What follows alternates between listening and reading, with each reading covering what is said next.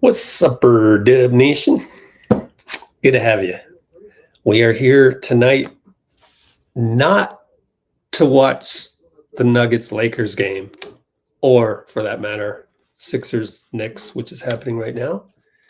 But we are here to discuss specifically Mike Dunleavy's interview that he just did a week ago and how it relates to Klay Thompson, really, and everything else. But really, Klay is going to be the first major domino to either stay as a Warrior or not. And there's also Chris Paul, of course, which is happening a couple days before free agency, or really the day before free agency.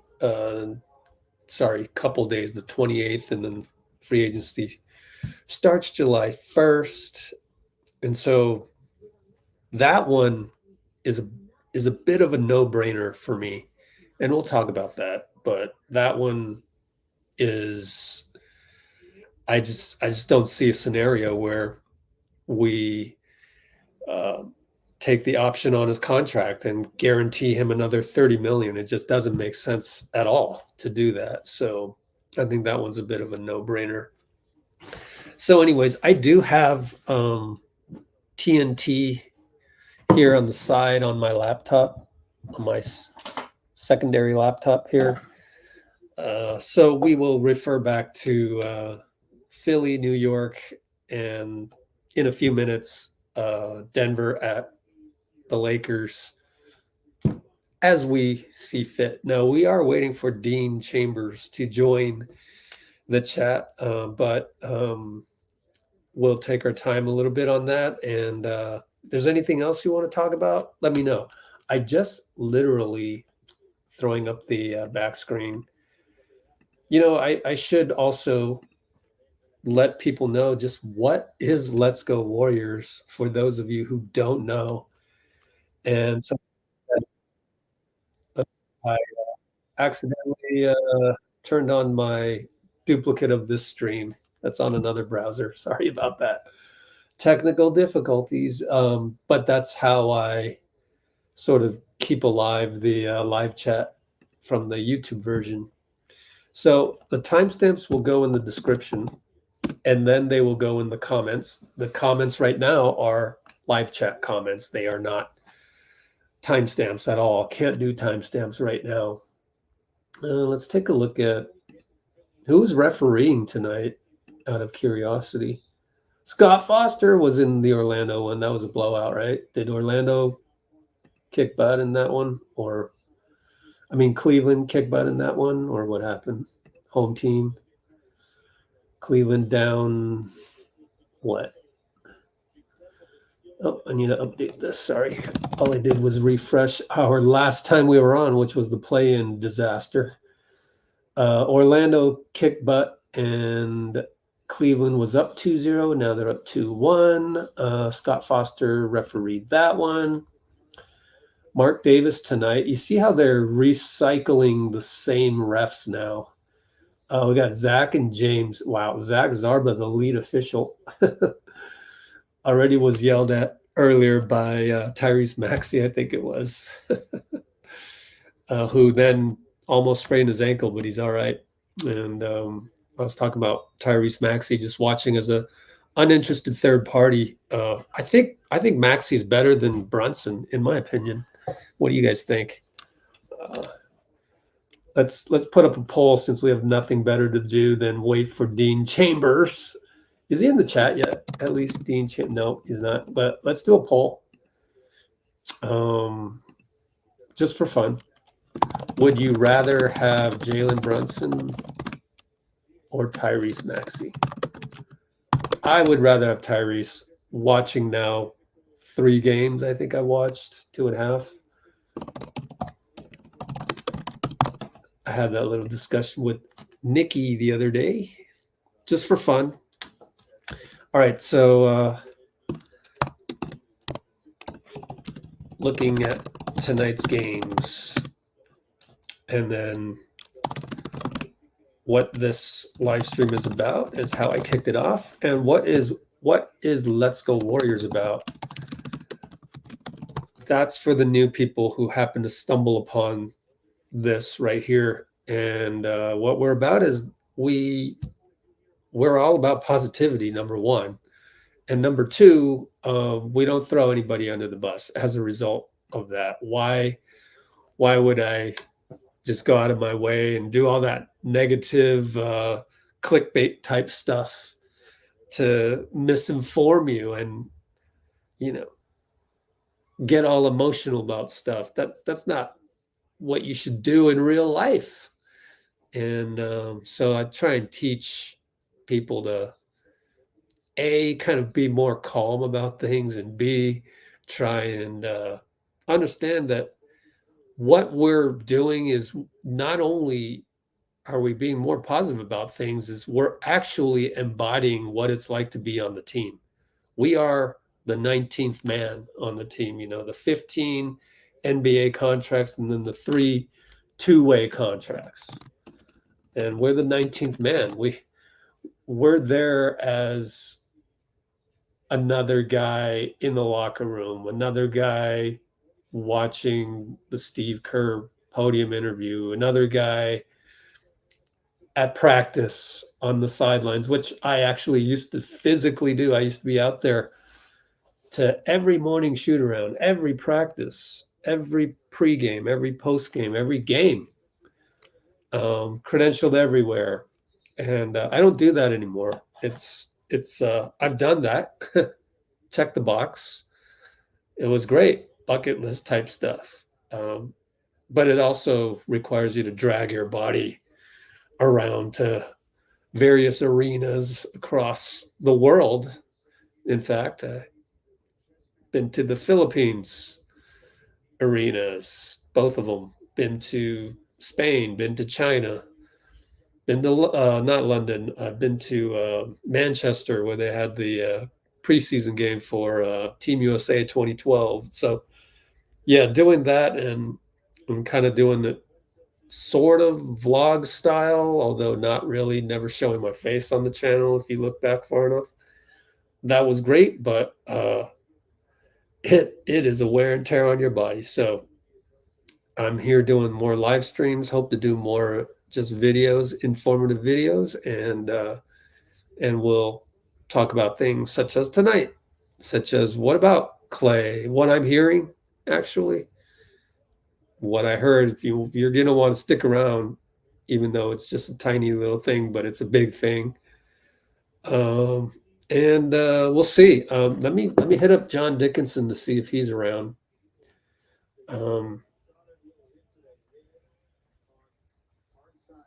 So let's hit up Dean first and see where the hell he went. What's taking him so long?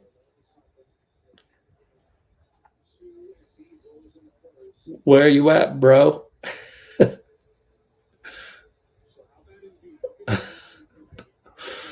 Oh, man. And let's check with John Dickinson.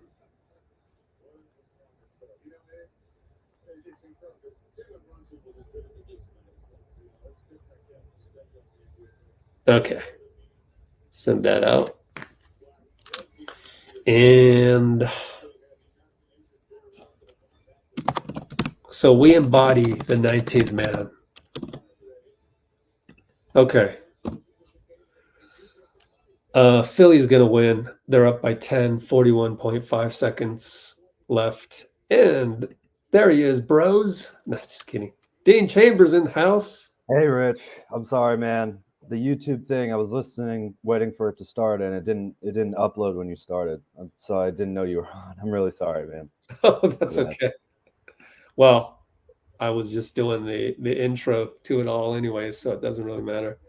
Cool. All right. So who's all in the chat? I haven't looked at it. Daniel, Barry, Toby, of course. Terry Cole, that's a new name. Glad to have you. Yeah, absolutely. Smiley Amy's on. Yeah. There you go. Oh, Bruce, good to have you, man. What a nice thing to say, man. Let's screenshot that, Dean. Ready? Smile. And snap. All right. How How about you, Dean? How you doing? Oh well, missing the Warriors, of course, at this Yeah, time I of mean, night. we should talk about that too. But Seriously. I'm having fun watching the playoffs. Not stressing about Yeah, too much. Just wanting to see exactly. some good basketball. So, Yeah, I mean, it's Wednesday. No, it's Thursday. yeah, Still don't know Thursday. my days, and my season's ended. Yeah, And it's been over a week. Actually, it's been a week since dealing with the pain of losing to Sacramento in such fashion that we yeah, did. yeah. Yeah, it just literally has taken a week to just recover from the Yeah, from the abruptness of it all. Man, that really sucked. That is it really did. a bummer. And then I don't know what you think, but watching all these games, it's like we can beat any of these guys, man. What do you think about I that? mean, I'm watching it going, oh, they're running pick and roll, drive and kick again. Cool. And then like And I the think we had first 16 game players, as Draymond likes to call it, too. But he we did weren't say able that to on the get podcast. into a 7-game series, is the problem. If Yeah. that had been a 7-game series against Sacramento, they could have won, still, but I think we would have played a lot better than just that single elimination game. What did you say about the 16 game players exactly? What did I say? Yeah. Just I just think that that's the kind of team that we had, and if we had been in a exactly. 7-game series, we would have played a lot better than a single game NCAA Exactly. tournament type, Exactly. type of system. So, how have you been dealing with all this for the last week while I tweet out our link here Yeah. on Instagram? So, go ahead, take the floor for a couple minutes here. Okay. Well, first, Everybody, let us know how you've been feeling in the comments for the last week. oh yeah, no, not too bad, not too bad. I look like no, just a old school long haired dude. Oh, Not what did Jesus. someone say something? I haven't That checked. dude says I look like Jesus. Just because I have long hair and a beard, man. And maybe it's smiling. I don't know. But how have I been Well, feeling? you are the positivity, the Warriors positivity, Jesus. How's that? No, that's too much. Hey, man, does that mean I'm gonna get crucified? Come on, Rich. Yikes. Don't need No, that. no, no. Yeah. We wouldn't want that. Heck Yeah. no. Gosh. So thank you though. That's Ugh, anyway, thanks. how I've been feeling about the team is that was a really disappointing 2 losses Yeah. against the Kings and in the regular season against the Pelicans. We really could have made a push And I for thought about it, Dallas too, because I'm in Dallas right now. I'll talk about that later. Yeah. Oh, right. It's just for personal reasons, Mm-hmm. nothing basketball related. Otherwise, I'd probably go and watch the Mavs game. But anyway, yeah, the Dallas game, because I was talking about the Mavericks with my Lyft driver Mm-hmm. today, and it's like that game. Oh, that one too. Oh, yeah. But especially, I think the Pelicans one, we had a shot of win this, and yep. We wouldn't have passed the Pelicans themselves if we won that, right? But we would have been the 8th seed. So you have 2 shots at one shot at 7 and one shot at 8, and 2 games. Instead, we lose that, then have a kind of Game 6 Lakers type performance. It was really that was probably the only part of the season, the late season, like post Decky's death and Draymond coming back and all that, where I really felt like that final game we played was like, what happened? Why did we regress back to the LA series last year in Game 6 where we got blown out? And that's like the last time the Warriors have really been blown out in the playoffs. I don't know when it was before that, So, to lose the series, I mean. But we won more games than last year. Made a lot of strides. I'm looking at these teams playing right now and going, hey, if we were like, if we were a little more cohesive throughout the year, obviously lots of things out the control of the team, but a lot of things in control. Played a little harder, for full 48, and with the type of cap position that we'll be in next year, Steph Curry, hopefully comes out of the Olympics healthy, and rested. But if you're able to come back as an Olympian, you're feeling great. If you're able to come back as the gold medalist in such a tough field, that'll be an incredible feeling, and it's not like Curry's going to have to shoulder the whole load of the Olympic team. This is just on paper. We'll see how they play, but just on paper, this is looking at like one of the best teams ever assembled in the history of basketball. Yeah.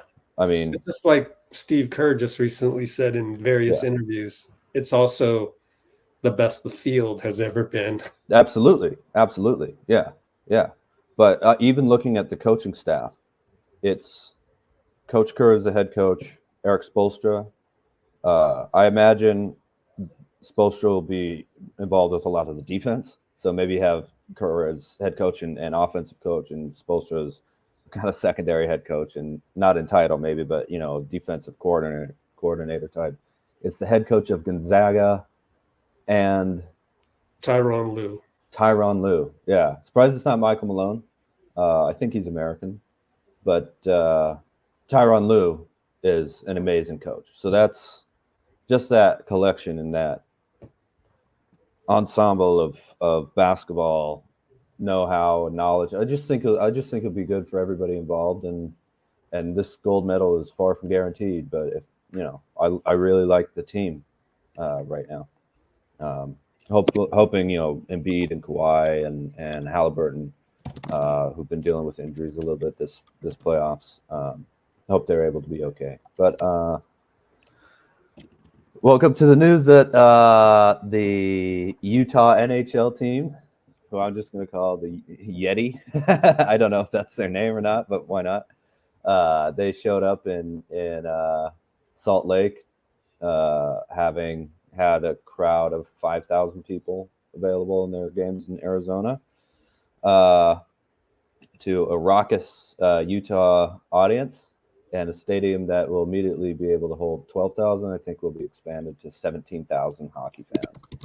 And while I was watching that, Steph Curry won my favorite player, won the award named after my dad's favorite player, Jerry West Clutch Player of the Year award, which is still just in its infancy. But man, I think that, being recognized as the most clutch player in the league by your peers and by the relevant voters,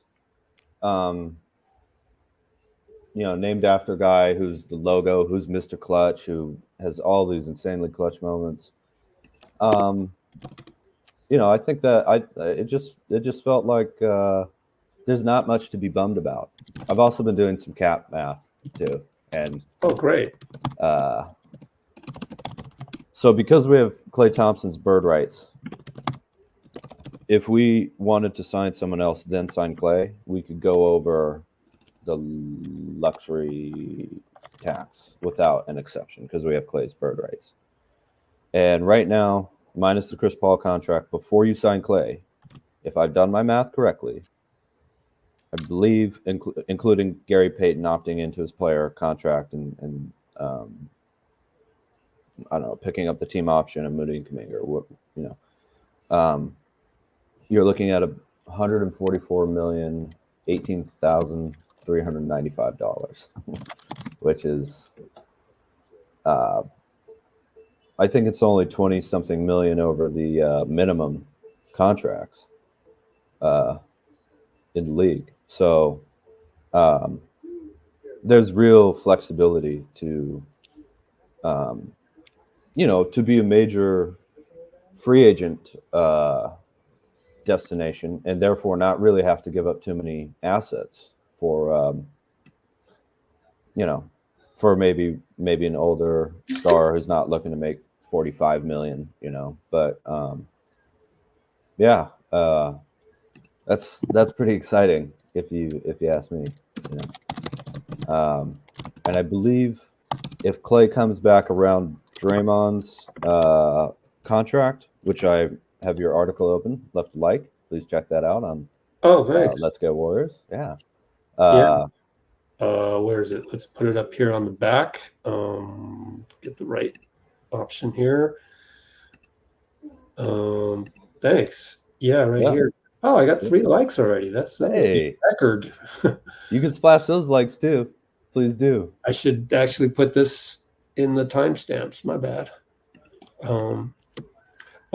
Actually, sorry to break your train of thought. No, go ahead. Before you continue on that, you said that we can. Okay, the scenario you brought up is waive CP3, right? Yep. Which has to be done before free agency anyway. Okay. By the way, right? Late June. June 28th. So free agency is July 1st. And then pay Klay how much? No, that was. Oh. You can pay Klay. Yeah. We can't go back into the second apron, of course, but you can go right under that. But you can sign a person to just a normal cap amount of cap space, and because Klay has bird rights, right? He's never left the team. You can re-sign Klay from that area up to probably the second. I mean, you could sign him for more than that, but I wouldn't do it. You know, I wouldn't push back into the second apron, but and that's without having to give up assets. You know, so like a LeBron, if he wanted to come here for $20 million, you pay Klay $20 million, or whatever that number is. Gotcha. You could do it without giving up any assets at all. And we have some good assets too. Yeah, I recently saw some tweet by one of the bigger accounts out there. That covers the Warriors, that said that, and it's just a tweet, so it's literally less than 280 characters. Probably less than 100 characters, but it said something to the effect of if we sign Klay, we can't get a star. And I looked at, and I didn't even know what you just told me. I hadn't really thought it through yet. That can't be right, because I mean, you look at what just what you said. You could still go out and get a star. Depends on what you define as a star. I guess they mean a superstar, but they didn't say superstar. But so just a certain amount of money probably that you would pay one player. So do you know about how much money we could sign this free agent star to out there? I would say it depends on how much Klay wants afterwards, but you can bring it up to close to the second apron, but not over. So if you have 144 million, and it looks like the second apron is going to be about 189, based on some websites I looked at. I don't know if that's accurate. It looked like it was around 182 this year, so a little $7 million increase. I think it was 172 this year. That's the luxury tax. Oh, I'm sorry. That's the first apron. Yeah. It was 182 this year, and we blew past that 209, and then next year. Okay. So it'll be about. So you're trying to get it maybe to around 188 million something. So just a little below the second apron, and you might want to include maybe taxpayer mid-level, something like that. I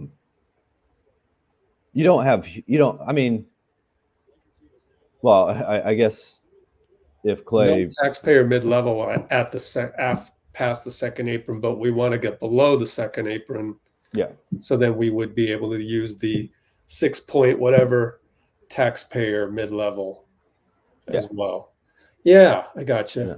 All right. Now, again, it would depend on how much Klay would be willing to come back for, and how much this free agent, would want. But here's some easy math. You go to Hoops Hype. You look at the Warrior salaries. That's 175, right? Yeah. take minus 30 million or nearly 31, right? Yeah. Because we're That's probably where you get the waiving 144 CP3. million that I was. Yep, there's your 145. So then that leaves you about 40 million, right? Yeah. That's a lot of money to go out and get a guy. Yeah. If you really wanted to. Well, that's up to that's getting back up to the luxury tax. Yeah. So you're back into the, right. But if a guy shows that's up, how much cap space you have. But then because you have Klay's bird rights, you can go over that to the edge of the second apron. Exactly. Yeah. So we have about that much cap space. That on the bird right things. Okay, good. Oh, that's how bird rights work. It's so that you can keep players that have been on your team their whole career, even without, even if you don't have a mid-level exception or something to go over the luxury tax. Yeah. Okay. Mm-hmm. You know what's weird though? The whole Malik Monk thing, because they have his bird rights, but it's like he got too good, if there's such a thing. I hate to bring up Malik Monk out of the blue, but I'm just trying to understand bird rights from every angle. I don't think they have his full bird rights, though. Do they? Oh, good question. Kings have Malik Monk's full bird rights. He's only been on the team for 2 years, and he signed with them from the Lakers, right? Didn't get traded.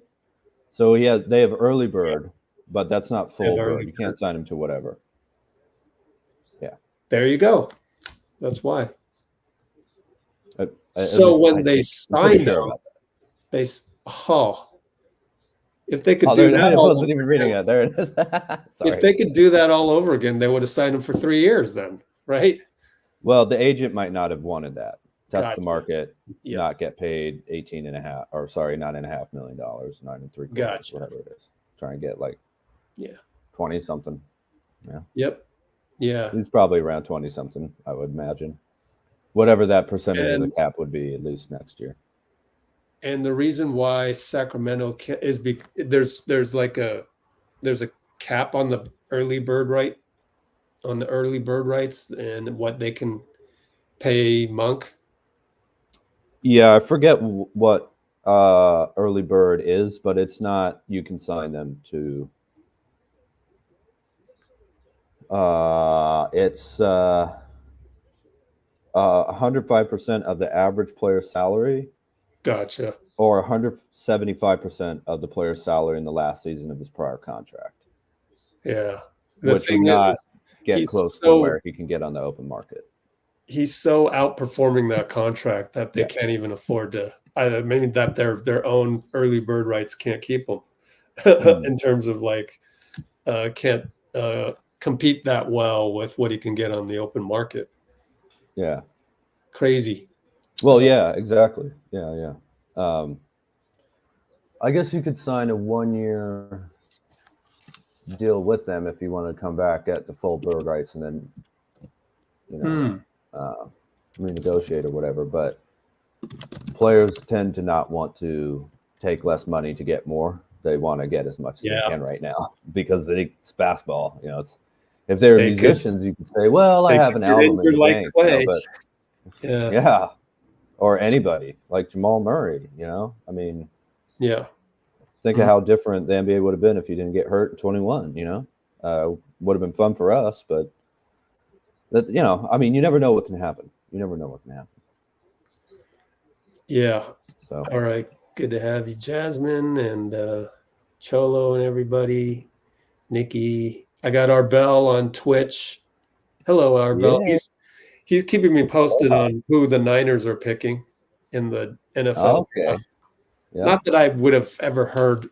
I'm a casual football fan, so I don't really know those things. Yeah, I don't know anything about it either. I know the first day of the draft today, and I hope the Niners do well for you guys. So the people that are suggesting various trades and whatnot, we're definitely going through that, and but let's go through all of the basics first. Let's make sure we have a foundation of what we have. And what I wanted to do was go through Mike Dunleavy. It's 27 minutes, but each question is about something different. And occasionally he'll go back. Somebody will ask a question of the same nature, and I'm gonna go look up those questions and give myself a heads up on any repeated questions, and it's all time stamped because I put in the transcription with timestamps. So so we'll talk about everything that he talks about, and I think what'll happen is we'll do that, and then we'll go through each question because each one is about a minute long or more. So there's like 25 questions, but we'll just go through that, and people can bring up whatever whenever they want. And let's see. Let's end the poll real quick. Okay, Brunson. People like Brunson. Why were you asking? Because they were on TV when I went live. Oh, so not for the Warriors. Just like, who do you like more? Has nothing to do with the Warriors. And then Bruce said in the comments that, oh, by the way, Brunson is being guarded by Oubre. So he has a little bit. It's not apples to apples, really. But so far, I really like Maxey. And I just see some things that I kind of like about Maxey that would make me pick Maxey over Brunson. But then again, I'd love to see Maxey against, an Oubre type as well, just to see how he does. Well, the one thing is Brunson too is the number one option on his team. Yeah, and Maxey obviously has done that when Embiid's been out, but he hasn't had a roster built around him, kind of.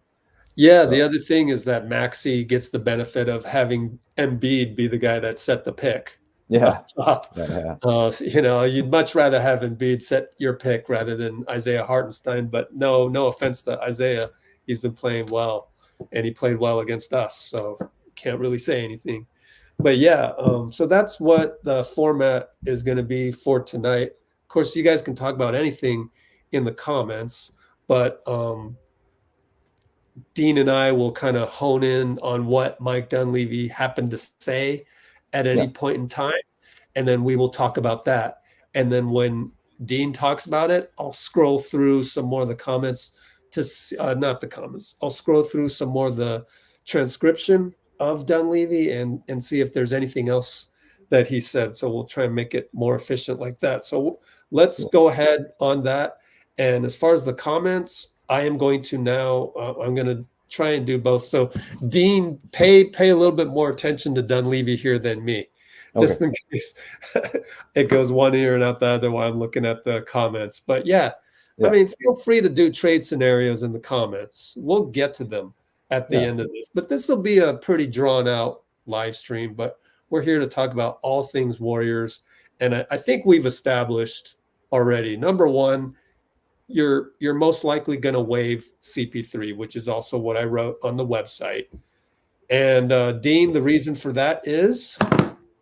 Cap space, get under the luxury tax, be a player. Maybe get under the luxury tax, especially. Get under the second apron, especially, yeah.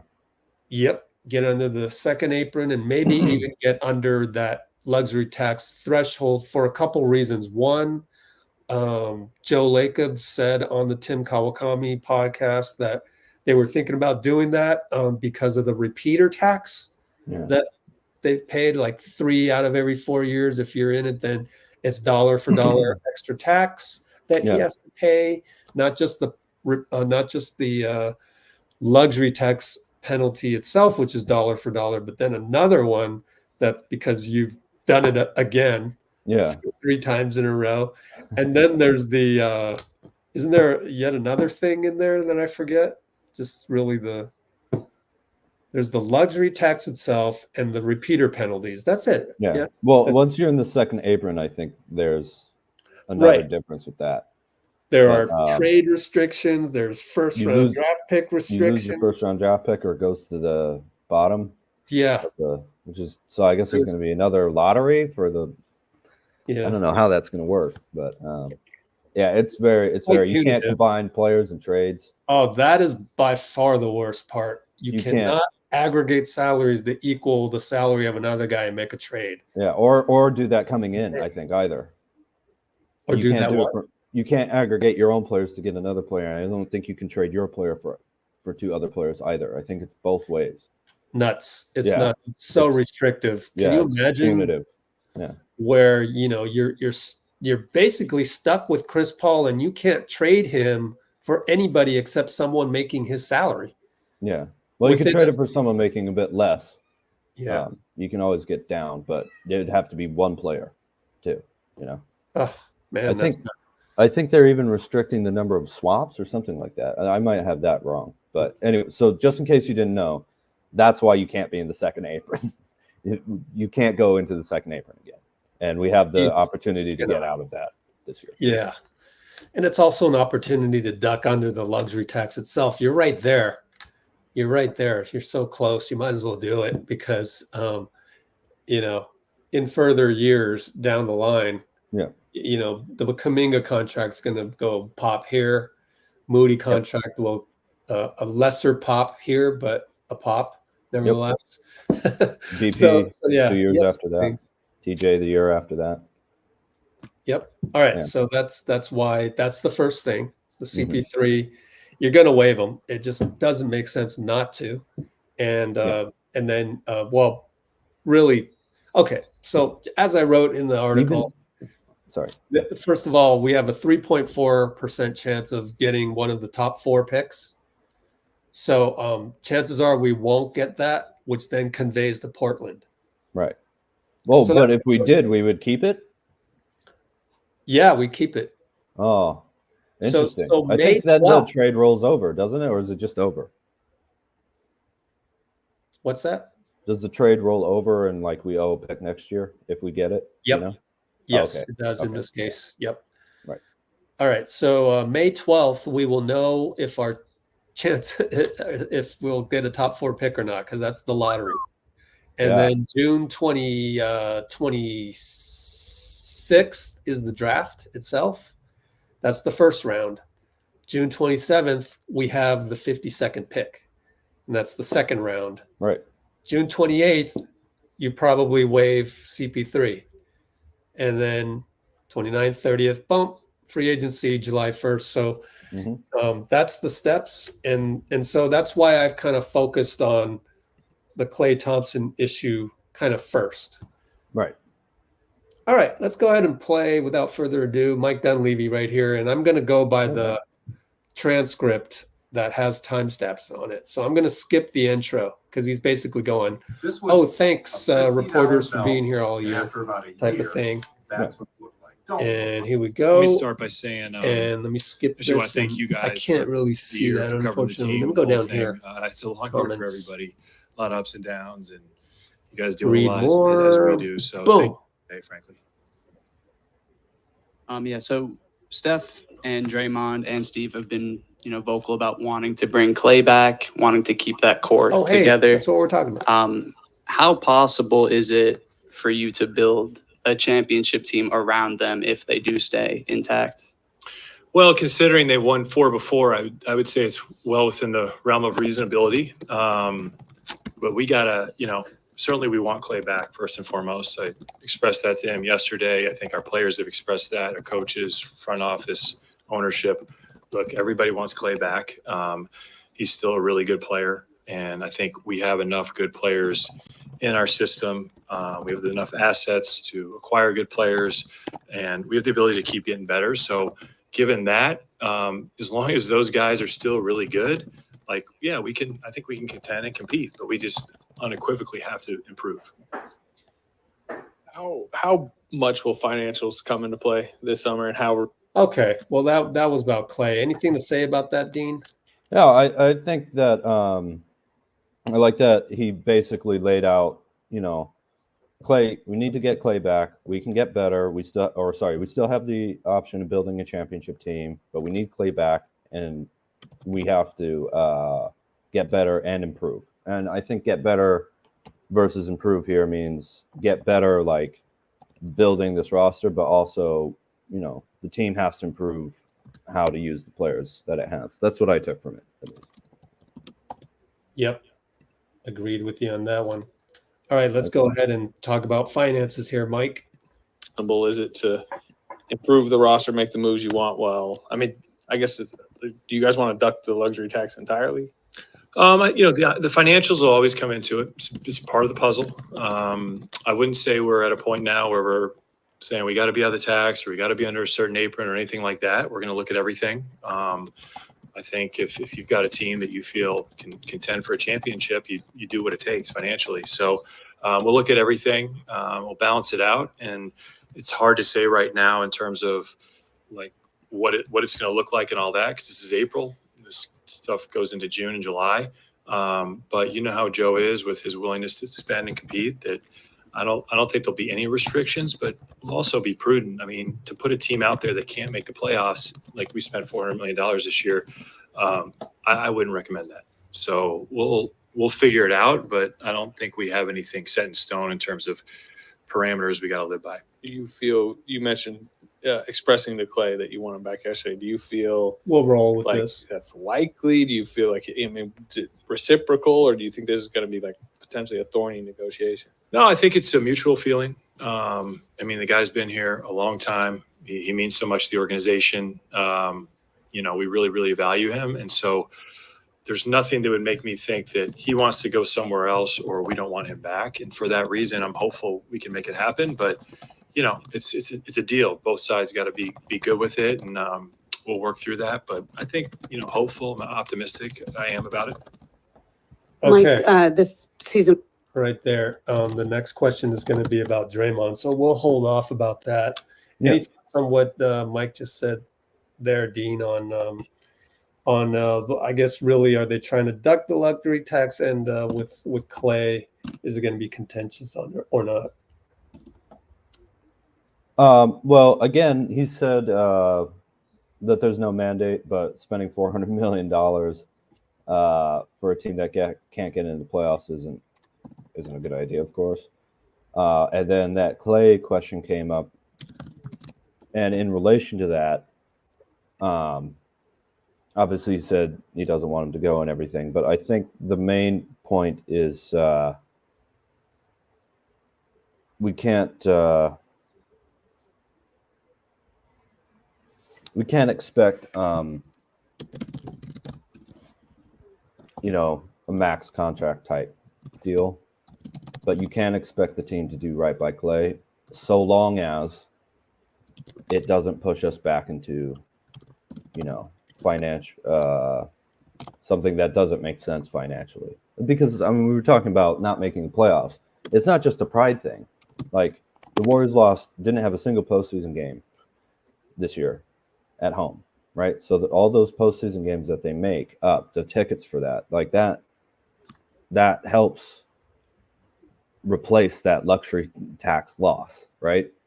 So you spend that much money you said it was $209 million, man.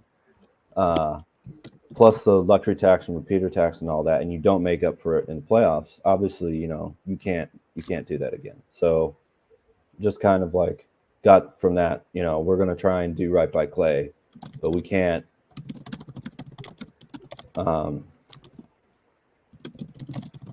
give him whatever, Yep. It's fine, makes sense. Yeah. All right. So catching up in the comments, but also I just wrote about that, and what I said was that first of all, Bobby Marks had his every time a team gets eliminated, he does a profile on that team, and in there basically there's 3 playoff teams right now that have the cap space to sign Klay or a rather big contract. Let's call it $30 million is what Bobby Marks said he could see Klay being offered out on the open market. Yeah. And those teams are Orlando, OKC, and Philadelphia. Can I ask you something real quick? Is that $30 million a year? Yeah, $30 million a year. Yep. Yeah. Mm-hmm. And so the other thing that happened was, so I hit up our favorite draft and salary cap guy. He's really more of a draft guy, Eric G, that we've had on here before. Yeah. And I wanted to get him on tonight, but I will play it by ear.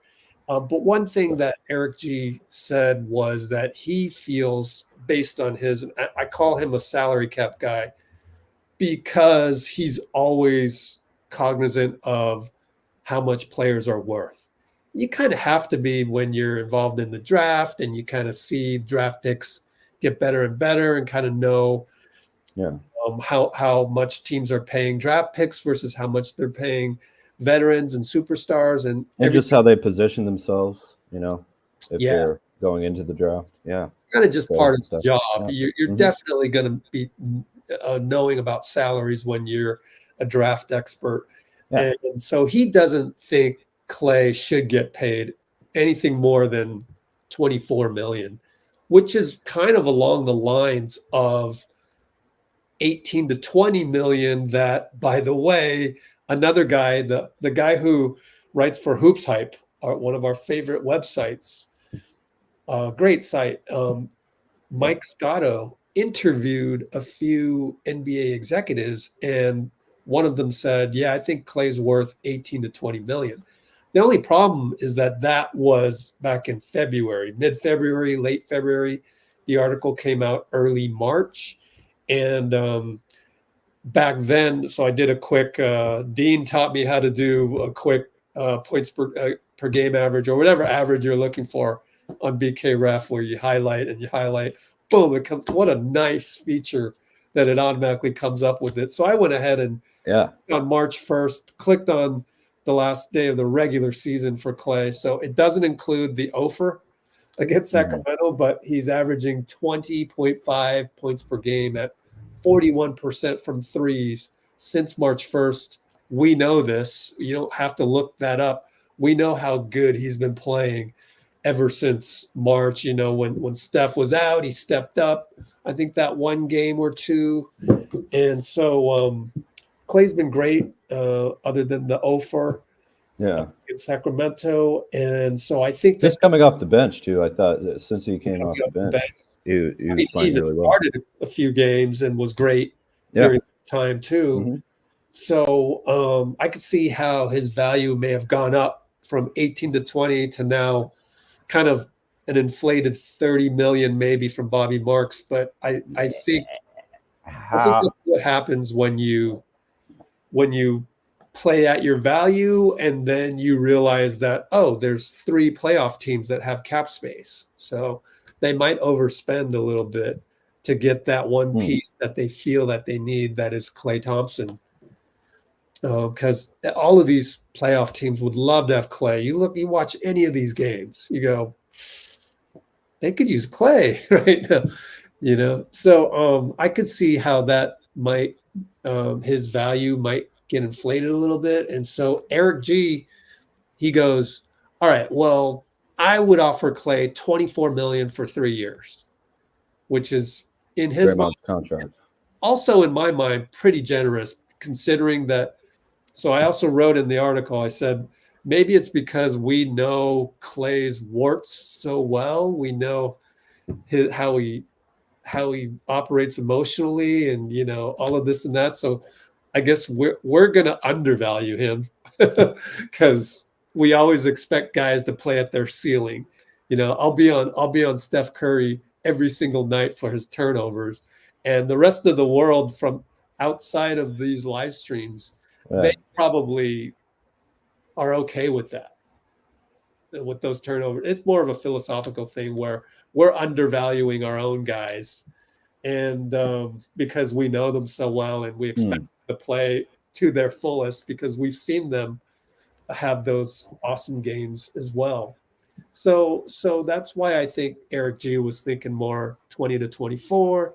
And then that's why I wrote that, all right, well, why don't we just give him what Draymond gives him, what Draymond is making, which is 24 now, 26 next season, 28 the season after that, 24, 26, 28, So, why not do that? Because I think Klay is as valuable. Draymond is as valuable or more valuable or replaceable, let's call it, than Klay. So then why don't you just match that up and then more replaceable? Klay is more replaceable than Draymond. Oh, okay. So I think most people would agree with that. And so that's why just match up Draymond. And especially if the top end is 30 million and the bottom end was 18 to 20, and now we're thinking 24, just match it up. How can you be mad at that? We're giving you what we're giving Draymond, and we're giving you a player option here. That's my thinking.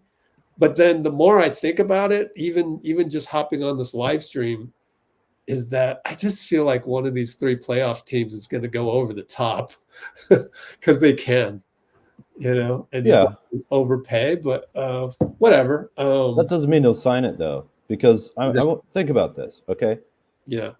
How about you go into the negotiation saying, we have a lot of cap space right now. We can go after somebody, and there might be a little, if it's legal, a little discussion between like how much would you'd be willing to re-sign for this, and we can bring Klay back up to the top of the luxury tax, right? So if you're able to get a big free agent, and of course, if Klay leaves, we have all that money to spend. But I'm praying that doesn't happen. But also, like,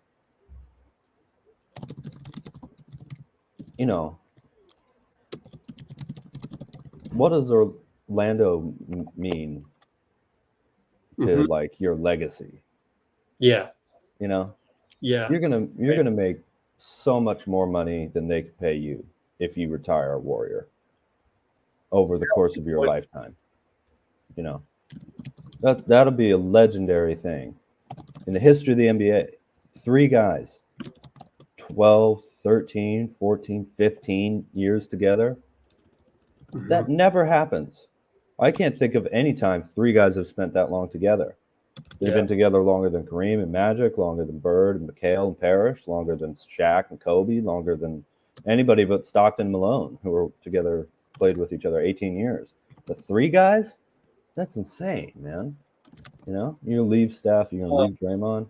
You mentioned the opportunity to sign a good player. No, man. Yeah. There's no need to do that.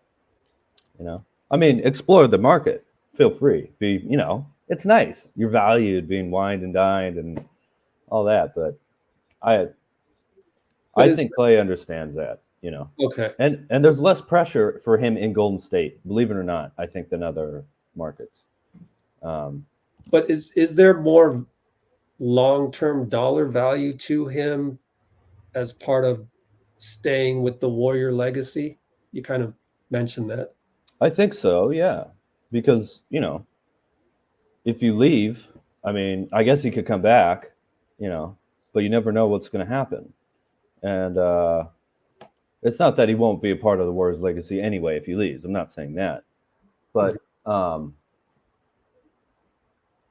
retiring as a Warrior, all 3 of those guys together, that's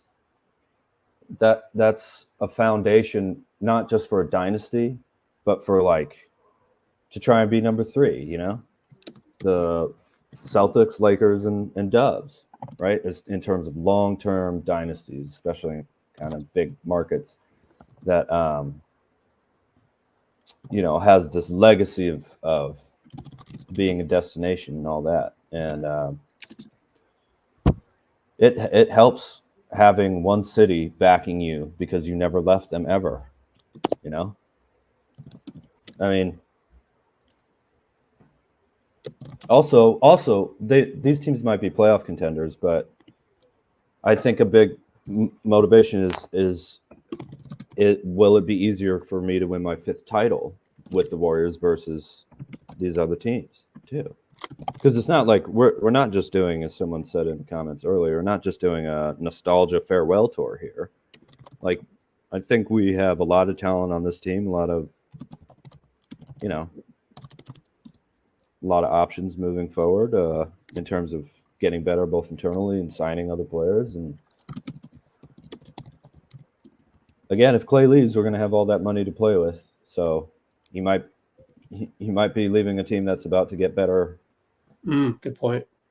In terms of the rest of the roster, obviously you can't get totally better if Klay leaves because that would be a terrible blow, emotionally, but it could be talent-wise, now a contender against him winning. So there's no reason for me to think that there's a better option out there. That also, like, why is this team in the playoffs able to offer him $30 million? Does it mean that, I don't know, does it mean that he'd be relied upon to be the number one guy, which could be cool. That could be fun. But, in terms of protecting your legacy, in terms of connections, in terms of having Steph and Dray, so for instance, if he had an offer as the Magic's best or one of their second best, maybe behind Banchero or whatever player, like that city would be really upset with him. And it sounds like Dubs fans have said some mean stuff, but they want him back. There's this whole legacy behind who Klay is that allows us to, to go, well, 0 for 10 this time, but remember that OKC game where he saved our season? He's not going to have that elsewhere. So I think I'm hopeful, but I also think that this is one of his best chances to win here from a basketball perspective. Mhm. We have Steph, so yeah. And I should add that I did get some very small info Cool.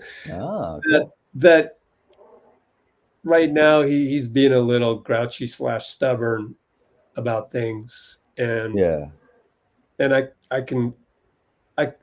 the closer you are to the season you just played, where you went through what you went through, and then actually you ended. Okay, you had the 0 for 10 the last game of the season, but up until then, you performed pretty damn well.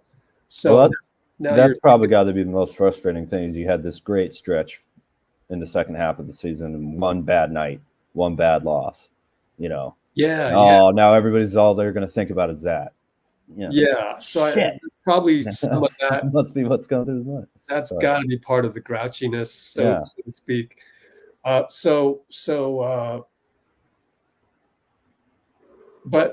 it is more of an emotional thing on that. I mean, just let's think about it. It's understandable. If he was offered, let's say not 30 million, let's call it 33 million. Let's just go kind of over the top, quote unquote, let's say for now. As of today, the information that we have on April 25th, which could very well change by, July 1st or June 29th, whatever, when the rumors start swirling. But for right now, like 33 million would be over the top, and maybe he's hearing that, and maybe he's like, yeah, well, start envisioning him as a Magic or a Sixer or whatever, or OKC, and all the negativity that he's hearing about him, you get that little extra, I want to, he's the 4 rings guy. So he flashed the 4 rings, the freaking Devin. I think he flashed, I just won my 4th. I don't think he said I have 4. I think he said I just won my 4th one. Oh, okay. But, is, well, I mean, it's just my opinion. I don't have any evidence, but. Yeah, we don't know. I'll ask next time I get a chance. But no, I mean, we know Klay to be sometimes a little bit like that, but he's maturing slowly but surely. And so it's kind of early to make that decision that, if somebody offers me something, like 33, I'm taking that. It's a little early for that, and maybe today you might reactively want to go to that team, but but again, that's an organization that's paying you that much money, that has no loyalty historically to you, for a fan base that is gonna expect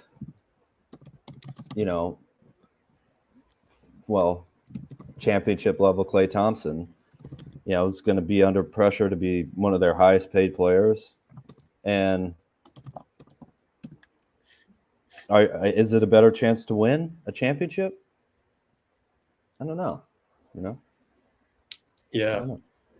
I would say no, but that's up to him. But I think we're still competitive in that too.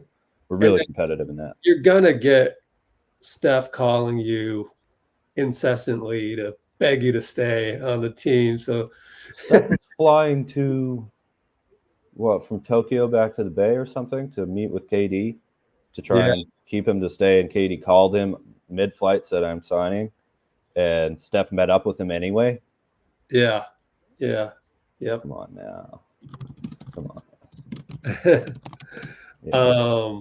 And then as we segue into the next question that Dunleavy is going to address, Yep. Draymond Green. Draymond Green is going to do his best to keep Klay as well. So at least we've got that. And this is I think we've got the benefit of a free agency that's been like no other in terms of we've got guys that are going to really try and convince Klay to stay and honestly do the right thing, which is to stay, because I don't think he's going to get, lowballed, or that's why I'm sitting here going, the absolute worst thing you can do is just offer him Draymond's contract, because it checks off the I respect you box. Number two, it's pretty market value wise. It's pretty good. 24 million, let's call it, and then 26 and then 28. I mean, look at other shooters. Let's go look at Kevin Huerter. How much is Kevin Huerter making? Kevin Huerter is no Klay Thompson. I agree, but Kevin Huerter would make, 8 million less than Klay Thompson, and that sounds about right. So I think it's fair to do that. And so how much is Huerter making? Sorry. 17 million and then 18 million, which would be about 8 million under Draymond, which is what we're so just to close that thought off, it's just really we got some guys that are his best buddies, on best teammates ever, to be there to say, hey, come back, man. Yeah. We got that going for us, unlike any other free agency situation, I would think. Definitely. All right. We have the money to really go after some of these free agents too, man. I'm just telling you. Yeah. Next, we got to do a spreadsheet. I have a spreadsheet for you that you and I can collaborate on and update a little bit. I don't know that there is much to be updated, but we can throw in some names and whatnot. So we'll make that available the next time we talk about the roster, which we will talk about. There's no avoiding that between now and the draft. We do our annual live stream during the draft. We're going to be talking about, in fact, I'll say May 12th, we're going to go live for the lottery. We have to. That's what we do here. Oh, yeah. We got a 3.4% chance of a top 4 pick. We're there. We're going to be here rooting for that 3.4%. Actually, it's a win-win, I would say. Yeah. Because if we lose the pick, I'm pretty sure we have all of our picks available till 2031. Yeah. We can do whatever we want pick-wise, which is nice. Those are some good assets too. All right. So any other thoughts before we talk about Draymond? So, it's what's funny. If it ends up being that way, thank you, Draymond, for, we forget sometimes 365 days ago. Well, 365 days ago. Yeah, whatever. Yeah. We were in the playoffs. So 300 days ago, Draymond Green signed this contract, stayed with us. And we were worried. Past Steph Curry, too. He did it past Steph's contract. One player option extra. Yeah. Right here. Yeah. And, I did think about that today as well. I'm like, they know they're going to do, there's going to be, they know he's going to be a Warrior. So. Well, to be fair, with the Chris Paul trade, the team has had the entire season to look forward to this summer. This is not a spur of the moment. Got to change something. Like, we've been planning on this. We must have been planning on this for a long time. Yeah. And I know you guys aren't going to like it, but we can make a serious run at LeBron, dude. Can you imagine? I know it'd be we don't want to, but it'd be pretty fun, you know. And we wouldn't. I don't think we'd have to lose anybody, you know. Especially, not sure money. He said the money's not the most important thing, so go trade for his son afterwards. Why not? And one last thing that kind of is a wrench from left field is and somebody just mentioned it in the comments. DeMar DeRozan is going to get offered $80 million for 2 years, so that really tilts, you know, the market value for Klay. I mean, DeRozan By the Bulls, right? Yeah, and this is by a very reliable beat writer. Casey Johnson has been writing about the Bulls forever. He's no longer with the newspaper. He's with the cable company, a la Monty Poole. Yeah. So he's been covering this. So when he says they're going to offer him 2 years, $80 million, you know, you're at worst 85% sure that that's probably going to happen. So that kind of skews. Now, DeMar is not the same player as Klay in terms of just the style, but technically he is a comparable because he's a 2 guard. So when you do the same draft, was it? I don't know that off the top of my head, but I know it was Kawhi. I think maybe DeRozan was a year after. So I didn't want to forget that. But the funny thing is Eric G, when we talked about, oh no, it was 09. Sorry. So that's Steph's draft, DeMar and Steph. Yep. Mm-hmm. But Eric G and I talked about Klay, and Eric said, if I were Lacob, I would offer him $24 million 3 years. And I said, what about Draymond? Just offer him Draymond's. And he goes, well, I think that's a little too rich for me. And you could also backload the contract though too. If you signed a big free agent for 2 years plus a player option, you could backload that contract so it's however much that averages, but you don't pay as much this year to stay under the luxury tax. Yeah. I mean, the more I just said match Draymond just from a psychological. The second apron, I mean. You know, it makes sense to me just to do that. But anyway, so I had to mention the DeMar thing, and DeMar ironically was right in line with you, JYC. Eric G was like, and if Klay did not accept the $24 million for 3 years, which is 3 years guaranteed, by the way. This Draymond is 24, 26, 28 with a player option on the 3rd year. And Eric G was thinking 24 straight, 3 years guaranteed. And JYC just said, we should go after DeMar. And Eric G was like, if Klay doesn't take my 24 times 3, I would go and try and get DeMar for 24 times 2. And then the day after that, that article came out where Casey Johnson said DeMar's about to get offered, July 1st, because it would be tampering right now. But 2 years at $80 million coming up. And so, why would the Bulls do that though?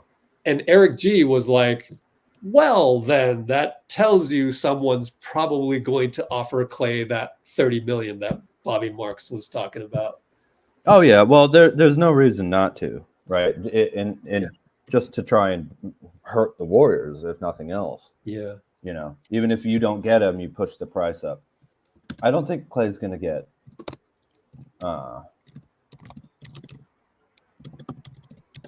If I were going into this personally, I would tell him we're going to try and make this team a championship contender. Yeah. You know, as much as we can.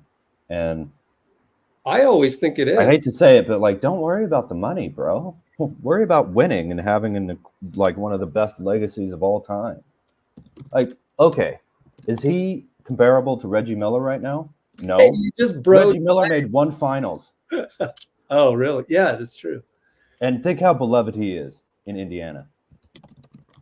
What are you going to do for $30 million? That's going to be better than that. Exactly. You know? $6 million more? Oh, yeah. Goodbye. I need $6 million more a year.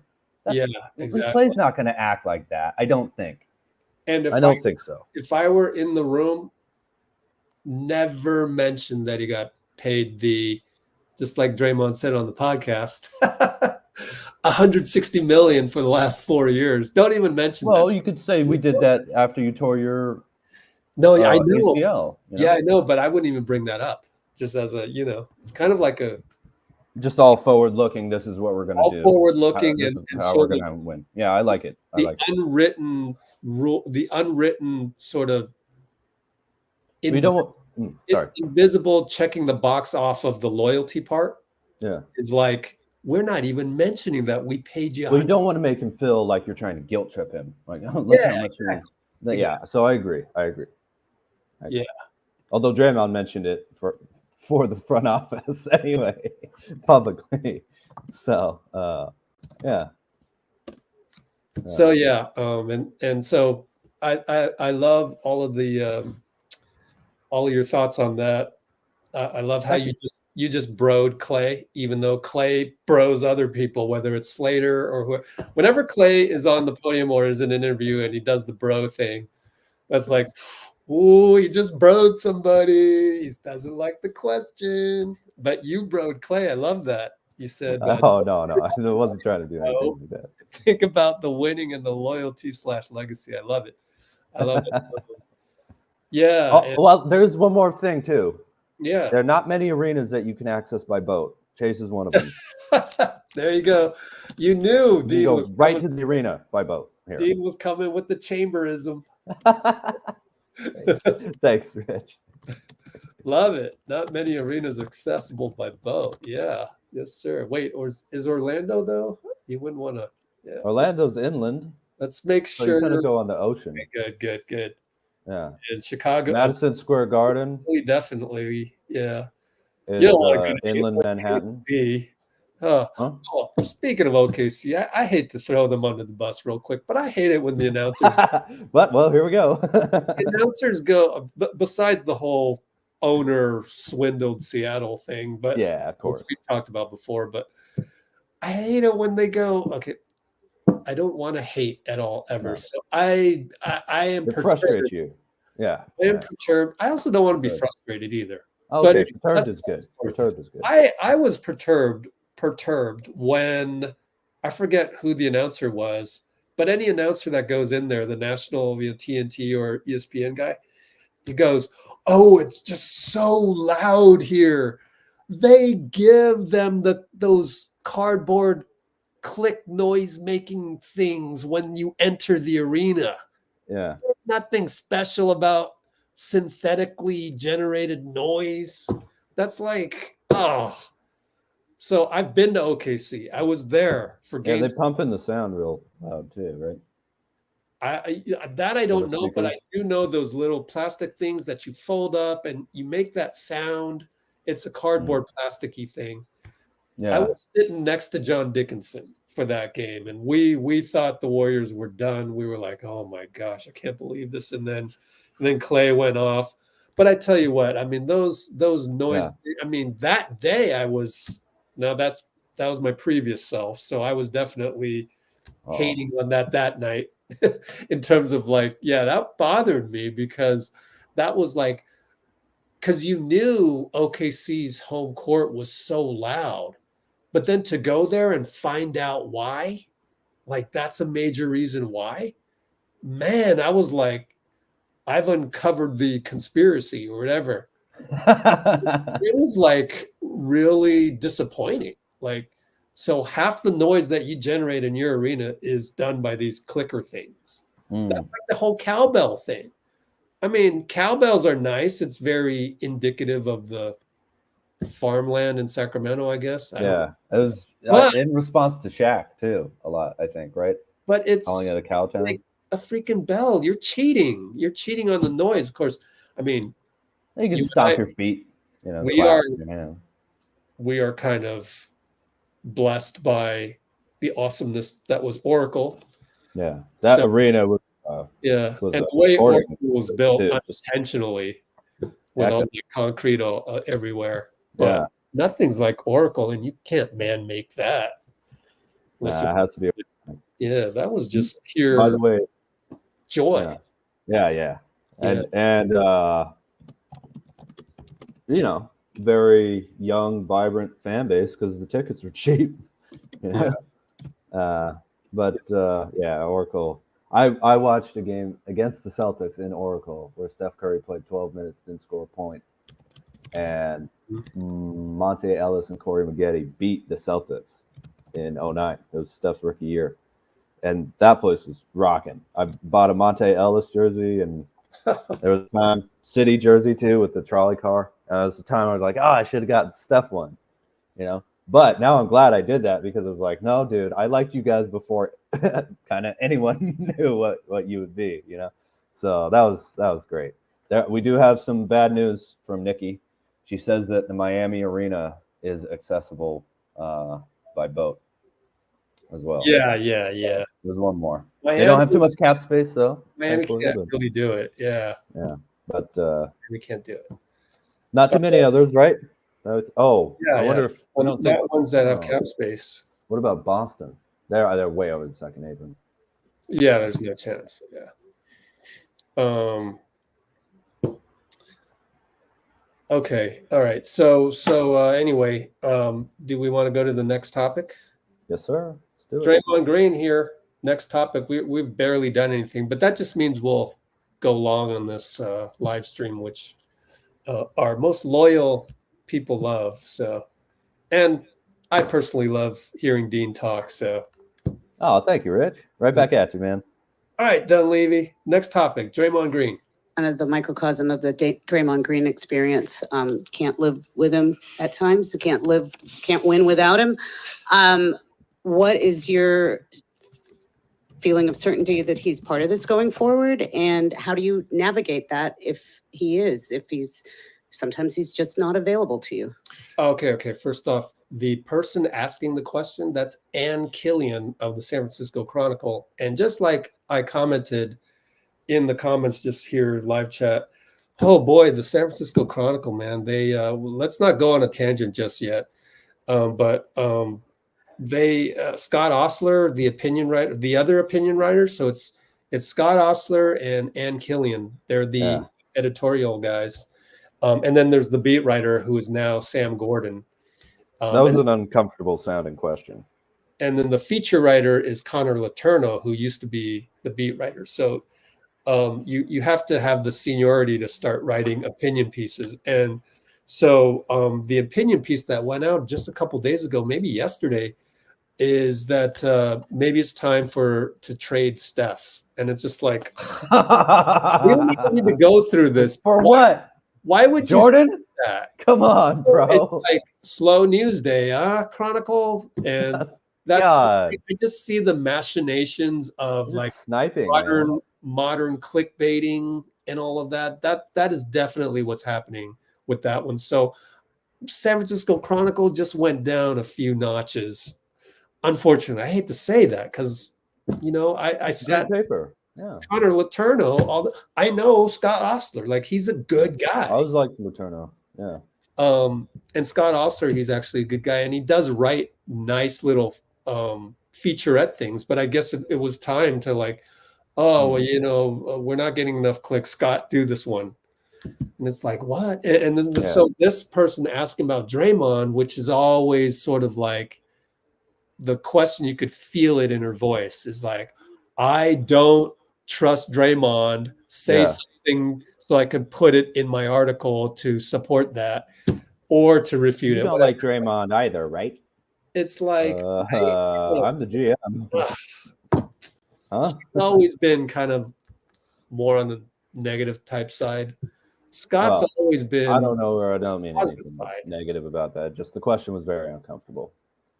Yeah, well, that's what I mean by with negativity, you'll get some uncomfortability. But anyways, let's see what Mike said in response. Yeah, I think in terms of having him back, I think very, very high likelihood. I can't imagine a scenario where he's not back. Could be wrong, but man, he's signed up under contract. We value him. He's a core piece of what we do. So fully expect him to be back.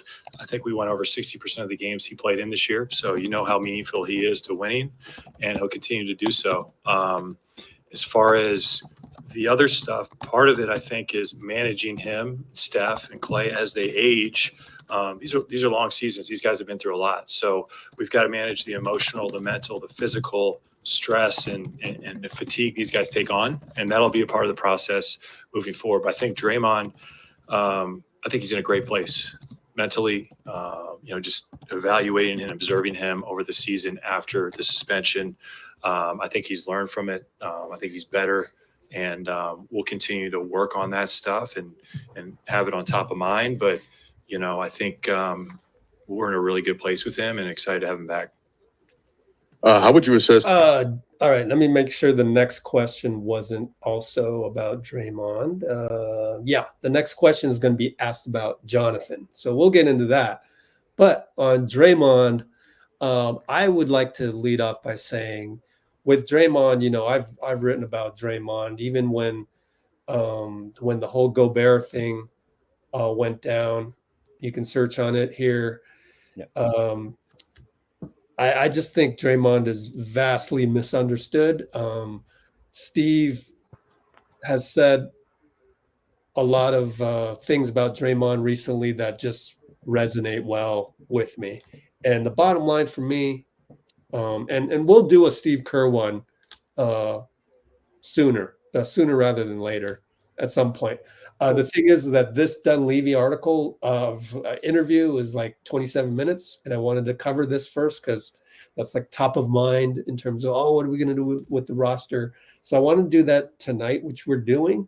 And then the Steve Kerr one is like 45 minutes long. So I got to rethink how we're going to do that, make sure this one has gone well with everybody, and come back to Steve Kerr. But Steve talking about Draymond, it's like, you guys know this, at least on this channel. You know how they've had this great relationship. And the latest interview that he did, I think it was with Tim Kawakami. Kudos to Kawakami getting Dunleavy and then Kerr right after that. He was like, for 3 or 4 years, me and Draymond, we would go at it. And then so lately, after those 3 or 4 years, we've learned to not have to do that. And maybe occasionally we will. But so it's just great to hear him talk about a guy that he is so loyal to. And at the same time, him revealing that it got contentious for the first 3 or 4 years. And you can just you can see that, right? You can envision them having total shouting matches, things like that. But I think we're at a point, to me, where it's just like, show your loyalty to Draymond by believing in him. Like, you got to root for the guy. Of course, we're kind of worried that he might do another Nurkic thing and then be out for an unspecified amount of time, in which our defense is going to suck like it did this year. And we're going to go 5 games under 500 for a while. I think you just got to trust that that's not going to happen, and you got to root for your guy. So at some point, you got to root for who you're rooting for. I think obviously that what happened this year was kind of a breaking point, in a lot of ways for Draymond. Just because, he was talking about like retiring like right now. Yeah. But so I'm not nearly as worried that that's going to happen. I guess in part because he faced consequences, but also in part because of how the NBA handled it with the unlimited suspension for however long it took, with everyone really saying, get help. Like we're not making fun of you. Like, we actually want you to, be in a better place, and not seeing anything like that. The rest of, I think he got thrown out of one game after he came back. Yeah. Double tech. No flagrant. Double tech because he called Ray Acosta. Ray Acosta, Yeah. PAB. Yeah. Yeah. I'm with you on Abstract. that. I'm with you on that. Would you say that in saying that, what you just said, would you consider that Draymond did hit rock bottom last season on that? Oh, I think he saw his basketball mortality right up close and went, ooh. Yeah. Mm. A pale ale beer, Shivansh. That's what PAB means. Yeah. I don't think we can explain that one to you, buddy. But yeah. So I think, he's looking at his legacy, he's looking at, being able to play, he's looking at how it's affecting the team. He's seeing Silver and DeMar's, and I'm really happy that they went over what they actually expect from him. And it was oh yeah, maybe it was Pan. Yeah, definitely can't explain that. Yeah. Yeah, I just think it's ridiculous to talk about right now whether he'll be on the team. I mean, what are we putting him in trade rumors for the draft? Yeah, that doesn't seem to make a ton of sense. And I'm pretty confident. That happened right around the time he was signing his podcast thing too, and that got delayed because of it somehow. I remember him mentioning that on the podcast when it came out later. And so I think it just kind of all came crashing down at the right time, if I can say that. And I'm pretty excited to see how Draymond goes forward from here, because he said he can get rid of the antics, and he did it for the rest of this season. And that's when Steph cried. Remember that? Yeah, he cried after Draymond got tossed by Acosta for that. And I think that was only 2 tech, which is not that big of a deal. Guys get double tax all the time. They get tossed from games. It's not a flagrant foul. It's not fighting. It's it's not teammate problems or anything like that. I just think Draymond's locked into just wanting to enjoy the final few seasons of his career, and all he had to do was get rid of the flagrant fouls. So I think he's done that, and I think he'll continue to do it. Yeah. Okay. So yeah, that's Draymond for you, and yeah, I don't even want to make that a thing. It's like we should have been past that already, but okay. All right, SF Chronicle. Oh man, so I'm gonna throw OKC and the OKC crowd and the SF Chronicle. All right, next dangerous one. combo. Oh, and I'm trying to get back to you guys in the chat when I can. So appreciate that. This is going to be a long live stream. So, and at some point we'll take a peek at the Nuggets Lakers game as well. I got that on in the background here. Yeah, so we'll jump to there as Halftime, needed. And so keep chatting in the comments. I will promise to get to you. But the next question is going to be about Kuminga. So let's go ahead and hear what Mike has to say about him. Season for Jonathan, and then being that he's extension eligible this summer, how do you see his future here in Golden State? Yeah, I think really good growth out of JK. Frankly, put a ton of time in this past off season, came in, had a great preseason, and got off to a little bit of slow start, but found his way and was, had a stretch there in the middle of the season, was, not only one of the best players on our team, but in the league. And that's where we see the potential with him. And like with him and our other young guys, vitally important that these guys take another step, because that's how we're going to balance this thing out with our more mature legacy players, with a younger core group that can push us forward and help us win. And Mike Moses, JK, those guys are extension eligible. Once we'll get down the road with that, but unequivocally we value them, we want them here, so we'll see how that goes. Okay. Oh, I perfect received time a for master's a commercial degree to come in in. educational technology from UT Let Rio me Grande Valley. Skip that and pause. Yeah, JK. Let's talk about JK, people. Oh yeah. Go, Dean.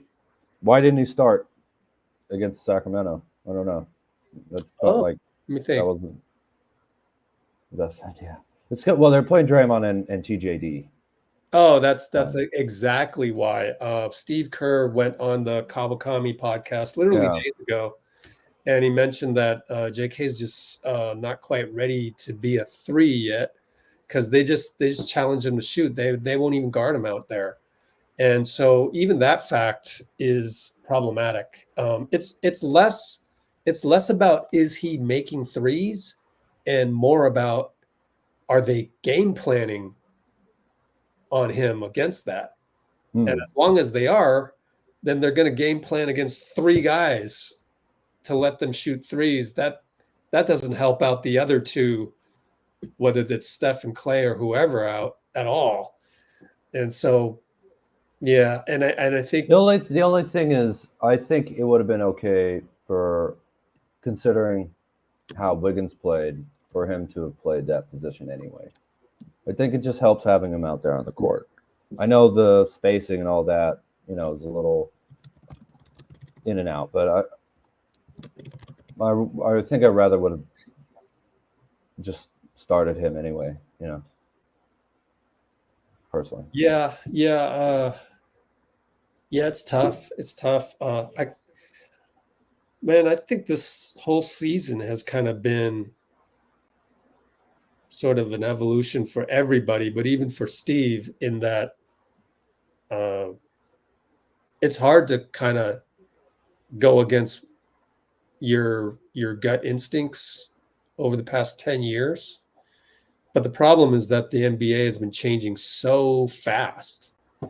And yeah, just one game against Sacramento, and you kind of gotta go by what during the time. And Trace was playing well defensively, and so you kind of lean more towards defense.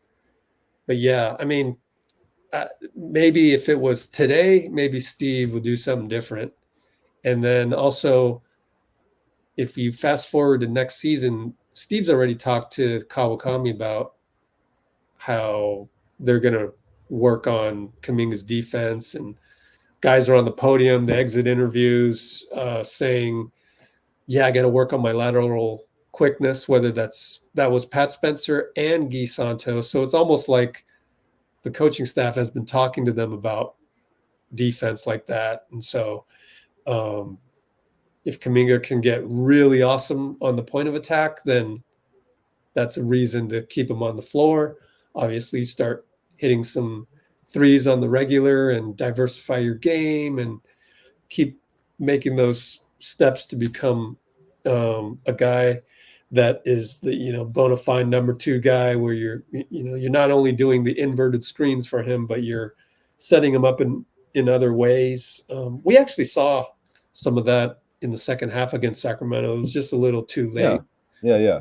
And then finally, just with Steve, like he said, he's going to simplify things. So it was also the evolution of Steve as well. I mean, the evolution of Draymond, of course, totally obvious. The evolution of Klay, totally obvious.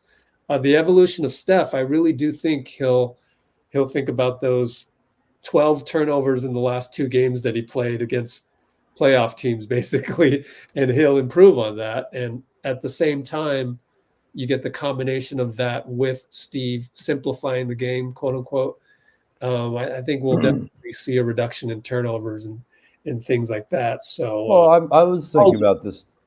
Sorry, I was thinking about this too. I think if you played Draymond more at the point guard, played Steph more as a 2, Klay as a 3, Wiggins, Kuminga as a 4, and Trace as a 5, that would work pretty well. Just because I think Steph, I'm thinking maybe it's time for him to be not tasked with dribbling and trying to draw a double team. I think that's a little bit much. Purposely double teaming our best player. I know the 4-on-3, how incredibly impactful that's been, but most of these turnovers are coming, I think, because they're double teaming Steph whenever he has the ball, and so He's still going to have that same gravity off ball screening, cutting, moving, shooting. And if he does have the ball in his hands, I would not be quite so quick to bring that double team over, especially if it's kind of further back and he's getting pushed up against half court. That's most of those bad turnovers that I've seen came from that type of stuff. A few trying to thread the needle in transition, but mostly that double team getting pushed to half court by guys who have half a foot on him in height and wingspan. So I think that's a big thing that I would like to see for next season. All right. Say that one more time, because I was reading a comment on JK. Yeah. What would you like to see as we? No, I was talking about Steph. Steph, right? Gotcha. Playing more shooting guard, a little bit more off ball. Gotcha. Putting the ball in Draymond's hands as a very capable point guard. Gotcha. And for JK, Dunleavy said they have to take the next step, and we see the potential. I think out of all the players on the team, he's the guy who needs a steady, consistent starting role and minutes and a very specific framework to work with, because he's not built to be a role player. He's just not. That's not the kind of guy he is, right? Be a star or don't. That's a lot of pressure, but he has that athletic ability, is that just that force out there on the basketball court. So I would like to, get back to, hey, it really helps when we give JK the ball. I just, it's so unfortunate that he got hurt too. If he was in a rhythm at the end of the year, this wasn't that big. It was 3-4 games, but it was just not quite. Didn't have the ramp to get back to where he had been earlier, and that was really, really too bad. And yet, looking at the silver lining and keeping things on a positive note. Yeah. Had that not happened, then we wouldn't have been able to realize just how good Trace Jackson Davis is. So, there was a little bit of good that came out of that, and definitely. But it would have really helped us win. The things that we needed to win, to not be eliminated. But I'd rather have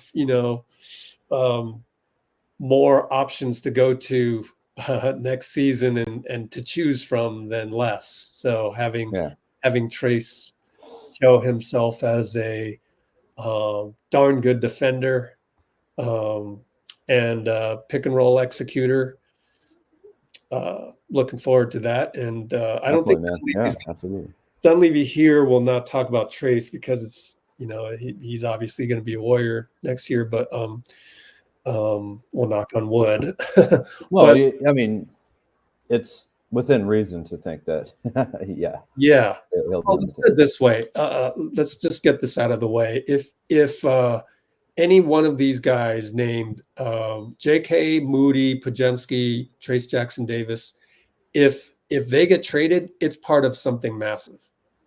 So, and that's not a terrible thing either, but if they do get moved, have the reassurance that it's for something humongous.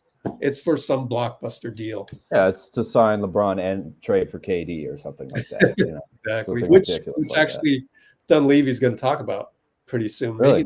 I'm really, really interested. The player I'm most interested to hear about actually is Wiggins. That'll be talked about as well. Cool. Great. You talked about Kevin Durant? In the context of, would you really sign LeBron? That type of deal. Oh, yeah. But that's coming up. Okay, we'll talk about that. Cool. Anything else? Anybody say anything about Kuminga in the comments? Or, okay, it's just really laughing at the Lakers. Late season injury robbed him. I think we all feel that way, really. If he had been on that rhythm that he was on before that knee injury, I think it would have been a little different. Having the ball inside the game. JK is better than we expected this season, says Robbie. Yeah. Oops, man, I kind of skipped a whole bunch of Skipped a whole bunch of comments. And then one thing that I forgot way back was Denagon was like, oh, I hope we can get CP back on a cheaper deal. So, by the way, I hate to go back. Let's not make too much of a tangent of it. But if we can get under the luxury tax and we waive CP3 in doing so, the non-taxpayer mid-level for 12 point something million becomes available, right, Dean? Yes. Oh, yeah. Mm-hmm. Yeah. Yay, there's a possibility. Yep. All right. Shall we move on from JK? Oh, the last thing I want to say about JK was his exit interview, which they were asking him, oh, so what do you think about your, potential extension coming up?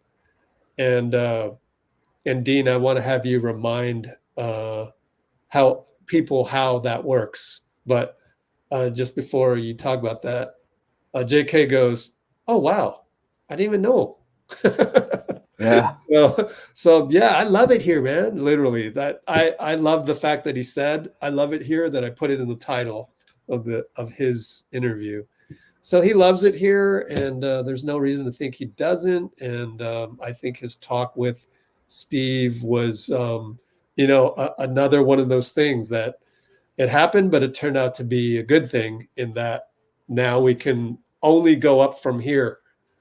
So yeah, I'm really excited about JK. But yeah, Dean, if you can, tell people how we basically, unless they demand trades, Moody and JK, we pretty much control their destiny. Young guys generally don't do that either. They don't. Very few young guys. Young guys very rarely demand trades too. Right. I'm looking up rookie extensions. I'm gonna try and look into this a little bit more because I don't quite remember, but I think after the end of the third year, I guess. Yeah, extension eligible, end of the third year of your rookie contract. Mm-hmm. You can start to enter into negotiations for rookie scale extensions, which can be a fairly large amount if you have like I don't know who's the biggest guy. LeBron is way longer. Like Victor Wembanyama is going to get a huge contract on his rookie scale extension. But I don't think that kicks it. Sorry. Oh, sorry. Didn't mean to interrupt, but I did read from Bobby Marks in his ESPN Insider article. He said that JK is eligible for an extension of $225 million, which is for 5 years. 5 years, $225 million. Yeah. Which let's look at the salary cap table again, right? So in the it's $45 million a year. In the collective bargaining agreement, all your draft picks in the first round, they are all guaranteed for 3 years. This is guaranteed for 4 years, and then the fifth is a team option. But you can. I think extend starting. I always think of it as your first 9 years, and then you're an unrestricted free agent because that's how Kevin Durant came to us, right? Mm-hmm. So I'm thinking the extension would replace the option here, right, or something like that, because this is year 3, year 4, and then 1, 2, 3, 4, 5. I think doesn't it start after that though? Yeah, so why was it 5? It was maybe it was 4 years, 20. That doesn't make sense. That's a lot of money. 50 million a year? Maybe it is. Well, 225 for 5 is the 45 million. Yeah, what's 225 for though? Let me look it up. I have the Bobby Marks. Should have memorized this. My bad, people. 56.25 million a year. That can't be right. so but then how would you it looks like because it's definitely 9 years and then you're unrestricted, right? There's no doubt about that. Yeah. Well, you start to be eligible for the Supermax in your 10th year of service, too, in the NBA. Okay, I'm looking it up right now. Sorry, internet's a little. So I think no matter what he signs, this will be the contract that he's playing under until it runs out, or until the team decides not to. But if you sign an extension, it should get rid of the team option, I believe. Yeah, so that's why it's 5 years, because then this is year 3 we're in, year 4, and then add a 5-year extension, which replaces the. Let me see the extension. I think it kicks in for 4 years after 2026, 25, 26, and then it would kick in. Isn't that right? But then you would get 10 years total, because this is year 3, 4, 5, and then if you add 5 more years, then isn't it 4? 10 years. No, I'm scrolling down to the Bobby Marks says 5-year, $225 million rookie. But that would take you into 10 years of service, though, which makes you eligible. So you might get a player option in the 5th year, but generally they would sign it out to your 10th season, right? Oh, I didn't know that. I mean, I thought everybody's 9 years, just like Kevin Durant. Well, I think KD didn't he opt out of Oh, there you go. Thank you. Yeah, I think you're right. It's KD. I mean, I'm not certain about any of this. So now I'm thinking it's either 9 or 10 years Yeah. that you give service to the NBA and then you're unrestricted. But yeah, okay. So Bobby Marks said, well, because your 10th season would allow you to sign the biggest contract possible in the NBA, based on other achievements and things like that. Okay. Yeah, which is based on whether or not you made all NBA teams and things. Yeah, championships, MVPs, stuff like that. Yeah. And Damian Lillard, I think, Well, anyways, $225 million for 5 years is the max. And then Bobby Marks says he expects it to be more around the range of, and this was in another interview. I think it was with 95.7. Credit to them to have Bobby Marks on, but he expects it to be 5 years, $130 million. That's what I'm looking at too. Which would be like 25-ish million a year, right?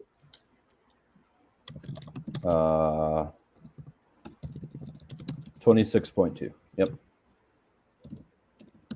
Cool. But anyway, and then Moody's max is going to be much lower than that because he was the 14th pick. So expect these to go up, and but they are Warriors for all intents and purposes. Like it would just have to be something weird happen, whether it's them demanding a trade, which never happens, or has that ever happened where a draft pick like this demands a trade at some point in his first 4 years or 5 years? I don't know that's in the modern era. I can't really think of it. Yeah, not really. And JK and Moody can't have been the only ones that have had minutes issues attached to their names. So out of all of the draft picks, out of all of the lottery picks that we've had over the last 10 years, let's say, and so that's JK. Next question is going to be about Moody, which is perfect segue, I think. Let's see. Earlier, you said you have the assets to acquire good players, and Joe's never been afraid to take big swings, whether they're from Durant to the reports of the inquiry in LeBron, whatever. The Durant. I realize you can't talk about specific players, but how realistic, given the position you're in, given your roster, how realistic is it to take a big swing to add a marquee player? So I'll keep going on this one. This one has other related things on it. And then the Moody question comes later. So we'll get around to that.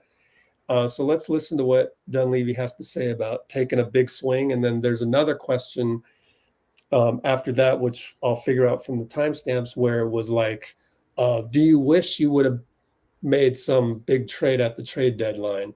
I mean, I think the premise of getting better, that's what we got to look at for sure. So that'll be taken into consideration.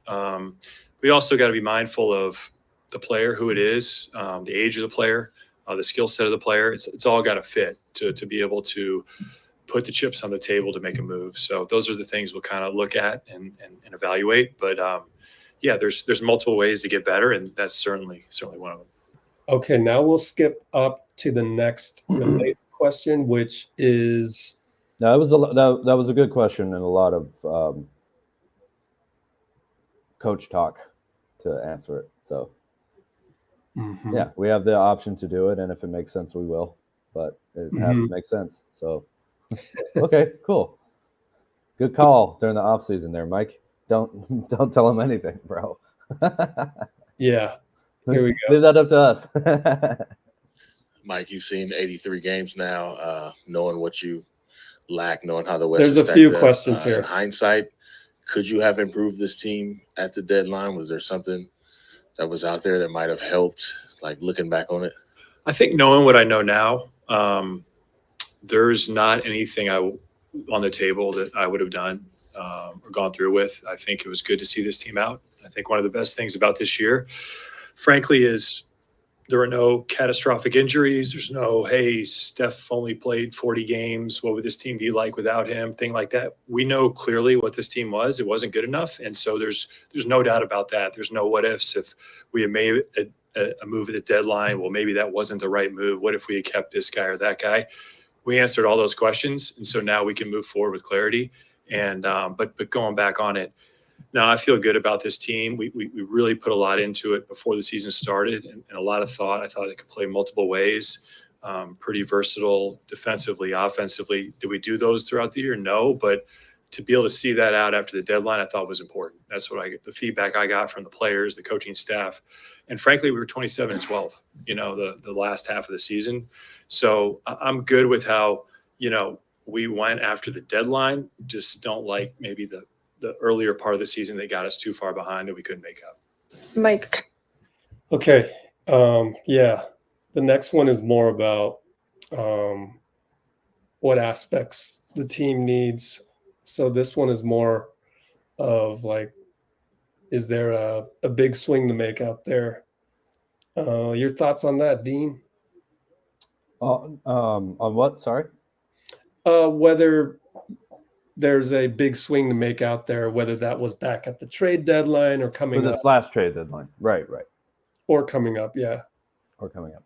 Well, I really like his answer to that second question number 6, if anyone's keeping count.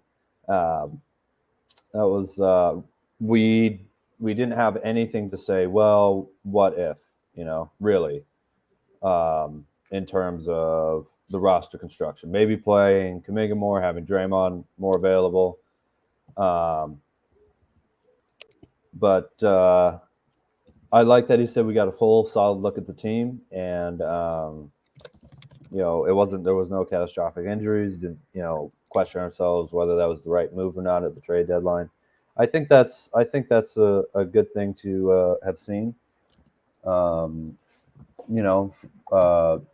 Especially the second half of the season is a good long stretch, right? It's what a lot of teams, their new look is like after a trade, and getting Draymond back and having JK start mostly.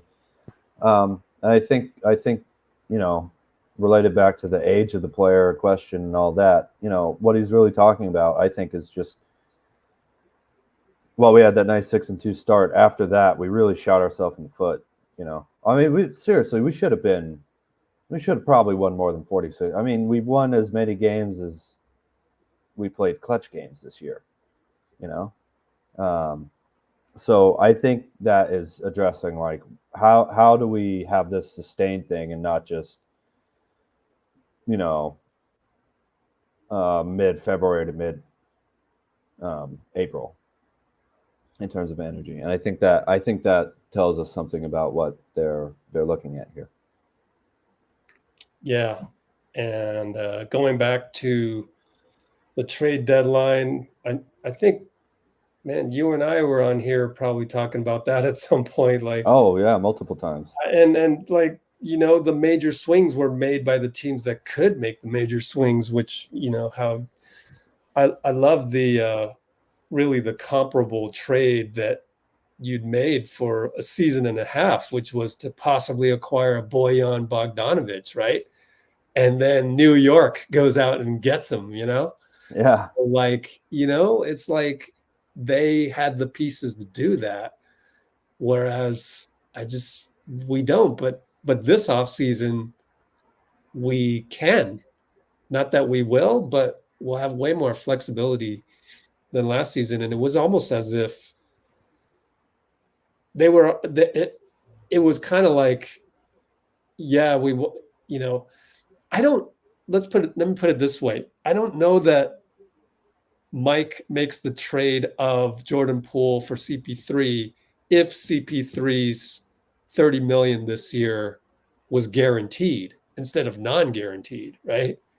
Like It's that hard to really imagine. played Yeah. into it. Yeah. To have that optionality, like they love to use that word. So I think that's really exciting. And looking back, yeah, it really hurts to not even get into the playoffs. Yeah. Man, we really did well in the second half, and it's like they played like they were drawn up on paper, like, so that not just 27-12, but to make it easier, 28-13. But the first half was 18-23. Yeah. So you were 5 games under. So it's almost like, man, you cannot go 5 games under. There are some benchmarks though for the people that want to use that kind of frustration as a motivation factor. There you go. Like if we're 5 games under 500 after 41 games, man, there might be some axes that fall next season, right? That's kind of a barometer. We cannot go 5 games under 500. Hello, Steve, that kind of thing. So I think even the naysayers got to feel better about that. But at the same time, I'm confident that we'll come out of the gate and take everything serious and understand, because we really had some humble pie this season. Everybody from top to bottom. Well, we just have so much more ability to actually shape the roster for what we want, versus what we have. And not only that, but like on a day-to-day basis, like really just say, all right, guys, I'm simplifying the offense. Like it's like we just went through a whole year where we try to do what we've been doing that won us 4 rings and things like that. And like now I'm starting 2 rookies, or I can start 2 rookies, and don't be surprised if I do that. And even himself, Steve, knowing that if he really needs to just come up to speed with the times and do these things, then he'll probably do them. So I think that goes along the lines of where my dad will be a little less frustrated, because we've already gone through that season of frustration where Steve should have been fired for this or that or the other thing. And it's like, well, now, he's got to change. He's got no choice. But I understood throughout the process why certain things were difficult to change. So I'm a little bit more accepting of that than the average individual, I think. And there's this one analogy I just thought of before I went on at dinner time. I thought of it, and I can't think of it right now, but there's one analogy to this whole thing. And I forget what it is. It's along the lines of starting Kuminga or something like that. But there's something that can encapsulate the whole season where it's like, it took us a while to change. And everybody, Klay, Draymond, Steve himself, Steph, so we're back to that kind of theme again. Now, next up for Dunleavy, like I said, there's Moody, and then there's also talk about what are the main things that need to change next season. So let's hit on Moody first because it's kind of easier to check off that box.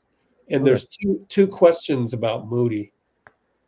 And hopefully I think of what the my instant analogy is for this season, but that'll come to me. All right, here's Moody. There's two questions coming up. Moses has had a kind of a, strange first few years from a rotation standpoint. Every time it looks like he's broken through DMPs. As he enters year 4, as you rebuild the roster this summer, I mean, is there a desire to kind of clear the path for him a little bit from a rotation standpoint, or figure out his future, get it more settled than it has been? Yeah, I mean, I think the good and bad of the situation with Moses is first, he's improved. He's gotten a lot better. And on top of it, I think any issues with him playing, frankly, as a result of our depth, which is also a good thing. But in the end, you're right. He hasn't probably played as much as we'd like, and there hasn't been a clear enough path. So that'll be something we'll look at. I think it's really important coming into year 4 for him that there is some reasonable playing time available for him where he can impact our team and be out there and continue to improve. And I think that's a fair thing. And here's the next question about Moses. Somebody comes back to Moses later on. It's in this one. Oh Lord. Okay, hang on. Talk about Moses. Okay.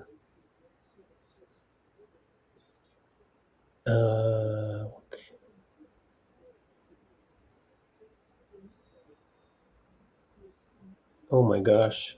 Did I screw this up? Huh. Well, can I just say what I think he was kind of stating is, first, our depth. I guess that's one of the reasons I'm so high on this team still. We're having problems playing all the guys who need minutes. And that's a good thing for the most part. It's a little rough, but I think he's also telling, that's also a bit of a message. Coaching staff, Steve Kerr, Coach Kerr. These guys have to play. Like you have to play them, It's also sort of a message to the vets. Yeah, well. Namely Klay. In this case with Moses. Yeah, sure. But, also Draymond and even Steph too, a little bit like. Yeah. Mm-hmm. We need to find these guys minutes, Yeah. I messed up. I can't find the Moses thing, but yeah. Yeah, and we talked about it before. I wouldn't be surprised if Moses started opening night at the shooting guard. But yeah, he can improve his option. defense. But yeah, Klay off the bench, and yeah, I could see that. I mean, it's insane. Moses. That's insane lineup. Yeah. Oh, and I mean, like insanely talented lineup. It's a great option. Moses said that in his exit interview with Mike Dunleavy and Steve Kerr that they wanted him, or at least Steve wanted him to shoot the ball quicker. Like really recognize I can see that when you're open because, and then Steve later on followed up when he was asked about it, is because in the modern era of the NBA, it's not often that you're going to get open looks. So if you get an open look, launch. And I thought he did a good job of that, but I didn't even realize he could do even better on that. So I'm excited about that. Well, there were times when Moody would, look around for a second when he caught the ball and it was open. It's like, you're not Dray. Like, shoot it. Yeah. Here, let's listen to the other question. It's real quick. It's 30 seconds. Gotta get a lot. An accountant deposited money at fraud. We got a ad here. All right, here's the other Moses Trace question. Mike, Kuminga and Moses obviously made significant steps of progress this year, but you also got big contributions from Brandon and Trace. Overall, how encouraged are you by that young core that you have on the roster? Yeah, I think we're excited about it. To have 4 young players that we think can really play. A little of it now is finding how it all works together and getting them the appropriate time and making sure that they can properly impact winning. But I feel a lot better about that group and just our overall direction of the team sitting here today than I did a year ago.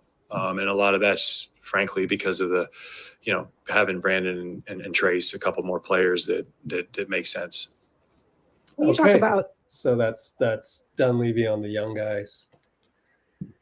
And anything else, or we'll just move on to what he says we need to improve on, which, spoiler alert, is basically defense, shooting, and size. Yeah, maybe passing, ball handling, and running. I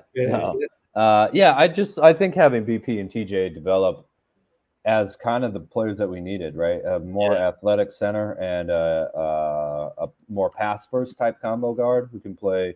I didn't really like the CP3 Steph BP lineups. That was too small for me. Mm-hmm. But BP being able to play the point guard as well as the shooting guard, I think is wonderful. You can play him next to Steph. You can play him next to Klay in 2 different roles. Mm-hmm. So, but yeah, let's go on to the next one. Okay.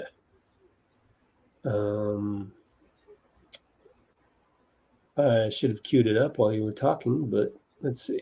That shooting. Okay, cool. Here we go.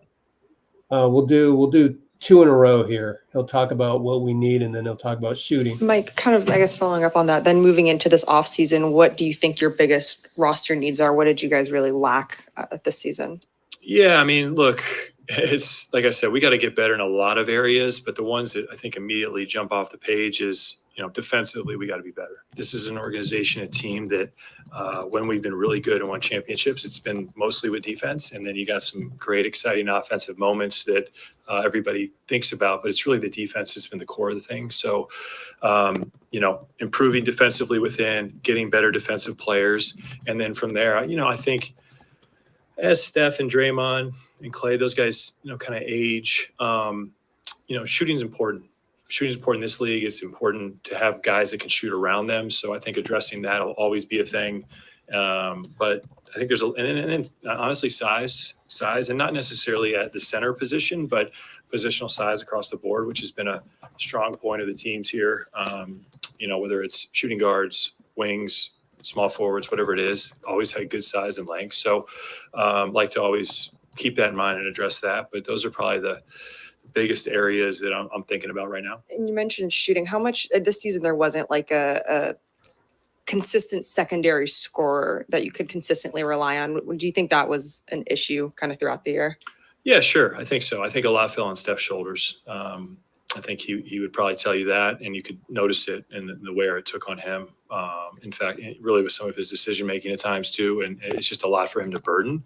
And we've got to find a way to help him out in that. And frankly, I think we've got some talent on the roster that can do that. And maybe we got to just be a little bit better about bringing that out. And so maybe there's some improvements from externally, but I think we have some ways internally to do that. Mike, after what? And that's pretty cool to hear. We have some ways internally to improve. Pretty cool stuff. What was the very first part of that question? A lot of what fell specifically? I know it's playmaking, scoring, and all that, but. Well, I was actually doing a comment at that time. Oh, okay. That's fine. In terms of the 3 things that need to be improved, which is defense, shooting, and size. And when he says size, I think of wingspan and length. Yeah, definitely. So what I wrote down on those 2 questions is he said we have to be better defensively in the championships won with defense. And that made me immediately think of, Andre Iguodala and Andrew Wiggins and Draymond and Harrison Barnes, Kevin Durant, of course, and Klay in his prime, and just the amount of athletic perimeter defenders that we have. And Steph, being the one true guard size player out there. there because Klay Yeah. was always forward sized, right? Yeah. And then KD was, size of a center basically, and our main rim protector. A lot of times he was out there, but I agree with that. I think perimeter switchable size is good. And we have Wiggins and Kuminga and Draymond and BP. I thought did a lot of good on the defensive end. Wasn't the best POA defender necessarily, but the rebounding charges, the playing the passing lanes, communicating, switching. He was good in that. Moody, but in terms of the second question of a lot of the playmaking and scoring and decision making, all that fell on Steph's shoulders. I think that's what I was trying to explain when I said more Steph kind of at the shooting guard. You get what I mean? Just like he was having to score the most. He was having to set up plays. He was having to screen. He was having to cut. He was having to make the passes. He was having, I just think that we have other players who can handle the point guard duties a little bit. And lots of times Steph in his prime would do both, right? Combo guard type stuff. And when KD was here, it was even a little bit more of a point guard. But I just think you play to his strengths. The more you can get him off ball, the more you try and prevent guys from double teaming him. So if you bring the screener over to get a double, that's not actually providing a lot of space. If they want to double team and it's an ISO situation, now they actually have to come away from a guy who's in position to score. You don't have to see those hook passes over athletic wings that Steph is not quite as quick, so he can't get around quite that quick. And now there's a little bit more having to jump over guys, and I just think you try and prevent that. You try and prevent him from being double teamed with the ball in his hands too much. I think that's a huge way internally. And trust that you have other guys we have so many other guys already on the team who could score. Really, we're not doing too bad with that.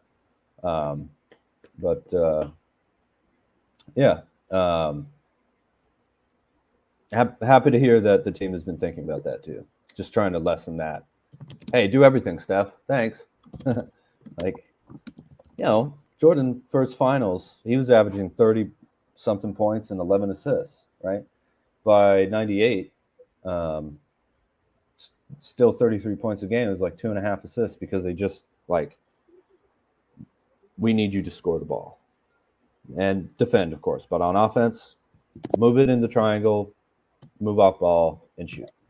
We got Pippen to, be the main playmaker. We have Ron Harper to help with that secondary playmaking stuff. Just get in your rhythm, get in your spot, and we need you to be the best scorer in the league. And I think that's all we really have to ask from Steph right now. Just be the best scorer in the NBA. Because he is, right? I think so. I mean, Jokic, KD, and I don't know, Embiid, LeBron, whatever you want to say. But if you narrow it down to that from do everything, I think that'll help Steph a lot. And it'll help the turnovers a lot, I think, too. So very, very happy to hear Mike Dunleavy Jr. say that. Yeah. I'm just catching up on some comments. Well, the rest of this is really just kind of like, let's see, sort of more overarching and, kind of not much he can say, in the vein of Bob Myers, who always said much ado about nothing up there on the podium. But yeah, it's the off season, man. You can't give away too much. Yeah, exactly. So I don't know. I'm going to hit the abort button on the rest of the Dunleavy talk because I don't know that there's anything specific anymore because we've been talking specific things such as Moody, such as Kuminga and things like that. Okay. So now it's just really all these general questions like, do you like your job type stuff? And no, I don't. Yeah, exactly. Wait, is this public? So I think people want to talk about trades now, Dean. Cool, man. And I do have a list of guys from Eric G, our guy Eric G, that we can go to. So we can go to that, or we can go to suggestions that I've seen in the comments, such as, well, there's this, I look at, okay. Actually, there's one more thing we didn't talk about. My fault, Dean, What's and that? that is Wiggins, because there is a Wiggins question. Oh, great. Yeah. We're That's what I talking was hoping to hear. If we're talking about trades, to me, I think Yeah. Wiggins is the most tradable contract on the whole. Just looking at what's Well, what we that do. might also be another thing that helps Klay get the money that he wants while keeping cap space open too. Just to There you go. So let's look for the Wiggins question. Yeah, that's a good point. Could I help. hate to say that about the good dude because he's literally never complained once, but you just have Exactly. to say it. You just have to. Exactly. Let's see if I can find. There it is. Okay. And rope into that Gary Sell online Okay. and grow your in business. the commercial. Nice. here you go. Well, more money for you, Rich. Eh? There we Steve said go. the other earlier this season actually that they needed to really kind of get the best out of the athletic guys like Wiggins and JK and Gary. And obviously, Wiggins missed a few games and JK came along. Gary missed a bunch of games here and there. How do you look at especially Gary and Wiggins and what they can give you going forward given the situation that they're in? Yeah, I mean, I think those are the type of players you need on both ends. They can defend, they can do stuff offensively, they can finish at the rim, they have the athleticism. So we need those types of guys, and we need to bring the most out of their talent. That's really important. And I thought there were times this year where, yeah, they struggled individually. And then but I think it is like a two-way street where we got to be better at helping them. And I think those are guys that if we talk about helping Steph and taking a load off him, those are guys moving forward that can do that offensively. And we got to find ways to do that.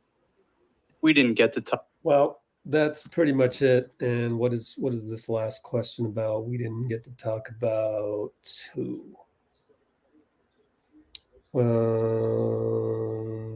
We didn't get to talk to Steph yesterday, and we don't need to waste time on talking about Steph. Steph's going to be a Warrior. Yeah. So We're still running through things through him about whatever he thinks the team needs, of course, though. Yeah. Steph doesn't push front offices like some other players do, and that's fine. Kobe did. I love Kobe. Kobe did that. Some queens do, as people like to call a certain guy in the comments. Pinky well, does. But anyways, so but- Gary went on the podium and said, "I'd love to redo my contract for something longer." That's great. It's choosing to be with the organization over Make max $9 million. earning potential. That's really, really cool of him, man. This is like, that's a pretty sizable number, 9 million, to sort of break that up into more. What would you do, Dean? Split it in three. 9 divided by 3? Yeah. I think you'd have to do that. Or can you take less since we're giving No, it would be splitting up the you'd have to take the 9 that he's already owed, I think, and renegotiate it. No, because you don't have to, because it's a player option. Right. So he declines the option. Well, declining the option is a little bit different than I think renegotiating his current contract. Can you renegotiate? I didn't even know you could. I think you can. Yeah. You can I thought they were all guaranteed. Well, it's just he's getting the same amount of guaranteed money just over more years. Yeah, but I guess you and I are discussing whether or not we can rip that up and just do one from scratch, or is it like some restructuring? Well, if you did one from scratch, he would just opt out of his player option, and then you sign him to whatever. Yeah, that's what I mean. Yeah, I think that's what it is, but I don't really know. I mean, I thought he was talking about renegotiation of the current contract. But either way, the sentiment. Can you even do that? I think you can. I think there's some ways that you can do it. I'm not certain, but I'm pretty sure. Let's say you can't, and it really is just about good faith. I'm going to opt out, but then we're signing a new contract, and it's going to be, what is it going to be? I would want to do a So if you didn't have to pay him $9 million, would you still pay him $9 million? I guess is the question. 9.13 million. I guess out of good faith you could, but then you're having him for longer, so that's also very generous of any franchise to kind of do. I would match him up with Draymond with something 2 years with a third-year option, make the third year, veterans minimum, and these 2 years guaranteed at $3 million, something like that, just a little over the veterans minimum, I guess. But what is the veterans minimum? He's a veteran. Oh yeah. So it depends on how many years you played in the NBA, years of experience. Okay. But veteran minimums only count half their salary towards the tax. Okay. Yeah. All right. Well, it's going to be no more than 3, that divided by 3 over the next 3 years. I'd love to keep Gary. Yeah. Yeah. I'm happy he's getting paid too. He's absolutely worth it to have him more in the range of 3 million than 9 million for 1 year. It sounds like he wants to do everything he can to not have to play for another team either, if that's possible. And I love the fact that it's a great vibe to have around the locker room, And his defense and his vibe is so elite that I think you'd want to keep him around for as long as he's physically capable of. So I would have him, 2 years and then the third year option and around 3 million. And that really saves us a good, $5+ million for this upcoming year, which can be helpful. I think that's a no-brainer for both sides. Yeah, I mean, we can get even lower under the luxury tax if we wanted to. I mean, if he just opts out and resigns for vet minimum for maximum number of years or whatever it is. Yeah. Why not? Yeah. And then we go from 44 to $35 million under contract. Yep. Okay, so then there's that, and then let's talk about Wiggins. Here we go. So that's the thing is I am always, I want to say again, I am always the type of guy that wants to run it back with the same damn team because I'm pissed off we lost the last game, and I know we can play better. I've always been that way. Definitely, yeah. And I do want to bring back the same team. But then the thing that changes my mind is that I don't know of a single GM that ever brings it back unless they just won the championship. Well, and if you win the championship, all those guys, have all these different offers, and guys just go. So it literally never happens. Yeah. I've never seen a team run it back. Maybe 2015 to 16, there was not a ton of change outside of the vets. Outside of the rookies. Oh, what? You mean 14 to 15? Let's go by playoff year, Rich. 2015 to 16. But won the title in 15, lost the championship in 16. Got KD in 17. Yes, sir. Oh, 15 to 16, right? Gotcha. Yeah. I just messed that up. Yeah, I just messed that up. No, I'm sure I 16. Didn't explain it very clearly. But yeah. So there wasn't a ton of change between those because most of those dudes were under contract. But I guess there wasn't a huge amount of change till the trade deadline, 22 to 23. When did Steph's new contract kick in? 2017, I think. Yep. So there you have the benefit of Steph Curry at 12 million winning back-to-back MVPs, man. So thanks, bro. You can run it back when he's only making 12 million. Like I think he's been the highest paid player in the league since then. Yeah. Yep. So not too bad. It's almost 10 years. Yeah, it's somewhat, serendipitous, right? The way it turned out. But now, it's reality. And you're always going to have a salary slot that's like you want to have a salary slot that's humongous. That means you got a superstar on your But team. there's no one else that we're looking at right now who's going to be in the $40 million slot next to him. Yeah. Maybe 30, maybe not. That's that's actually pretty well run. And I can see Steph after this contract just going total Tim Duncan and like, I really don't care. Just get good players around me. I mean, if there's any guy in the league who's at that age and at that level, it's him and LeBron, I guess. If he decides to go somewhere else, but I could totally see Steph doing that. Yeah, I could run over a 3-minute scoring drought. By the way, in this game, I'm watching the end of it. Yeah. Oh my gosh, down 15 with 2:33 to go. You're ahead of me then. Yeah. I don't know if we're going to talk much about the Lakers later. We said we might, but let's just talk about Wiggins because sorry. Yeah. How Steph got brought up was because we ran it back 2015 to 16. We've really never seen any team run it back, and like, we're not running it back. I know that Chris Paul's probably not coming back either, but like, this roster is going to change. That's just what GMs do. And so when I think of that and I look at the pieces that we have and I go, well, Trace Jackson-Davis probably shouldn't go anywhere. Neither should Pajewski. Neither should Moody. Neither should Kuminga. Oh my gosh. Yep. And obviously the trio, Ed and Loon. Yeah. But Loon, we haven't talked about Loon either. Oh, that's right. Yeah. I don't think we're trading Looney in the final year of a contract, though.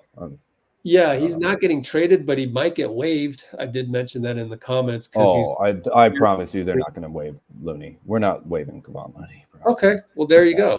It means too much to the organization. You let him play out the contract and see what happens. I mean, It's only $8 million, right? Only? Yeah, I don't know. You can think of it as only. I'm not disagreeing with you. I'm just, I mean, I'll take 800,000. Oh my God. But yeah, only salary cap wise, $8 million, and it's not like he's the one guy that we need to move to make our finances work. So I'm certain we'll have Kevon Looney. But can you waive him and then do a new contract or no? Because again, like CP3, you could, but they would have to clear waiver wires without anyone signing them. And I think actually, if you waive a player, they have to go to another team for a year or something like that, and you can maybe trade them back, but they can't re-sign back with you if you waive them. I think. Pretty sure about that.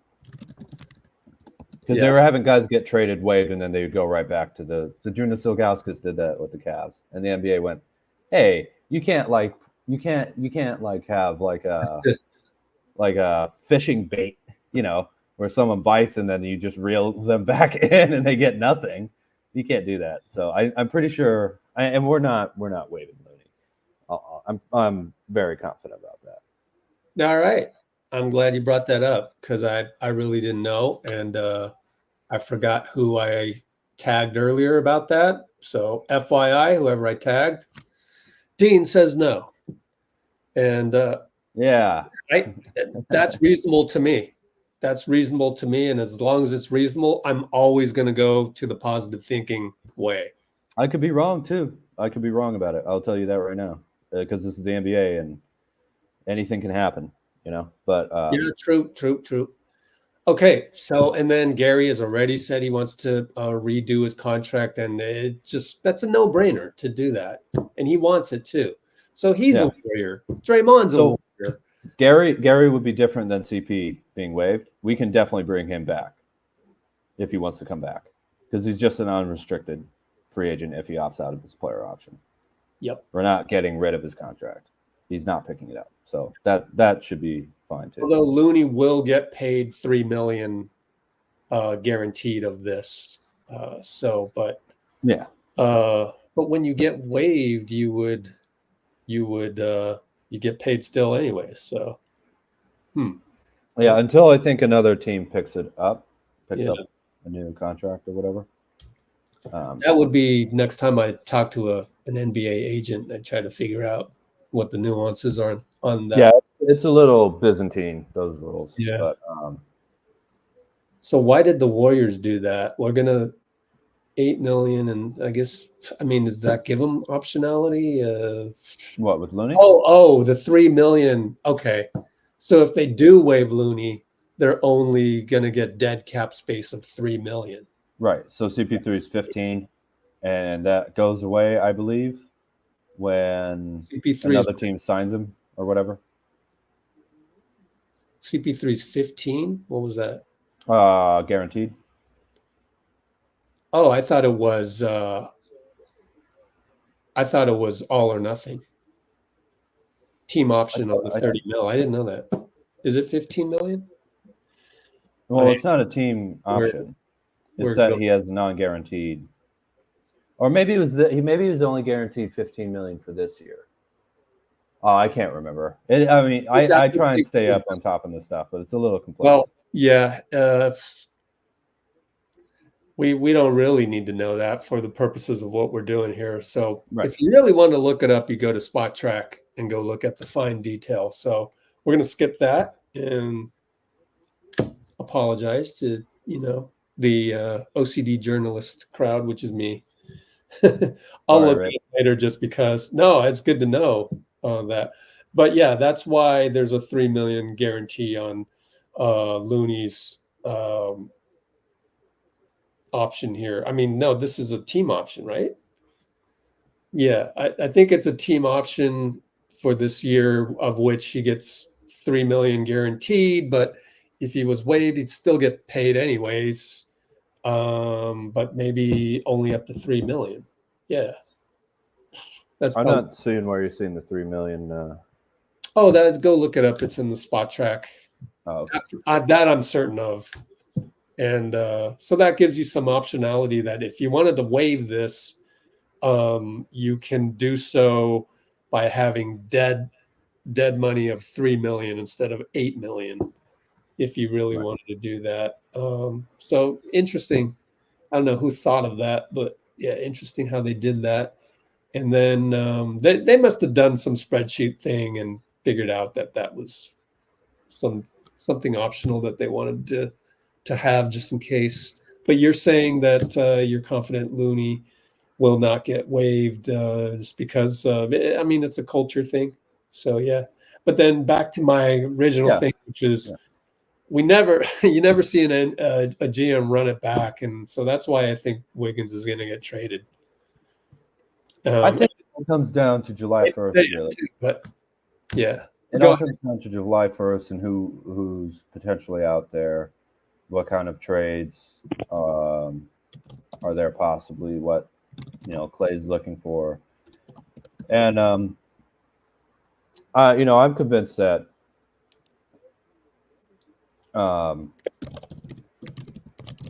six-man Klay is one of the most dangerous players in the NBA.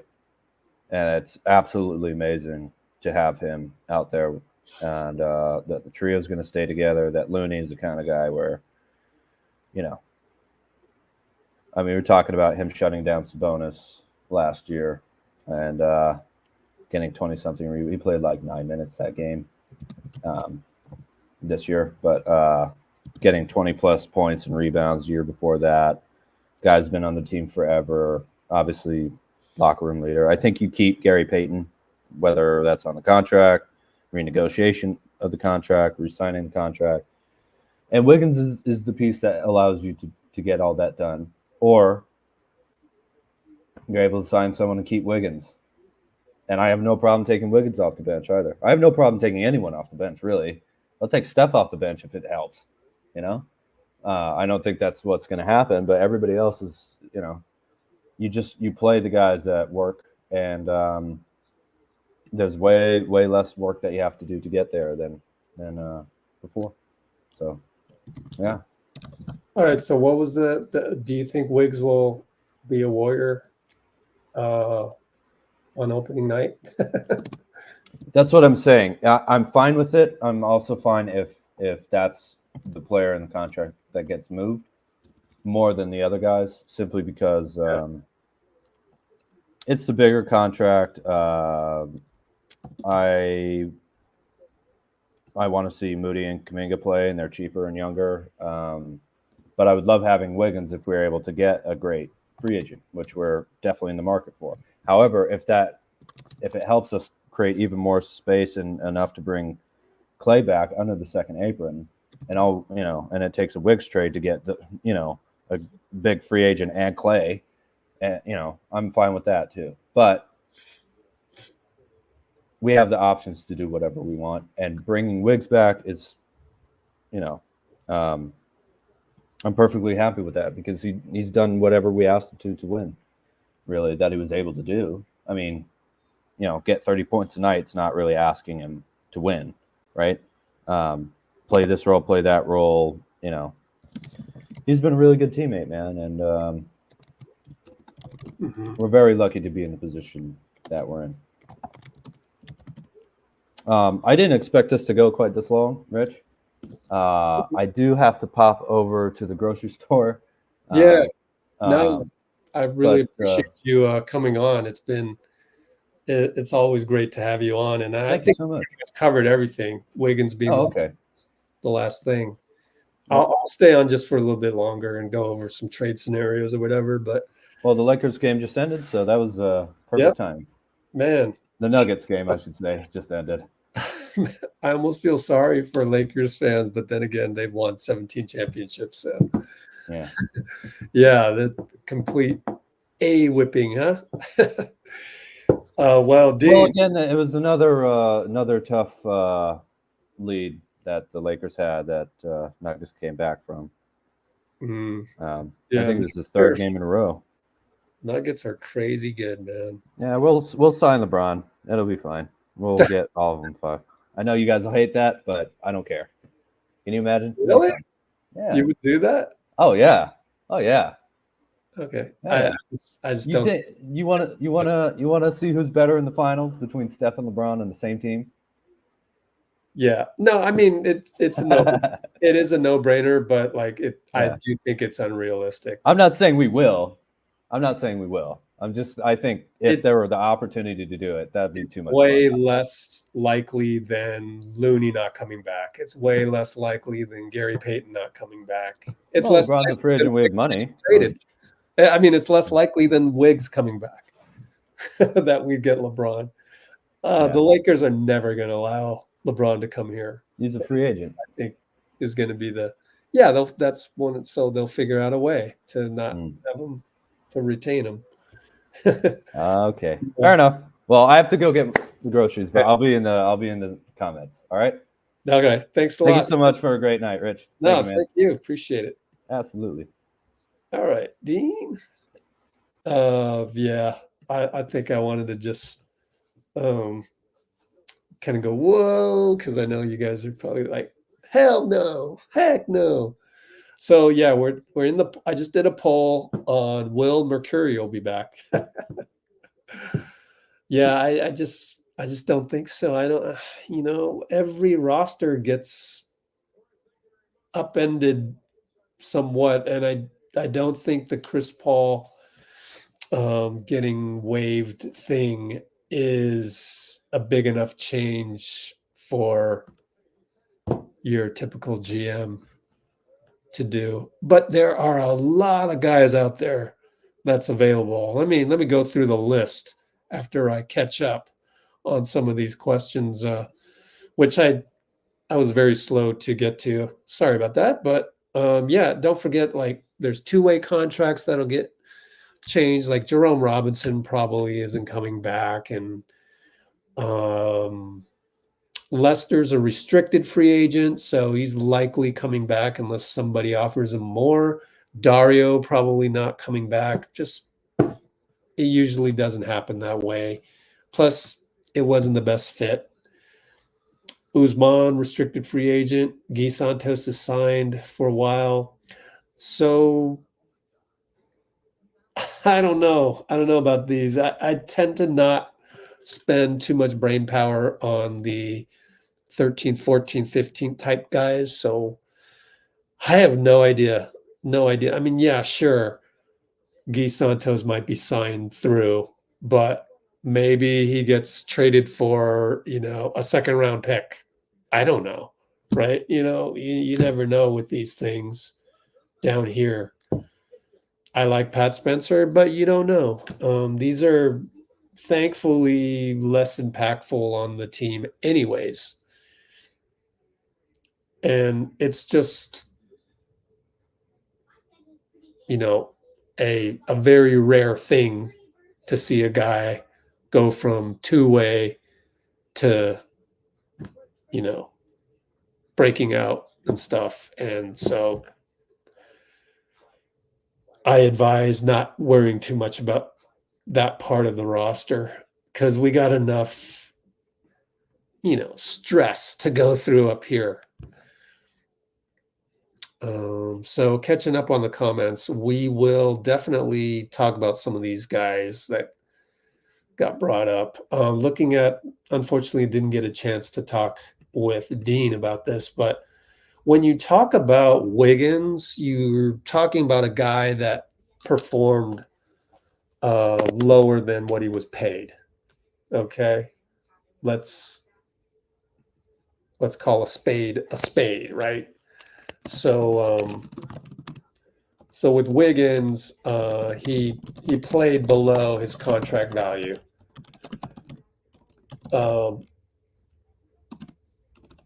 Portland seems to have guys that played below their value. And you kind of have to look at franchises like Portland to make a change. So would I make a change for change's sake? Sometimes I actually would. In this case, if I knew Wiggins so well, I'd probably figure out a way to get through to him so that, it's Dr. Jekyll shows up more than Mr. Hyde for him. But I'd even go, straight up Jeremy Grant. I know I said this before. I said that I wouldn't do Jeremy Grant, but now I would because just for the change and hope for the best. You know who has a really good rebounding rate?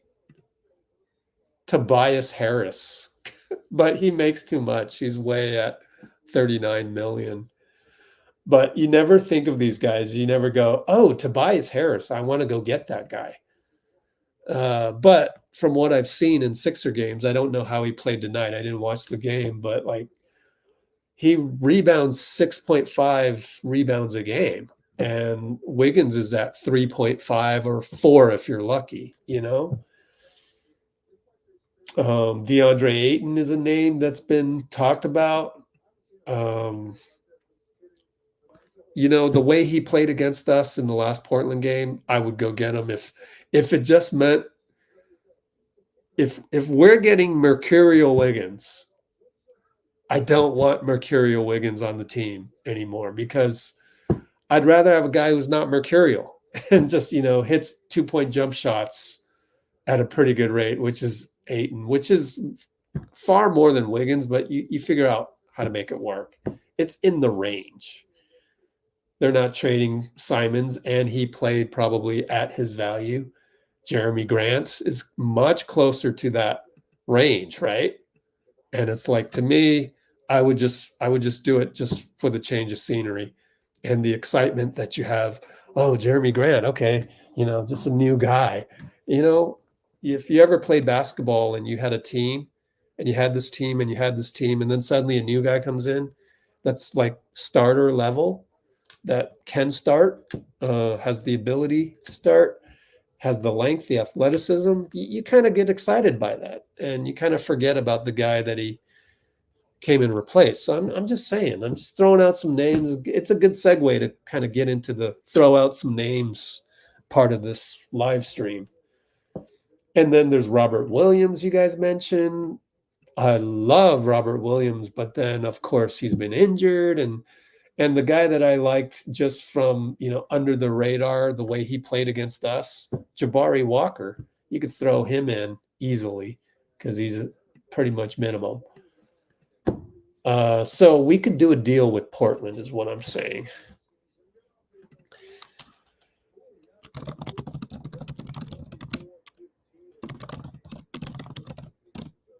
And then you guys talked about Brogdon, who is no longer on Portland. But I like Thybulle, by the way. Great defender. I also like DeJounte Murray, but, you know, it's not that easy to get. All right. So we're in the throw the names out phase. Go ahead and throw some names out. And congratulations, Denver. They're going to sweep. They're going to sweep.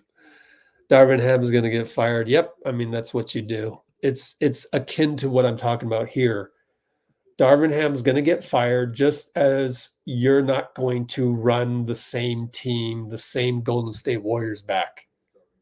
So to me, it's the same thing in terms of like NBA general managers never run it back, and they never run back a coach that isn't like a legacy type coach like Steve Kerr is. You know, I know Steve, you could look at it as he failed after the Lakers Western Conference semifinals loss. He failed after not making the playoffs this year, that type of thing. But Steve Kerr is not the same as Darvin Ham. Steve Kerr is not the same as Nick Nurse. He's not the same as Doc Rivers. They're just different, you know. Steve Kerr is a Popovich type that has established a culture, an infrastructure. He's part of the franchise.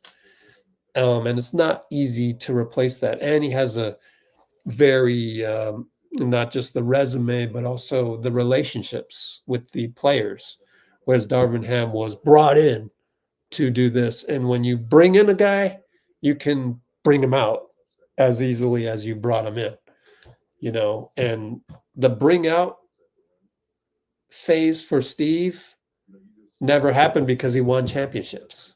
So I don't think anybody on this stream, on this channel, would ever refute that. So yeah, Darvin Ham is going to get fired, and but not Steve Kerr. Now, I did say though that if we're 5 games under 500 by the All-Star break, he could. He very well could. But we'll see. And I think most of us are confident that we're not going 5 games under 500 by the All-Star break. By even what? January 1st, Christmas? I'd be shocked if we're 5 games under 500. We've made so many changes already in this season that we are we've already changed. We've already made the changes to make us better. So know that. It's not like we're going into training camp totally brand new. We're going into training camp with at least, let's say Klay comes back. 1, 2, 3, 4, 5, 6, 7, at least 8 guys. And we're not even talking about 8 guys in the rotation are probably coming back. So we're hitting training camp well past a lot of other teams. We're hitting training camp as if we just lost the conference finals. So we're going to hit training camp with 8 rotation guys back, assuming Klay comes back. Okay. Now, if Klay doesn't come back, then we're changing the roster anyways. And we're probably going to get somebody in the $25 million range that's really going to help us. Or we could even package that with Wiggins to get somebody else. You know, I think you'd rather do that because you have too many good young players. You don't want, look, if, and put it this way, if Klay wasn't coming back, wouldn't you want his, eventual, what it would have been, no Chris Paul, okay, we're waiving him, period. But wouldn't you want his eventual 25 million plus Andrew to bring in a 50 million guy rather than those two?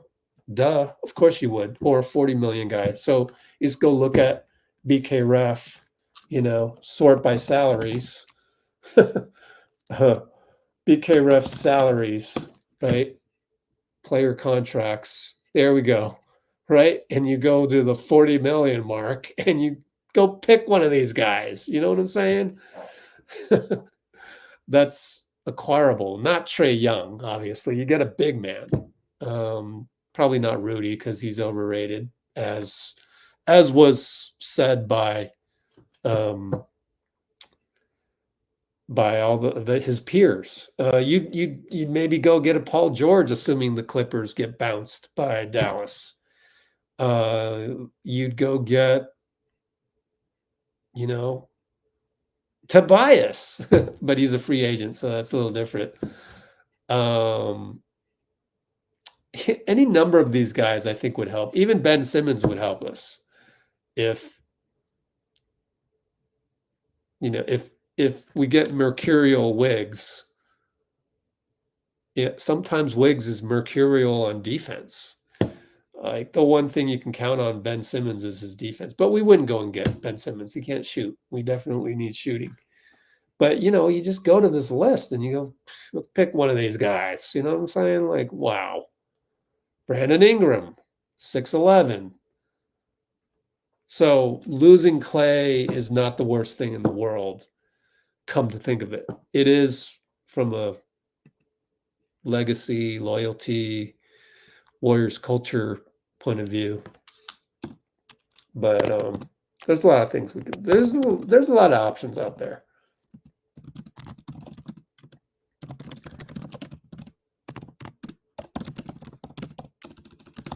And let me put the link for this here. Main BK ref salaries here. A lot of options, actually. Go look at the salaries and match the salaries.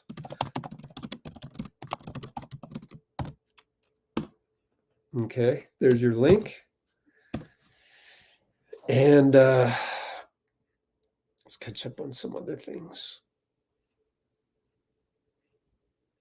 It's definitely a sweep. There's no way Denver's not winning the next game. Excuse me. Absolutely no way. We really need perimeter threats. Yeah. I wonder what kind of perimeter threats are out there. Again, one guy I really like is DeJounte Murray, but the problem is that what does Atlanta want back? Why would they want Wiggins, right? Why would you put Wiggins on this team? Maybe you trade for Bogdanovich. What would you do? Man, that would be incredible.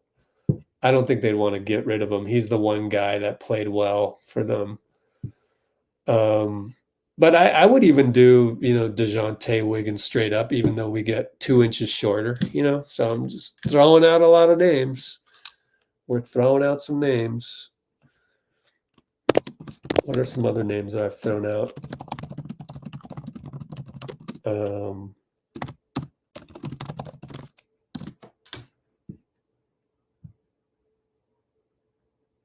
Can't remember. I have short-term memory. Wiseman on qualifying offer. I'm afraid Wiseman is, how can I say it without being mean? He's toast. Wiseman is going to have to, where is he? Yeah, they're not going to pick up that option. Heck no. So he'll be dropped and he'll be a free agent. Right? Let's look him up. Spottrack.com, James Wiseman. There's no way they're crazy enough to take the team option on 15 million. Heck no. Restricted free agent. Yep. Club option deadline. I don't know. How does this work? I'm under the impression that they can just let him go, let him walk. I don't know. I think it's unfortunate. He's a nice guy and everything, but boy, the NBA really passed him up real quick. His peak was when he went coast to coast for an and one that wasn't called in the Jordan Brand Classic. My pre-draft video on him was all about that. And you love it when a guy can take a rebound and dribble all the way, but it's not happening because you can't just do that every single time as a 7-footer. First of all, you have to rebound the ball. And the NBA game is so different than, say, high school, where he shined at the Jordan Brand Classic, that, you're going to get long rebounds and you're going to get a lot of bounces of the rim that are very fast. So you don't have time to really react and think about it as he did on that play. And who'd have known back then how the NBA was going to change? So I'm glad you brought him up. He's good to keep track of, but I just don't see a future for him. Sad to say. Maybe Europe. Probably Europe is best.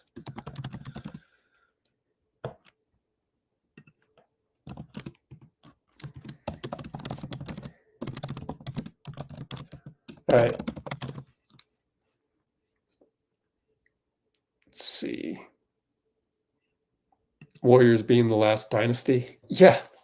I mean, I think that's where we're seeing the NBA is there's way more parity now, and I don't think there will be another dynasty for a long while.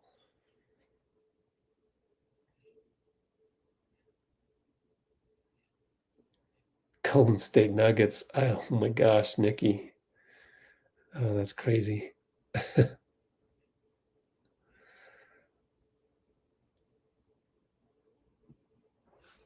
Gabe Vincent. Well, he was injured though. So that's what happens with injuries. Same thing with James Wiseman.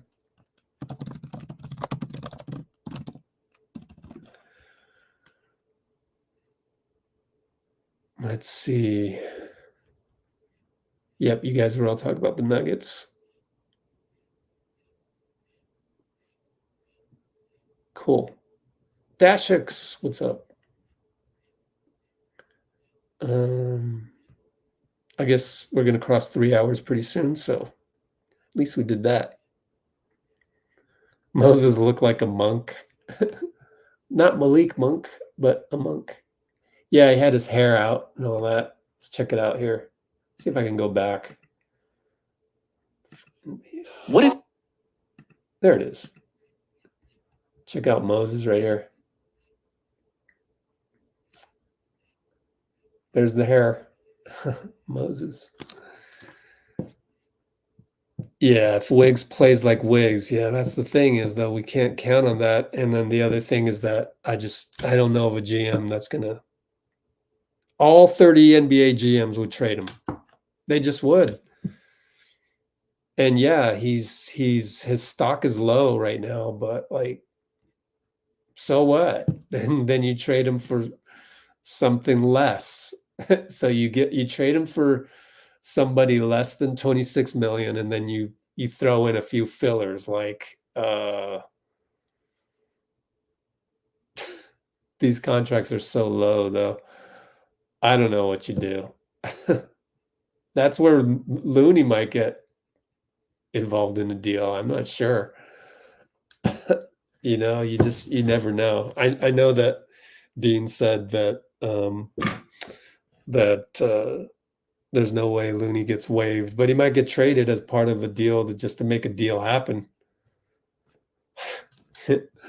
But no, it's actually the reverse of that. We would trade out Wiggins and we get back, let's say we go to Portland. I don't know, making stuff up here. Yeah, Robert Williams, Thybulle. So we get an injured piece, Thybulle, and $3 million comes back. That's why I said Jabari Walker.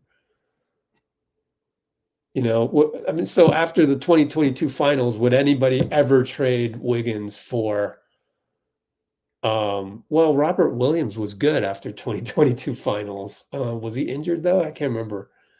But I don't know that you'd ever want to trade a 2022 finals for injured Robert Williams, Thybulle, and Jabari Walker, right? Why would you ever do that? Well, now you would do it because you kind of have to do something. That's just how general managers think.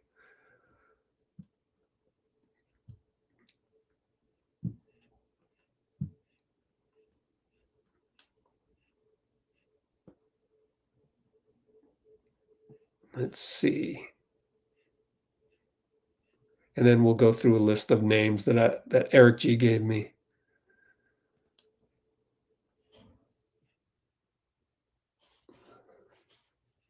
McDaniels, yeah. McDaniels is doing well in Minnesota. He's going to get paid a lot of money pretty soon in Minnesota, so it is what it is.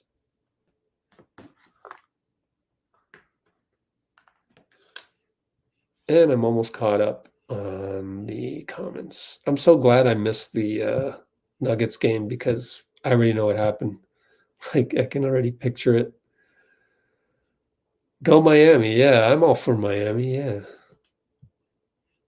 50% says Wiggins will get traded. But 22%, I don't know, abstain.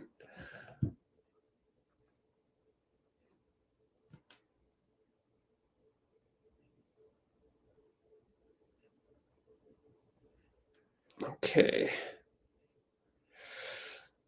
Taco Thursday.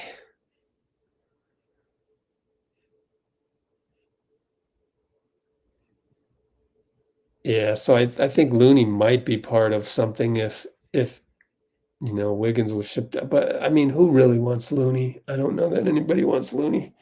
But like I said, maybe it's Wiggins for, 3 less exciting pieces, so to speak. I'm okay with that. Another shooter, yeah.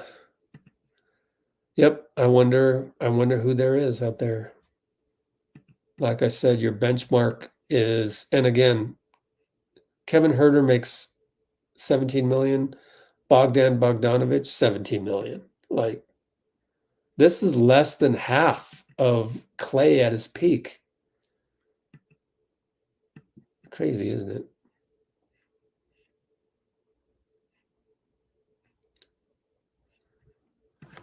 Robbie, everybody you like, Pelicans aren't trading Trey Murphy, man. That's not happening. You can't, it's kind of like a rule. You can't pick a guy that everybody likes. You can't trade Wiggins for a guy that everybody likes. It's not how it works. You have to trade him for something that's equally playing below market value. And guess what? Robert Williams, Thybulle, and Jabari Walker are all, I think Wiggins gets broken up for, 3 worst players, let's call it. Worse in terms of their ceiling. Yeah. Sorry to say it, but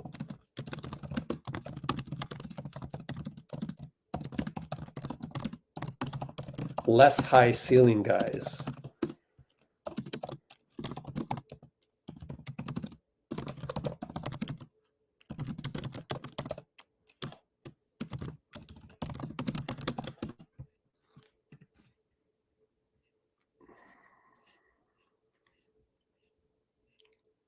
Wow, Spo's never won Coach of the Year. Crazy.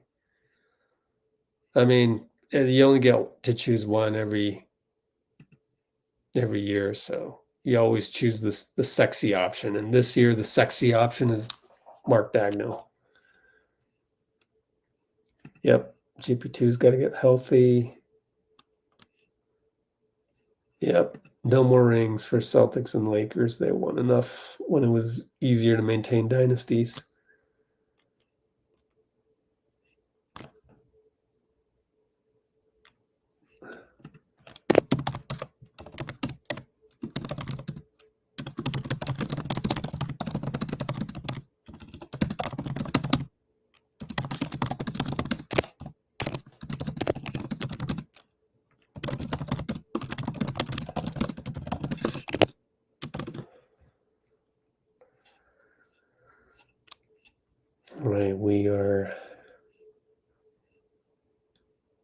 Oh yeah, Looney's gonna work on his jumper.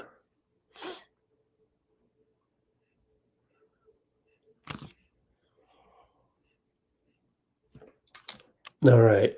We did cross 3 minutes, 3 hours a while ago, a few minutes ago.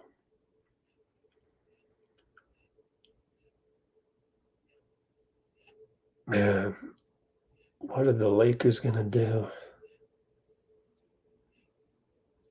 Look fragile. Sheesh.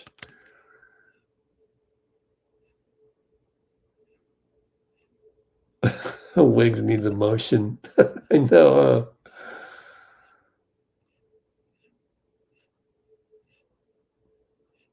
Let's see. Thanks, Arbel, for letting me know who the 49ers picked.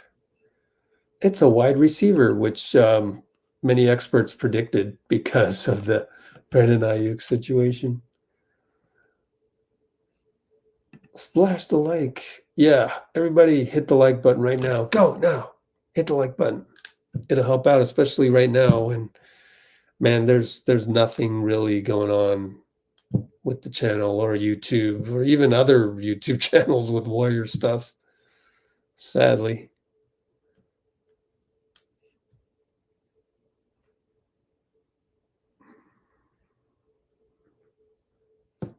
We're not getting Reid and Murphy. Stop it.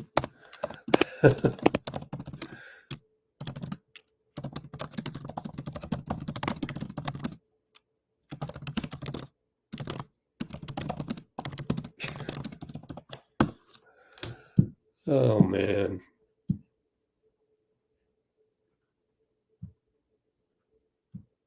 Of course you would love Murphy and Reid. Stop it. We're not getting Murphy and Reid, please. Oh, man. We're not getting Anthony Simons. No. You can only get these guys if you've got other guys playing near their value. You know, that's part of the equation too when you trade people. Are you trading guys that are, unless there's something weird that happens, whether it's James Harden, Kyrie Irving, Damian Lillard, those are weird things. Those are things that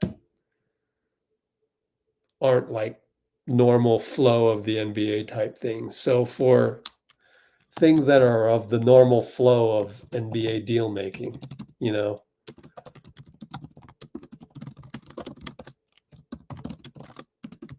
not Lillard or Harden or Kyrie or even KD because he demanded a trade or he asked to leave. For the normal flow of the NBA, you typically also have to trade depressed assets for depressed assets.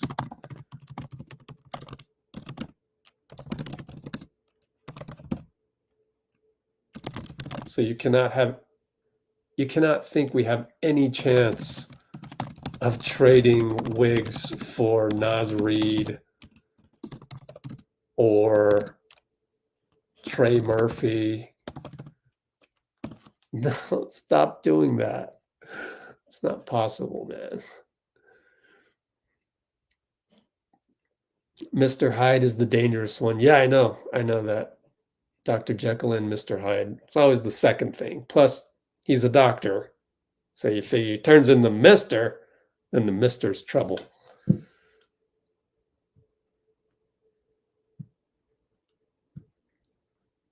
Jeremy Grant, true power forward. Yeah. I'd still, I mean, you got to do something with the Wiggins, but yeah, it's probably not Jeremy. Don't want to bias. It's like, just remember with Wiggs, you can't be choosy.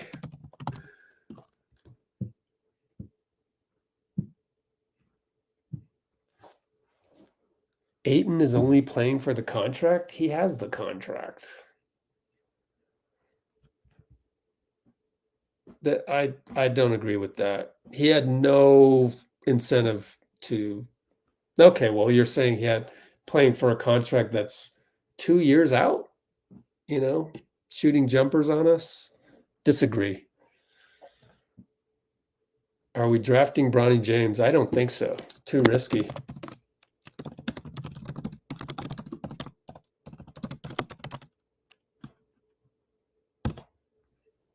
Because I've been told he doesn't even look like an NBA player.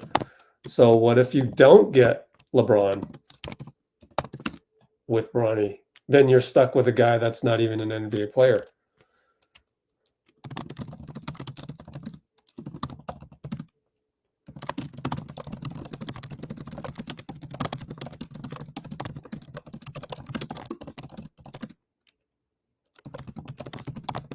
Even LeBron said he's not sure that Bronny wants to play with him, but I'm sure they've talked about it.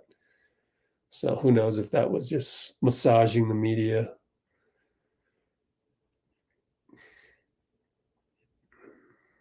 Yeah, only if it makes us better. Yep, that's a good point. That's exactly the attitude that Joe Lacob has. There are some places that would value Wiggins, I would think.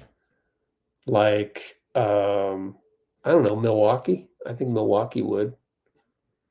They could use a guy like him. Even Mercurial. Mercurial in Milwaukee. Wow, I'm really behind on the comments. My bad. I'm talking about a comment that happened at 11:47. That was half an hour ago. Yikes. Got to catch up here.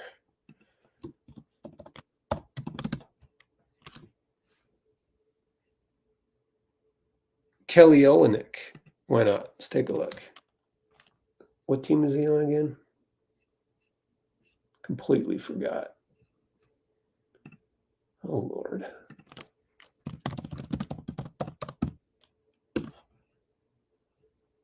Oh, Raptors. That's going to be a problem. Feels like they want him. Canadian as well. I don't think they just up and trade him right away after getting him.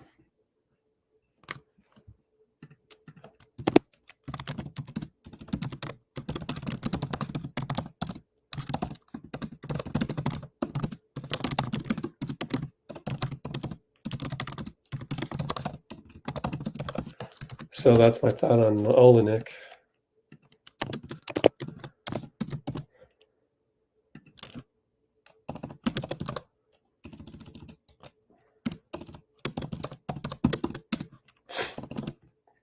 And this is a great contract. $12 million for a guy that can shoot threes. That's pretty nice.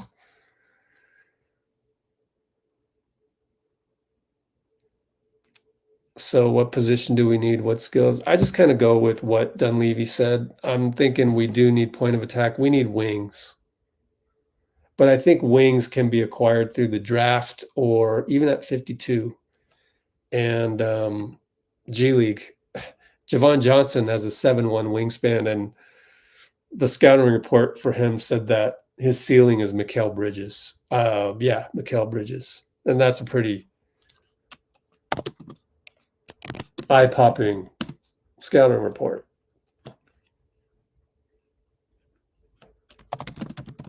So that's, I think, the number one thing, which then you go, well, then why do you think Wiggins is going to get traded? I think the GM's changing rosters thing outweighs whatever you need. They just change the roster. And then he'll figure out how to fill in the rest. So that's I just don't think it'll be the same squad like that. And it's not really based on anything. And I could be proven wrong. Of course, it could be the first season where you go, what? Oh, so we are running it back. Oh, whoops.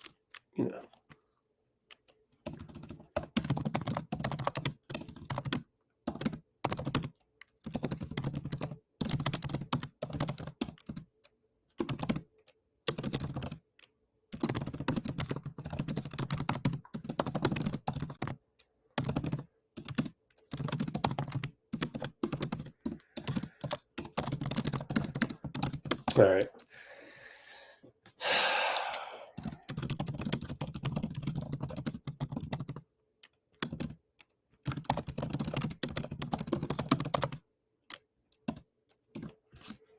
What's next?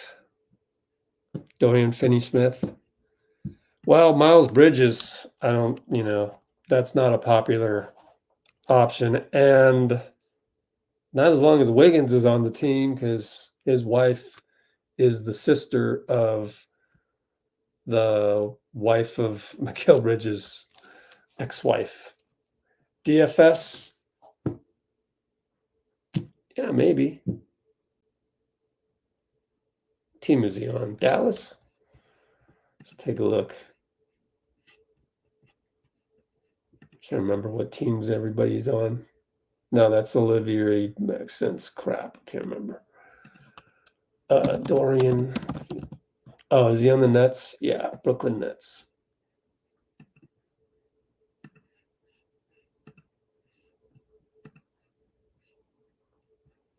$14 million. Yeah, you see. So there's shooters to be had out there for pretty affordable prices, honestly. So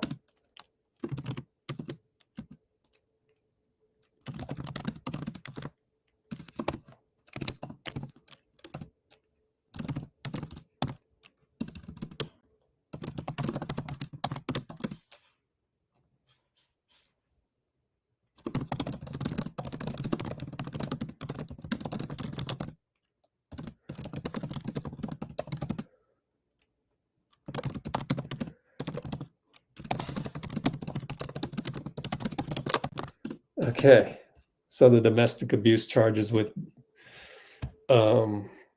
Miles Bridges might be a little difficult. Now, if you're talking about Mikal Bridges, why would the Nets do that? So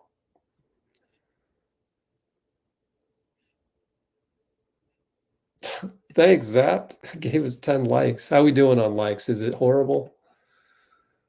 Oh my gosh.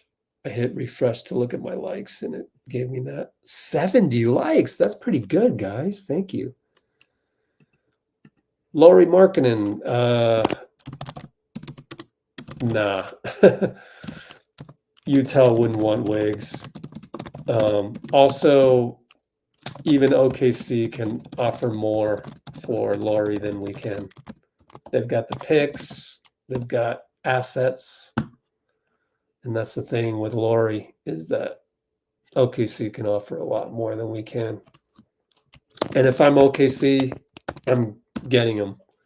That's my number one target. They can do a lot. OKC is in a tremendous position. That I would go get Laurie and then I'd go get Klay because you can. They can do it. Oh my, OKC is going to be scary next season. Are they a dynasty? Way too early for that. But good Lord, OKC is only going to get better. And not just with what they have, but with the moves they're going to make this offseason. It's going to be scary. So I hate to say it, but yeah. It pains me to say this rather than having any HATE. Oh boy.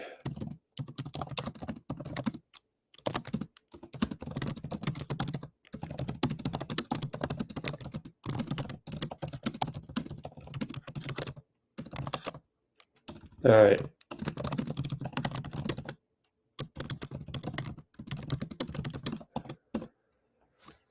Can you imagine OKC with Markkinen and Klay added to that? I mean, just Markkinen alone.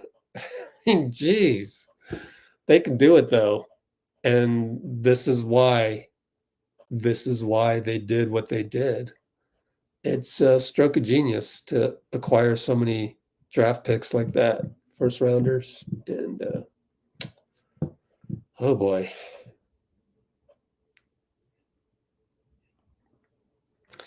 Marquise Chris, yeah, I don't see the Warriors ever going back in history.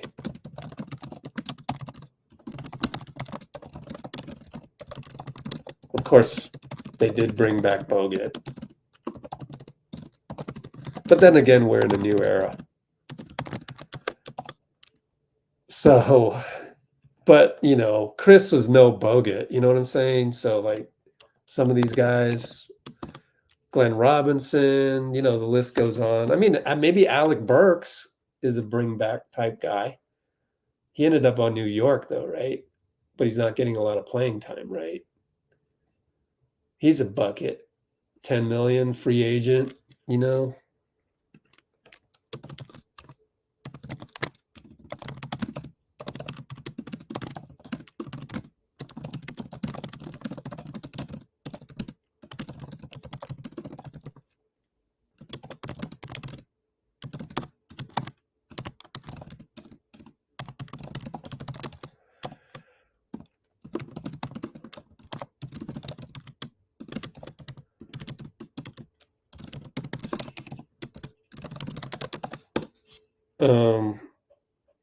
Don't know. D'Lo. How did D'Lo play? So yeah, if Wiggs goes, we definitely need a wing stopper type. That's why I like Thybulle.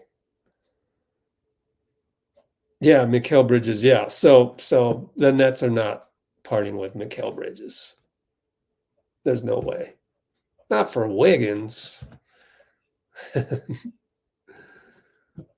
I think you got to be careful when you look for these guys that everybody covets. Why the Warriors? Like, nah, I don't know.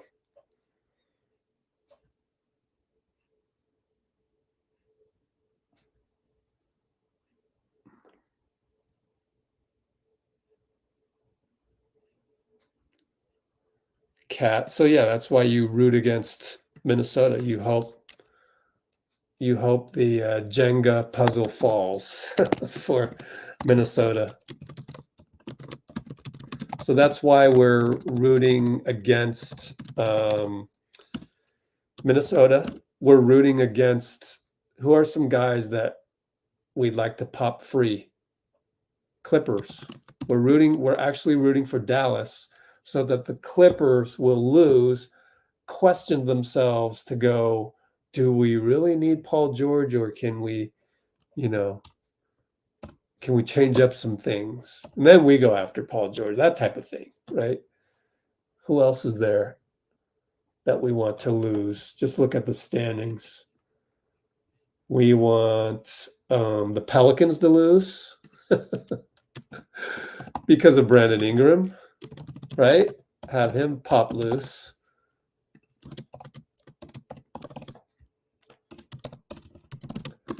These are all teams that you should be rooting against.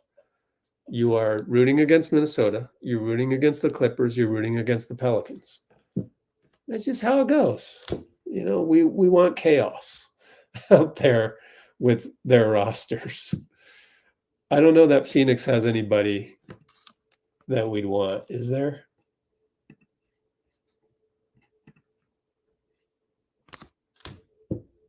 I mean, Durant himself.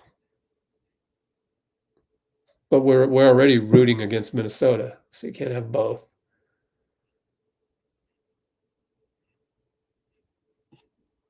Hey, Royce O'Neal is a free agent.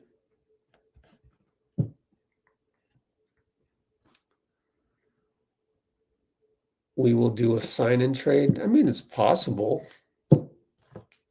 If we're getting under the luxury tax, we can. The problem with that is then you lose your non-taxpayer mid-level. So the reason why I think we wouldn't do a sign-in trade is because we would be hard capped and therefore lose the 12.3 non-taxpayer mid-level. But I don't know if that's right. Maybe Dean Chambers can help me out on that.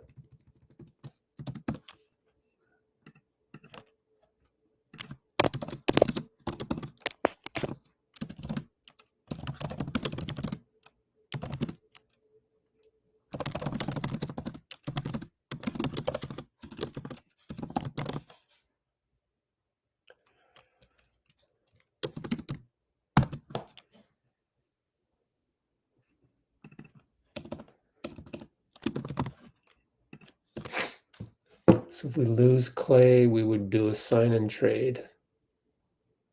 Be like D'Lo from the Nets coming to the Warriors. We'd be hard capped. Who would be signed and traded? Oh, trade for Wiggins. Gotcha.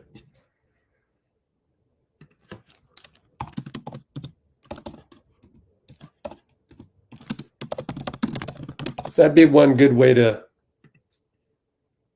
ship Wiggins out. However, I think we would lose the 12 million non-taxpayer, and I think we need that. We do need that just in case. But who knows? It depends on the guy, right? So there'll be some free agent out there that's making a boatload of money, and you use the Wiggins contract to acquire the free agent. That's how you would do that. Cholo said goodbye a while ago. My bad. Hey, it looks like Dean Chambers' theory of Danny Ainge wanting Jaylen Brown really made it over to Robbie. When's the next date for something to happen? I actually mentioned that it's May 12th. Lottery, 3.4% chance.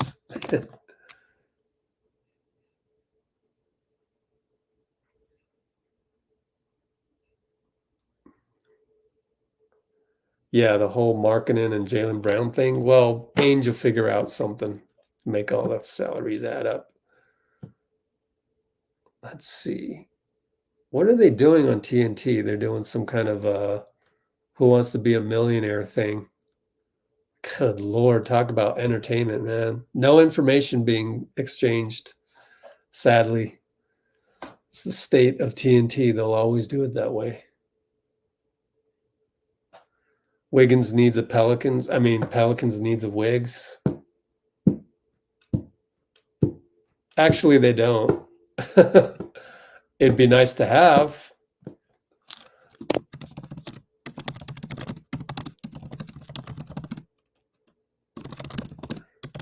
They're definitely not trading Trey or Herb. Those are two of the top 3-and-D players in the league. There's absolutely no way. They don't need to change anything. They just need Zion healthy. That's all. Can we sign Wiseman to a minimum? No. Wiseman's too slow for this era.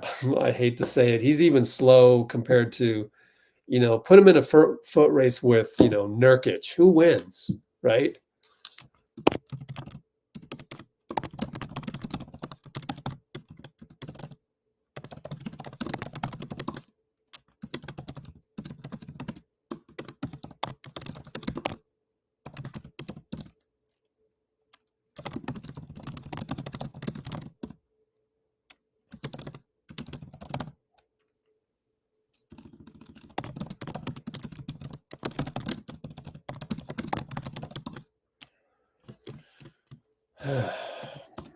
Yeah.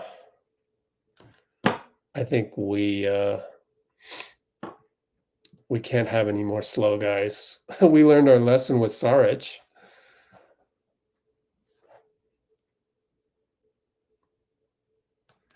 Yeah, Utah's a different. Yeah, Utah's GM is going undergoing kidney transplant.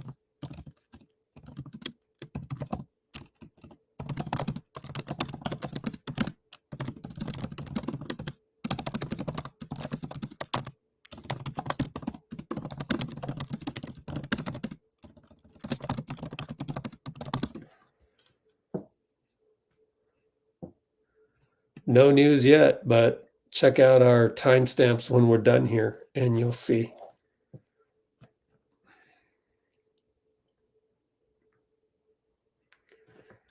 Duop Wreath, you're naming another guy on the rise. I just think it's hard to talk about guys that are becoming better when you don't really have the trade assets. team is he on again? Oh, Trailblazers. Wow, I was right on that page. Is he Trailblazers? Man, I can't remember. Yeah. 2 million? That's a bargain for Portland. Why would you get rid of that? So Portland's not dealing doo-wop unless they get something bigger. So you don't go and get doo-wop. He's part of a deal that gets thrown in because his salary is so paltry. You can't do it, let's, trade Lester for doo-wop straight up. Why would Portland do that? He's already outperforming his contract. It's like, it's up and coming. It's just like, you'd have to do another up and coming guy.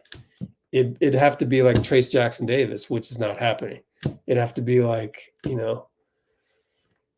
all these guys are outperforming their contracts. Dua, Pajemski, Trace. You can't trade a guy that's performing at his contract or below, like Lester, for Dua. That doesn't make sense. It has to be, Of course, we'll monitor the trades. And if I see a scenario where a guy who's underperforming gets traded straight up for a guy who's overperforming, then I'll have to readjust my thinking.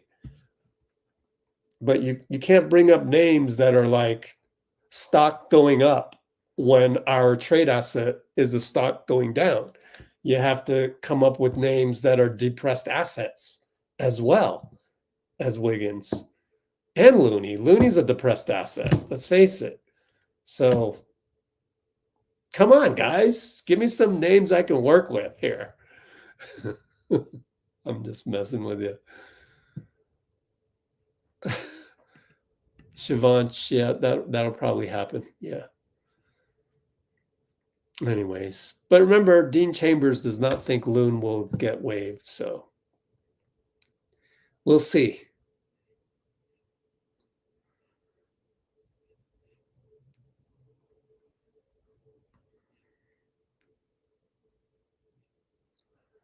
Arbel said MPJ had a good game. Nobody calls MPJ Porter, dude.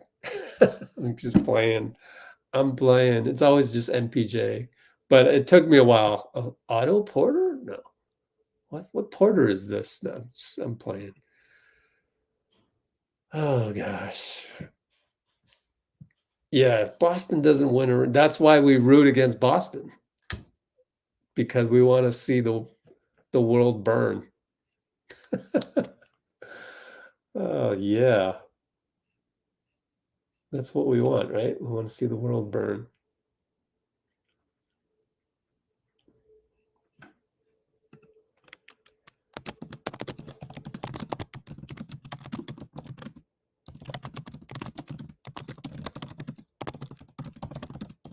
We're already getting that with the Lakers. I should ask my guy Mark, what's the Lakers going to do this offseason?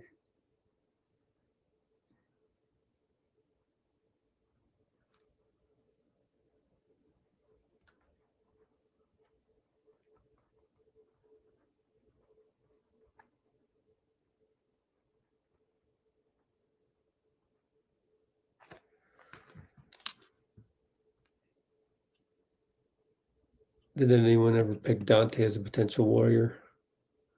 Yeah, he was injured. Yeah. I mean, that's just Bob Myers doing his homework. Can Wiggs redo his contract? No.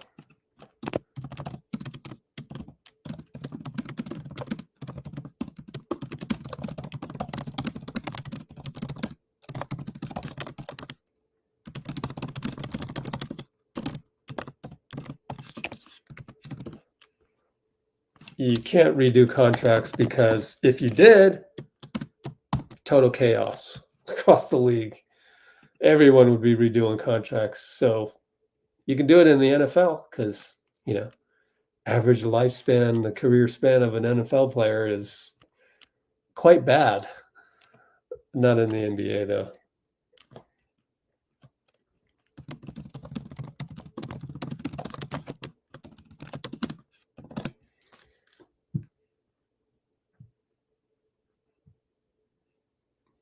Yeah, Tatum should get top 3, but oh well.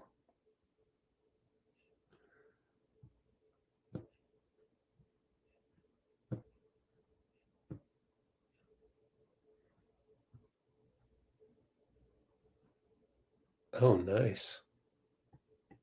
Oh, that's amazing. Cool, Toby.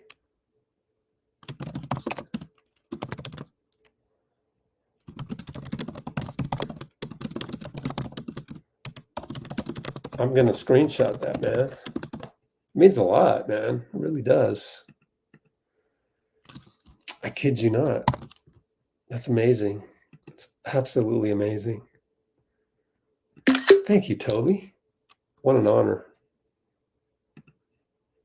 You know, that's what happens when you get to a point where you feel abundance in your life, is that you just want to give it away. You want to have more of it. Because you have the abundance. You don't know what else to do with abundance than give it away.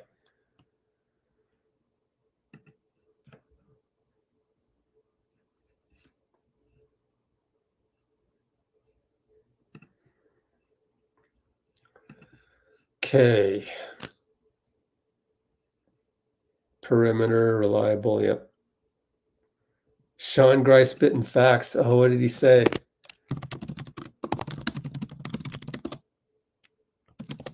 Sean Grice, in case you don't know what I'm talking about there.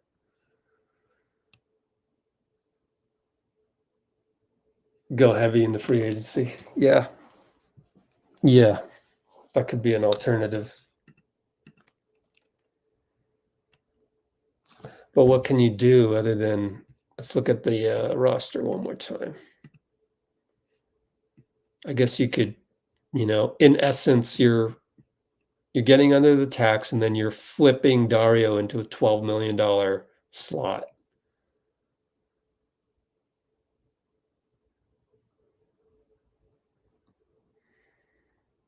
Can you search on BK ref salaries to find free agents? Who's at 12 million? That's a free agent. Oh, we can look at this. Beautiful. Okay. 12 million.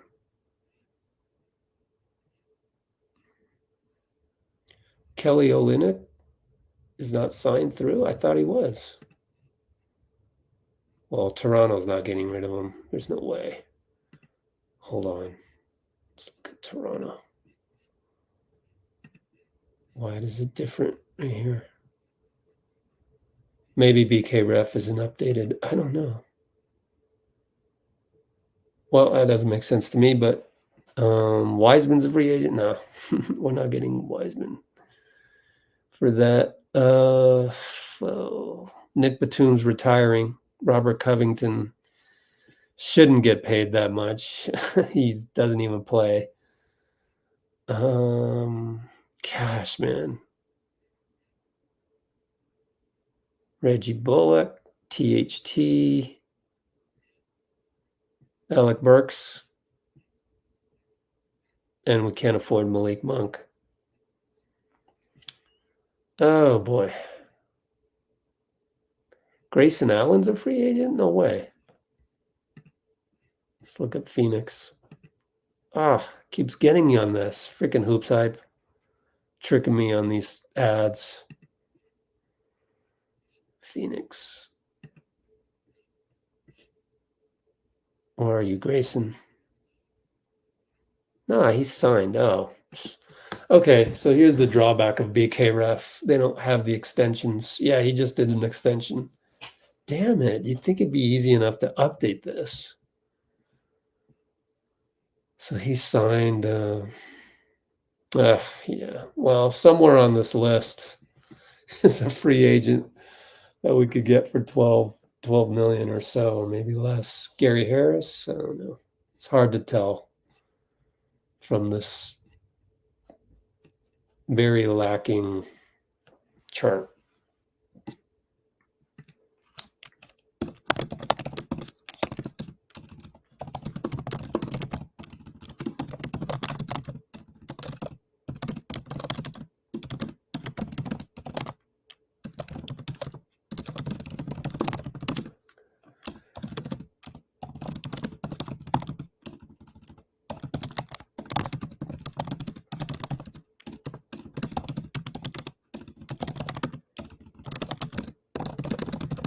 All right.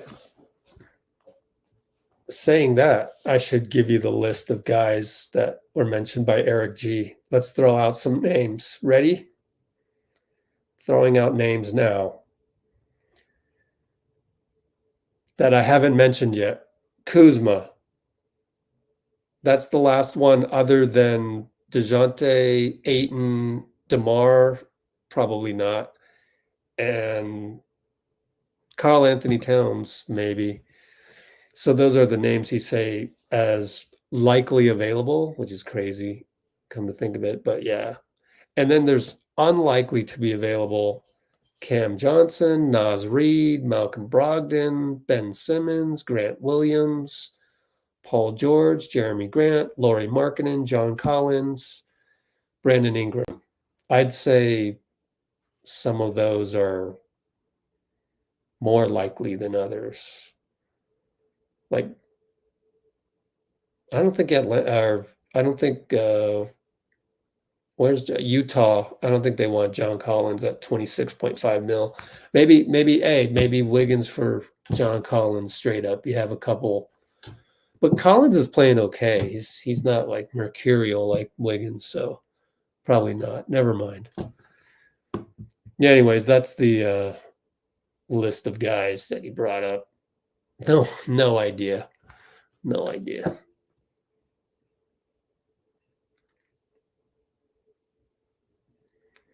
We need an Andrew Bogut type player. What?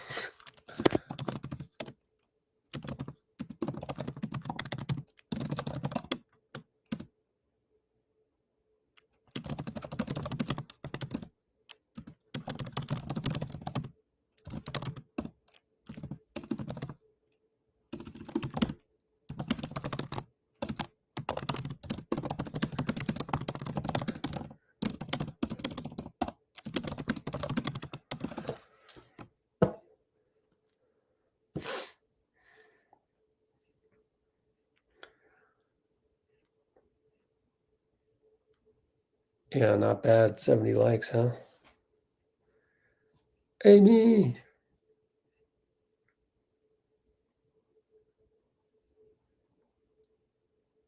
Yep, I love DeJounte.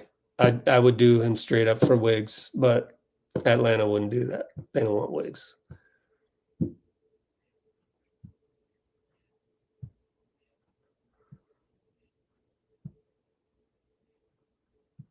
Am I catching up at least? 12, 14.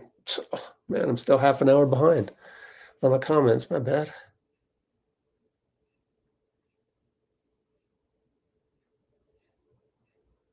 He might retire. LeBron might retire.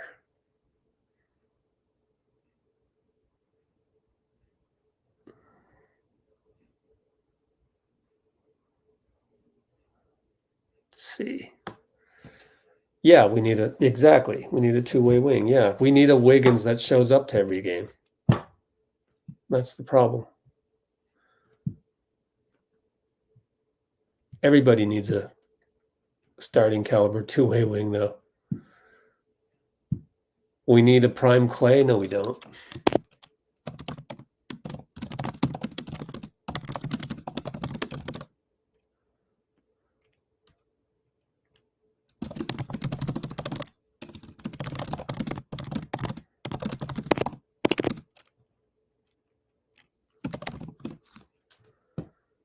Oh boy. Welcome to the channel, but I hope there's fewer of the "we need prime Klay" type of tweets. Don't tweet on here, comment on here. That's a new thing. That's my new saying on here. Got to credit you for that. Oh man.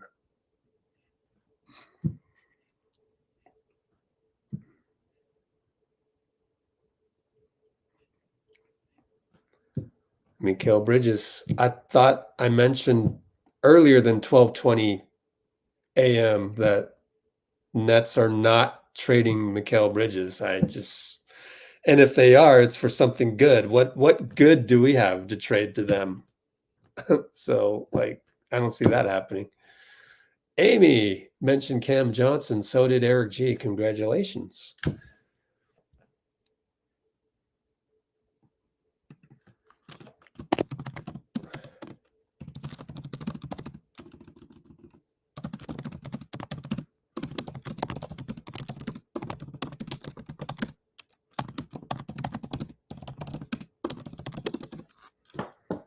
And then the whole Jared Allen. I mean, yeah, great name, but like, why would they want Wiggins? And like, why would they do that deal? I don't get it. Like, again, that's an asset that is not depressed, which is, an asset that is performing at value. Jared Allen, possibly even higher than value. Let's see how much he's making. Cleveland, right?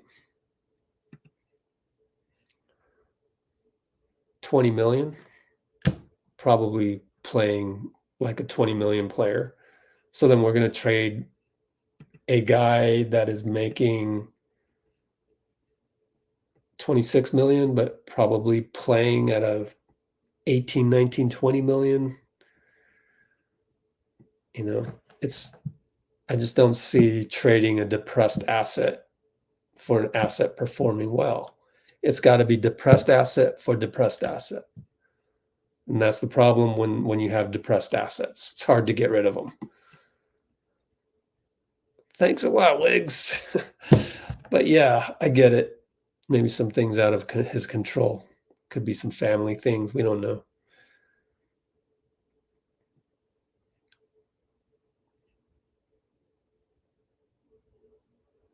We cannot give up anymore. I mean, instead of that attitude, just how about be happy for that assistant coach? Steve would be. And also, we are not giving up them, right?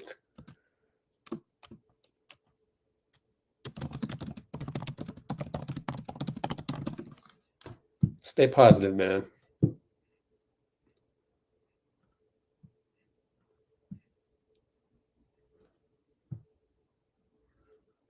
Why are you spelling Mikhail wrong, Dean? For picks, I just like the problem with the Wiggins contract is it's so long. Player option out here.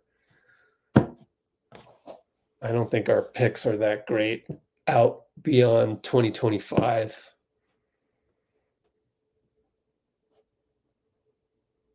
I don't think teams want to wait that long. 2026 for a pick.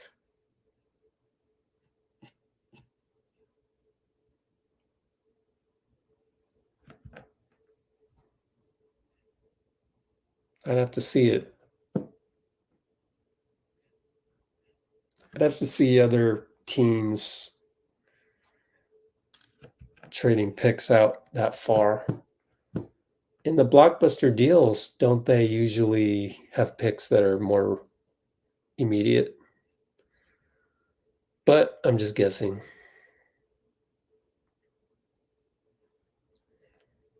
Mentality in the house. We lost Dina gone, but we got mentality. That's pretty cool.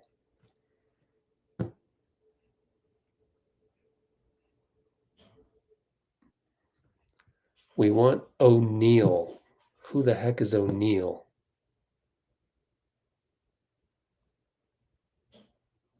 What the heck?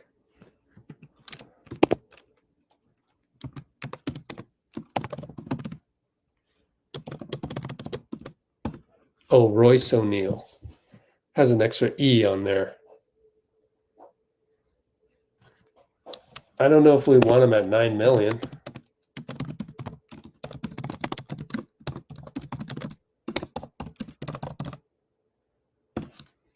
But we'll see. I'm kind of not worried about anybody making less than double digits. Like these are the ones I worry about up here. That makes or breaks a team.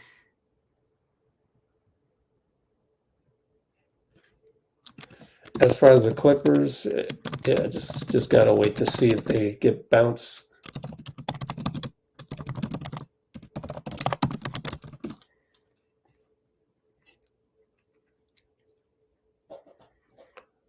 $172 the first apron. Yeah, you might be right.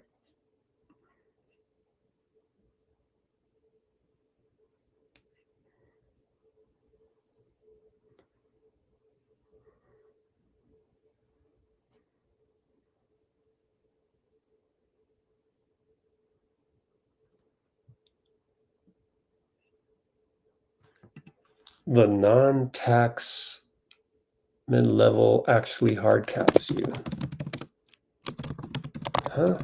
Doesn't make sense.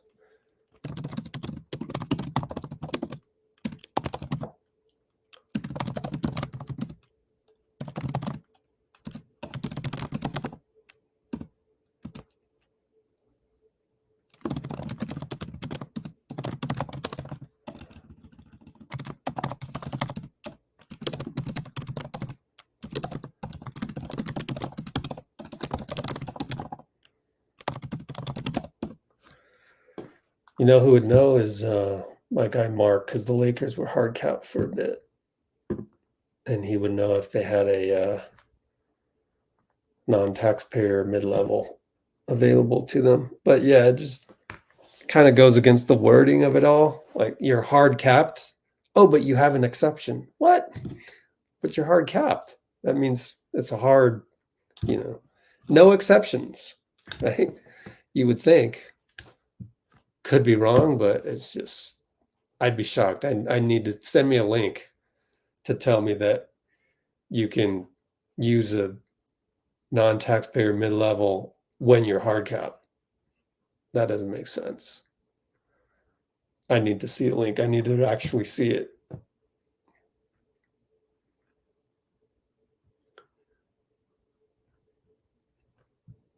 Yeah, Javon Johnson, that's the guy I was mentioning. That has a ceiling of Mikal Bridges. He has a 7'1" wingspan.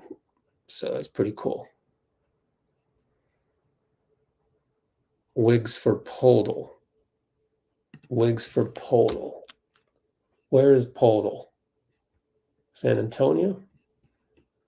I could see San Antonio might find some value in Wiggs. So it has to kind of be the right team. Nope, that's ancient history. He's no longer on that team. God, why do I not know these things? Jakob Poeltl. He's on the Raptors too? What the heck? Oh my gosh. Him and Olenek are on the same team? Wow.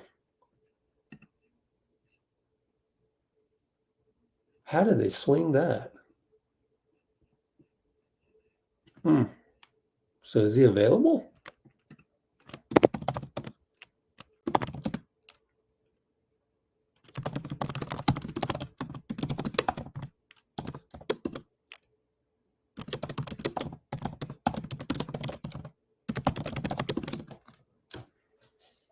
Well, you have to include somebody else because Wiggs is 26 million. So you have to go, who down here would they want to get rid of? It's not quickly. Jalen McDaniels, Grady Dick, be a shooter.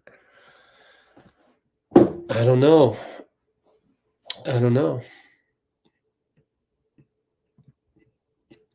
Be interesting to find out.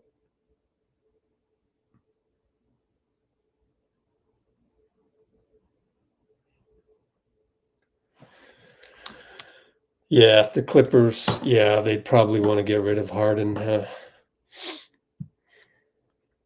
Might be right.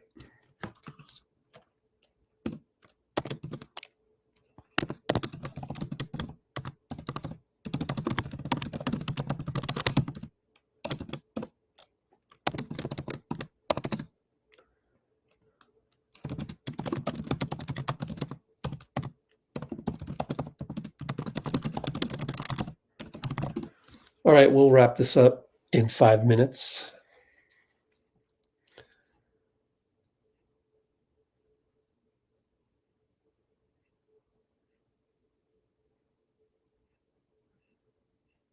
Let's see. Ooh, tag on Substack.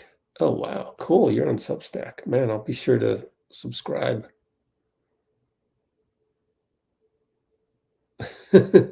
I'll see that in 15 minutes. Yep.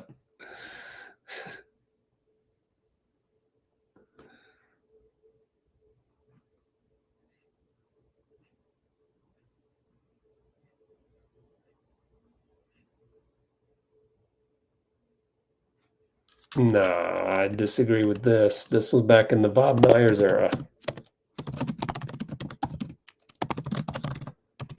When we went to finals 5 times, 5 in a row. Different era. Totally different now. Other than Steph, Klay, and Draymond. Disagree.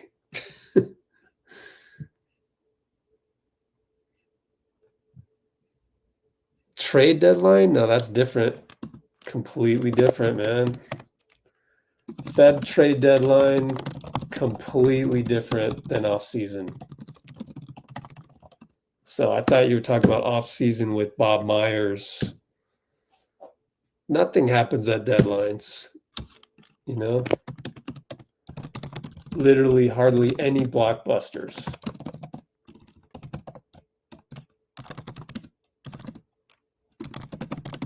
Go look it up.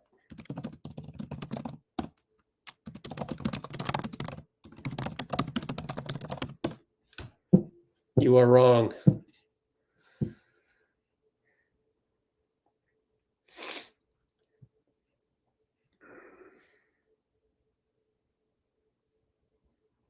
Malik Monk, we can't afford it.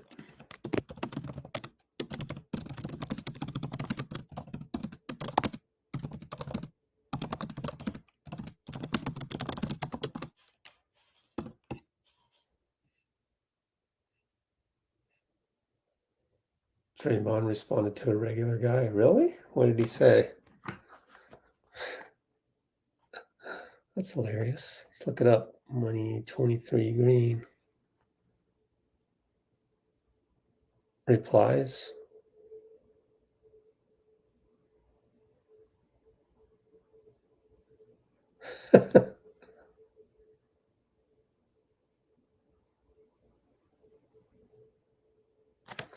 Okay.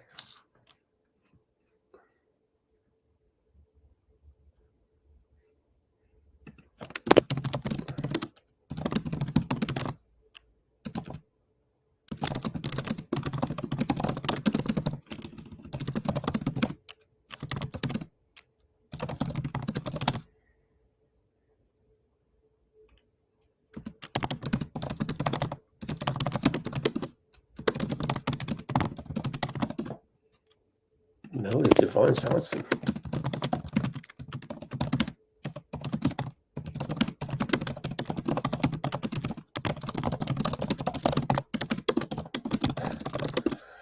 Oh man, I'm having trouble communicating with some of you guys.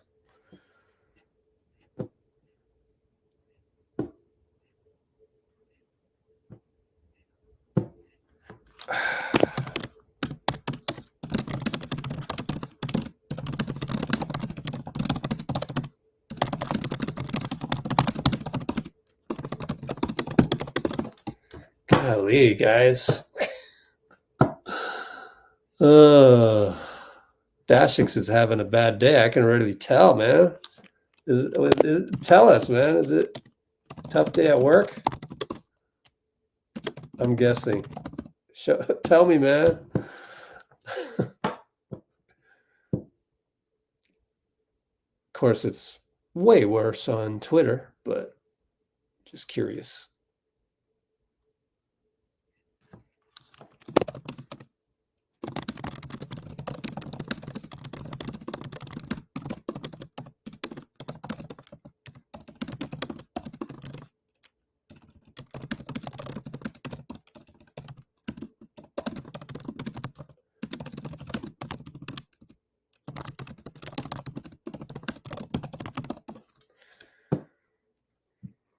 Okay, here we go.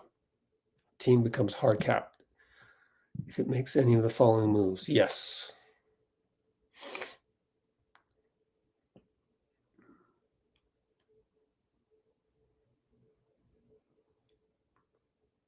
Uses more than the taxpayer mid-level exception. Oh, it's confusing.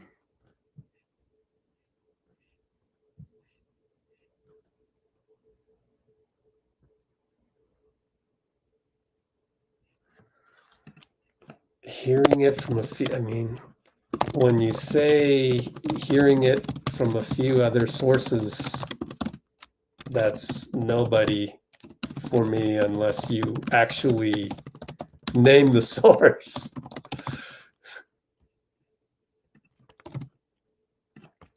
I encourage you to keep tabs of the names, really, even if it means writing it down.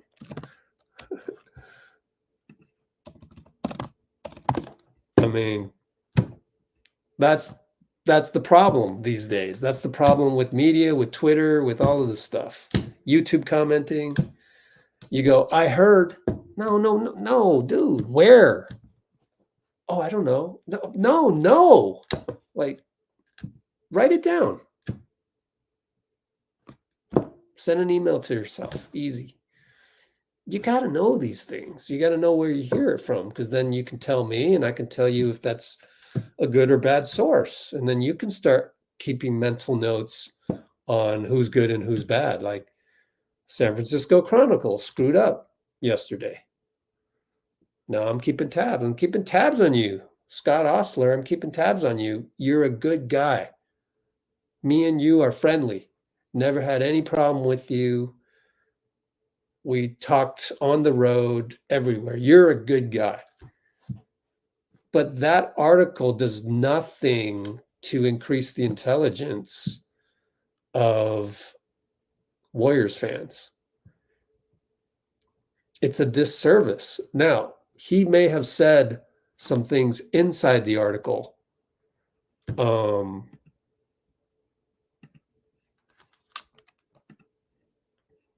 But the way that your company is touting and doing the clickbait for that, no one's going to want to read the article anyway. So you got to know that when you write an article. And so this and that and the other thing, I'm sorry, but like that's bad journalism. It just is.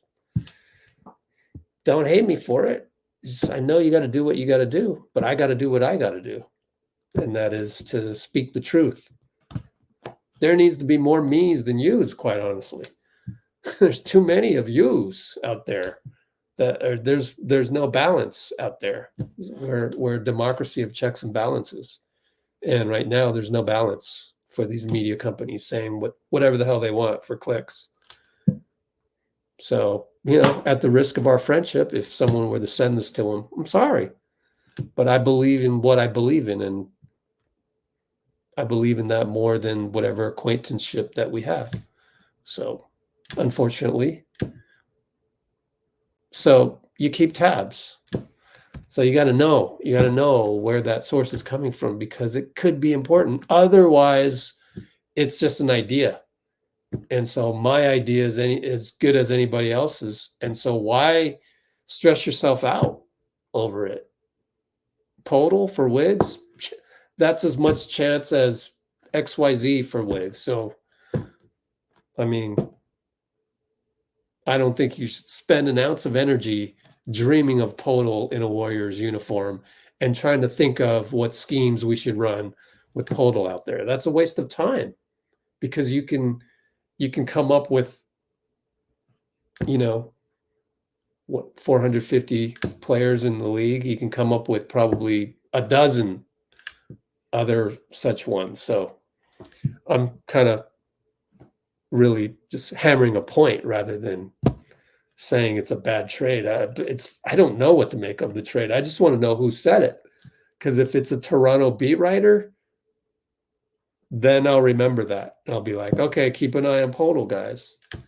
But if it's just some guy on Twitter, I don't have the energy. I don't have the resources to keep up with all of this stuff. So I'm going to just let Mike Dunleavy do his job. Because if I had the resources to do all this, I should get paid for that. But I don't work for Dunleavy. And I also don't work for Hoops Hype. I don't work for Spot Track. They don't pay me to know this stuff. So I think sometimes you got to just, it's akin to the whole thing of that about J. Cole you got to be in vibration with people in the room. And so I'm going to be vibrational with people who have information. So this week happens to not be San Francisco Chronicle, and it's not going to be anybody who doesn't have a credible source telling them something. For example, the longtime Chicago beat writer saying that DeMar is going to get offered 2 years, $80 million to stay with the Bulls. That is information, and that is something you should remember because it's credible and all that. But anyways, I'm just hammering a point. I'm just trying to reinforce why we're so different than every other Warriors channel out there. All right, cool. You're throwing out some names. Yeah, so who is involved in these trades, right? Claxton's a free agent? Ooh. I thought he got paid more. Wait a minute. 24, 25. Let's go to Spot Track. Suddenly I don't trust anything. Spot Track, Warrior salaries. Whoops, spelled that wrong. Multi-year cap. Oh, they have a multi-year? No, they don't. All right, what is the URL for this? Golden State Warriors. Okay. How do we do this? Brooklyn Nets.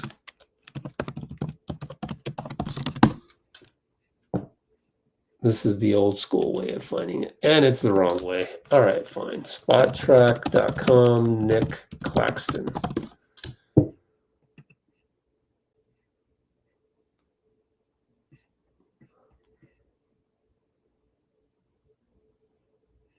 Unrestricted free agent.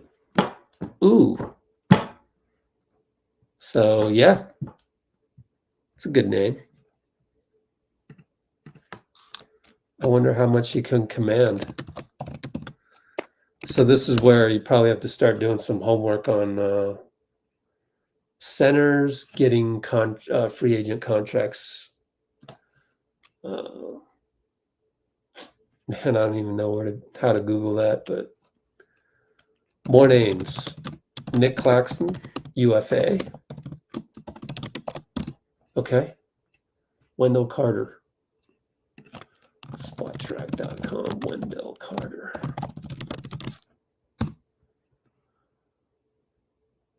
Okay.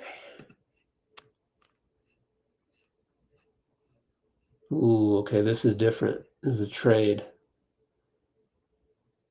12 million, 10 million. Yeah, I guess. Doable. Somewhere in there. There's a lot of names that you could come up with. So he's at 12 million. But he's signed through 2026. So it'd be a trade. Who else? Isaiah Hartenstein. Spot Track. Isaiah Hartenstein. Of course, you know, he's playing well right now, so this is trade for Wiggins. I don't think it happens. Unrestricted. All right. So that would be interesting. Him and Claxton going on the trade market. I mean, not the free agent market.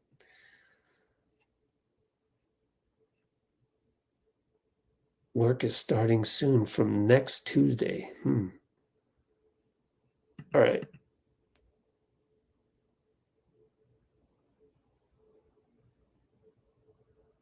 Deal for him. Who's him?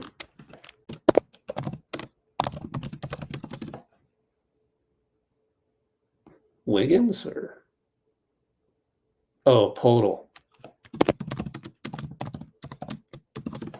All right. I think I'm caught up finally. Whew. That was a hell of a stream, man. Glad that Dean could join us. We're way past the 4-hour mark. It's 1:14 a.m. Hope I'm not too loud for my Airbnb hosts. But I'm in Dallas just because visiting a friend. Chris Middleton. Spot track, Chris Middleton.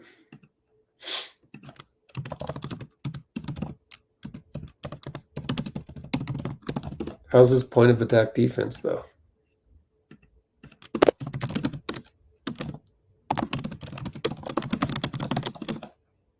What's his wingspan? Uh-oh, 95.7 the game. Oh, no, Chess. Oh, my gosh. Okay, I'm going to have to look it up then. Let's look up on maybe Twitter. You know what? Hoops Rumors. Hoops Hype Rumors. Let's look at Middleton real quick.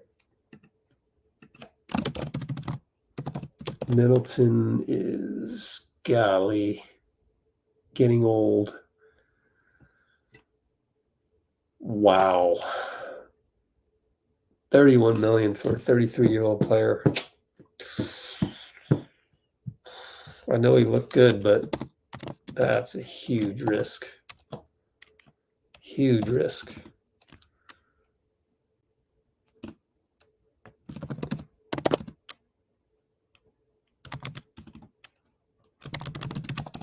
But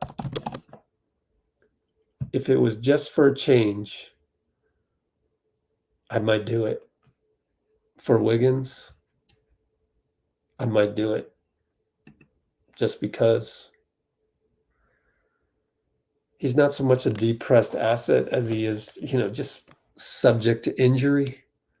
So he's a risk.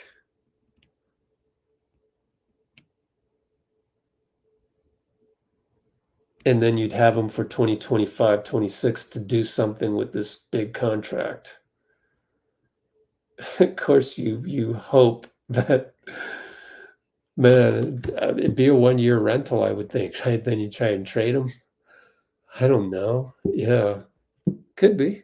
Yeah, Middleton for Wiggins and Looney, maybe.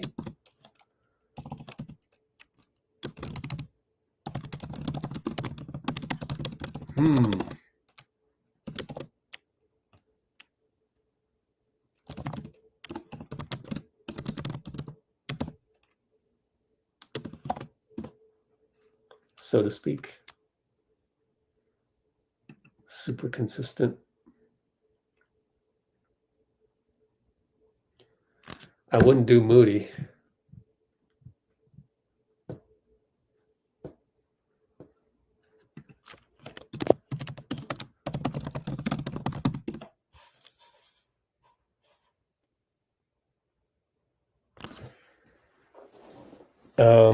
Wiggs and Looney for Middleton works, right? 34 mil plus 26 plus 8, almost exact. But that's 34 down here, 31, my bad. Yeah, it'd have to be Moody, I guess. Maybe it works in terms of the 110% rule.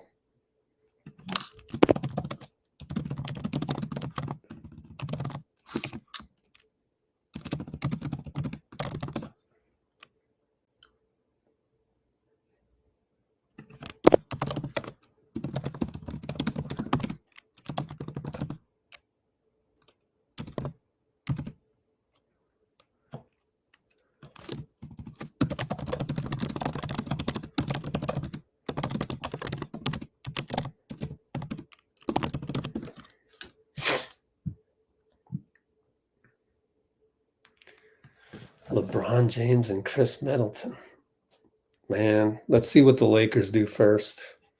They're not going to just give up LeBron for nothing.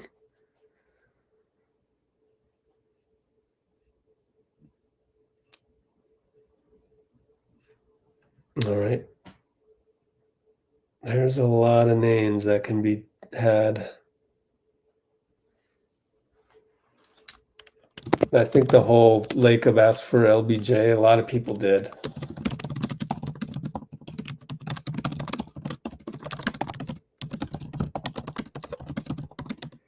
That was entertainment.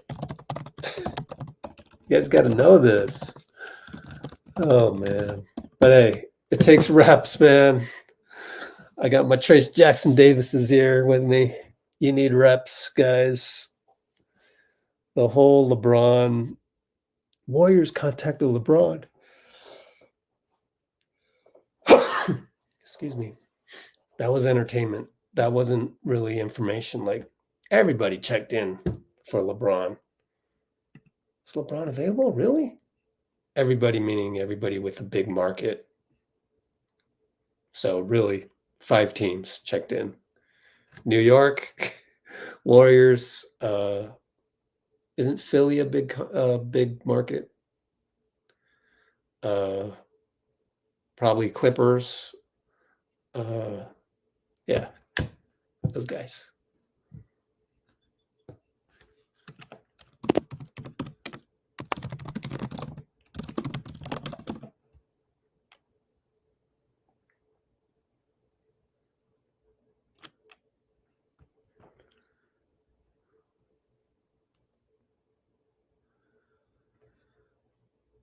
Oh, cool.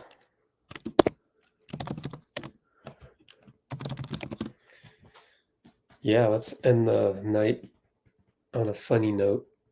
Man, a lot of options this off season. Gonna be crazy. But look, I could be proved wrong. This thing that I'm saying of when you trade a depreciating asset like Wiggins for a depreciating asset, man, I don't know. Maybe Dunleavy can prove me wrong. Maybe he'll keep Wiggs, which will prove me wrong. I've been proven wrong before, but that's the information I have right now that I think is information. And it's not here just to entertain you. It's like, what are some little data points that we can use? Klay, he's grouchy right now. That's the biggest insider information I can give you right now. He wants to get paid today, right now, but that could change. So, gave you some information to go on, at the very least. Something. Yeah, we're doing the whole family ties thing.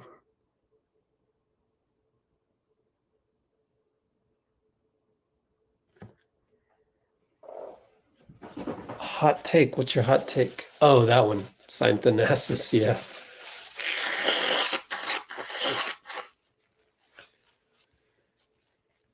What is Thanasis's contract situation? Spottrack.com. Thanasis. No, let's just put Thanasis. Oh, he's always a free agent, isn't he? Just every year, sign him. You know? Every year it's like, Giannis is like, want to keep me happy? Sign. 1 year, sign. Man, he's 32. Seth Curry. Oh my gosh, D'Lo had 0 points. Yep, he will not make it. He's gone. Oh man.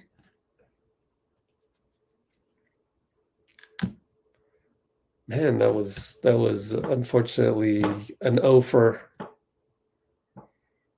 Oh, can't have your secondary score 0 points in the playoffs.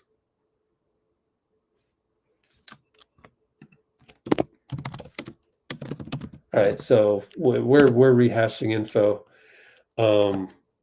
So check the comments for the timestamps later, because we talked about that. But it's really market driven, not Klay driven. So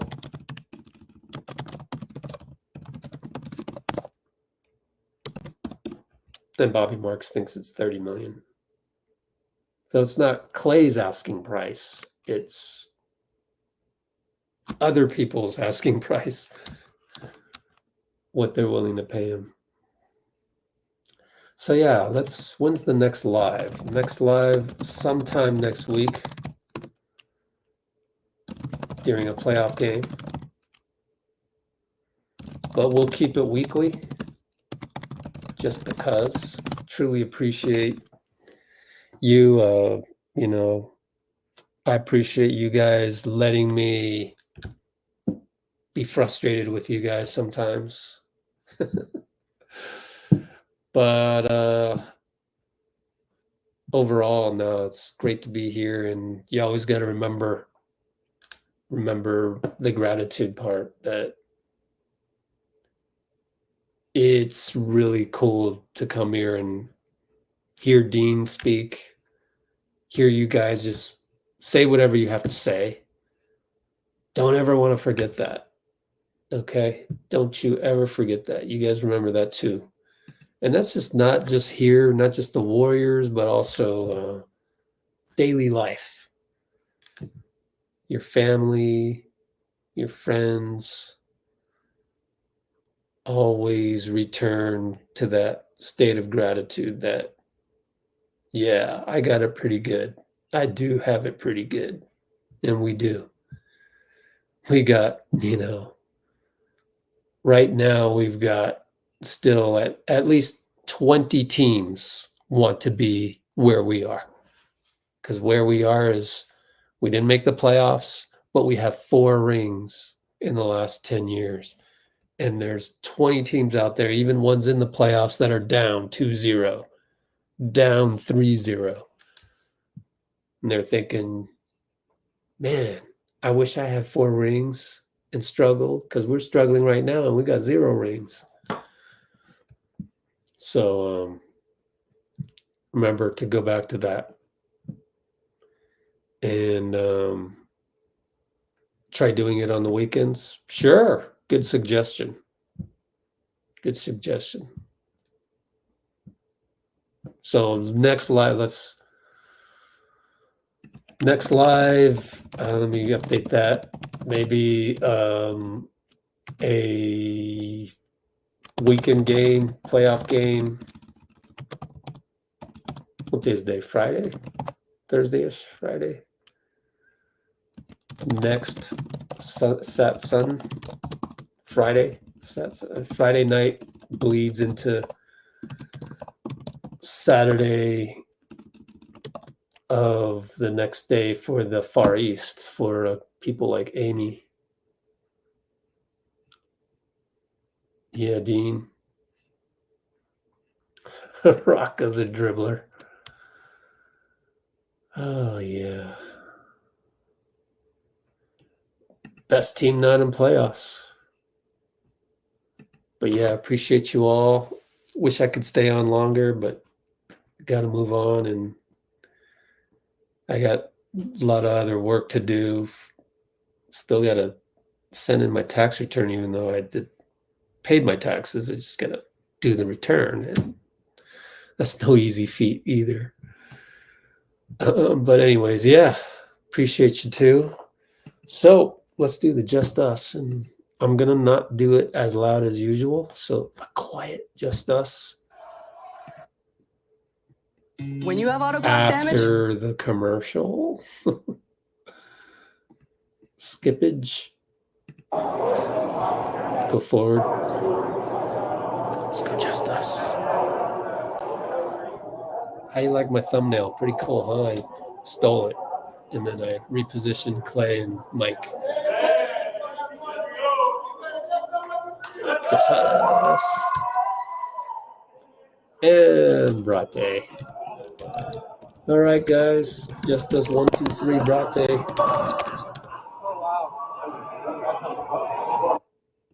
See you soon.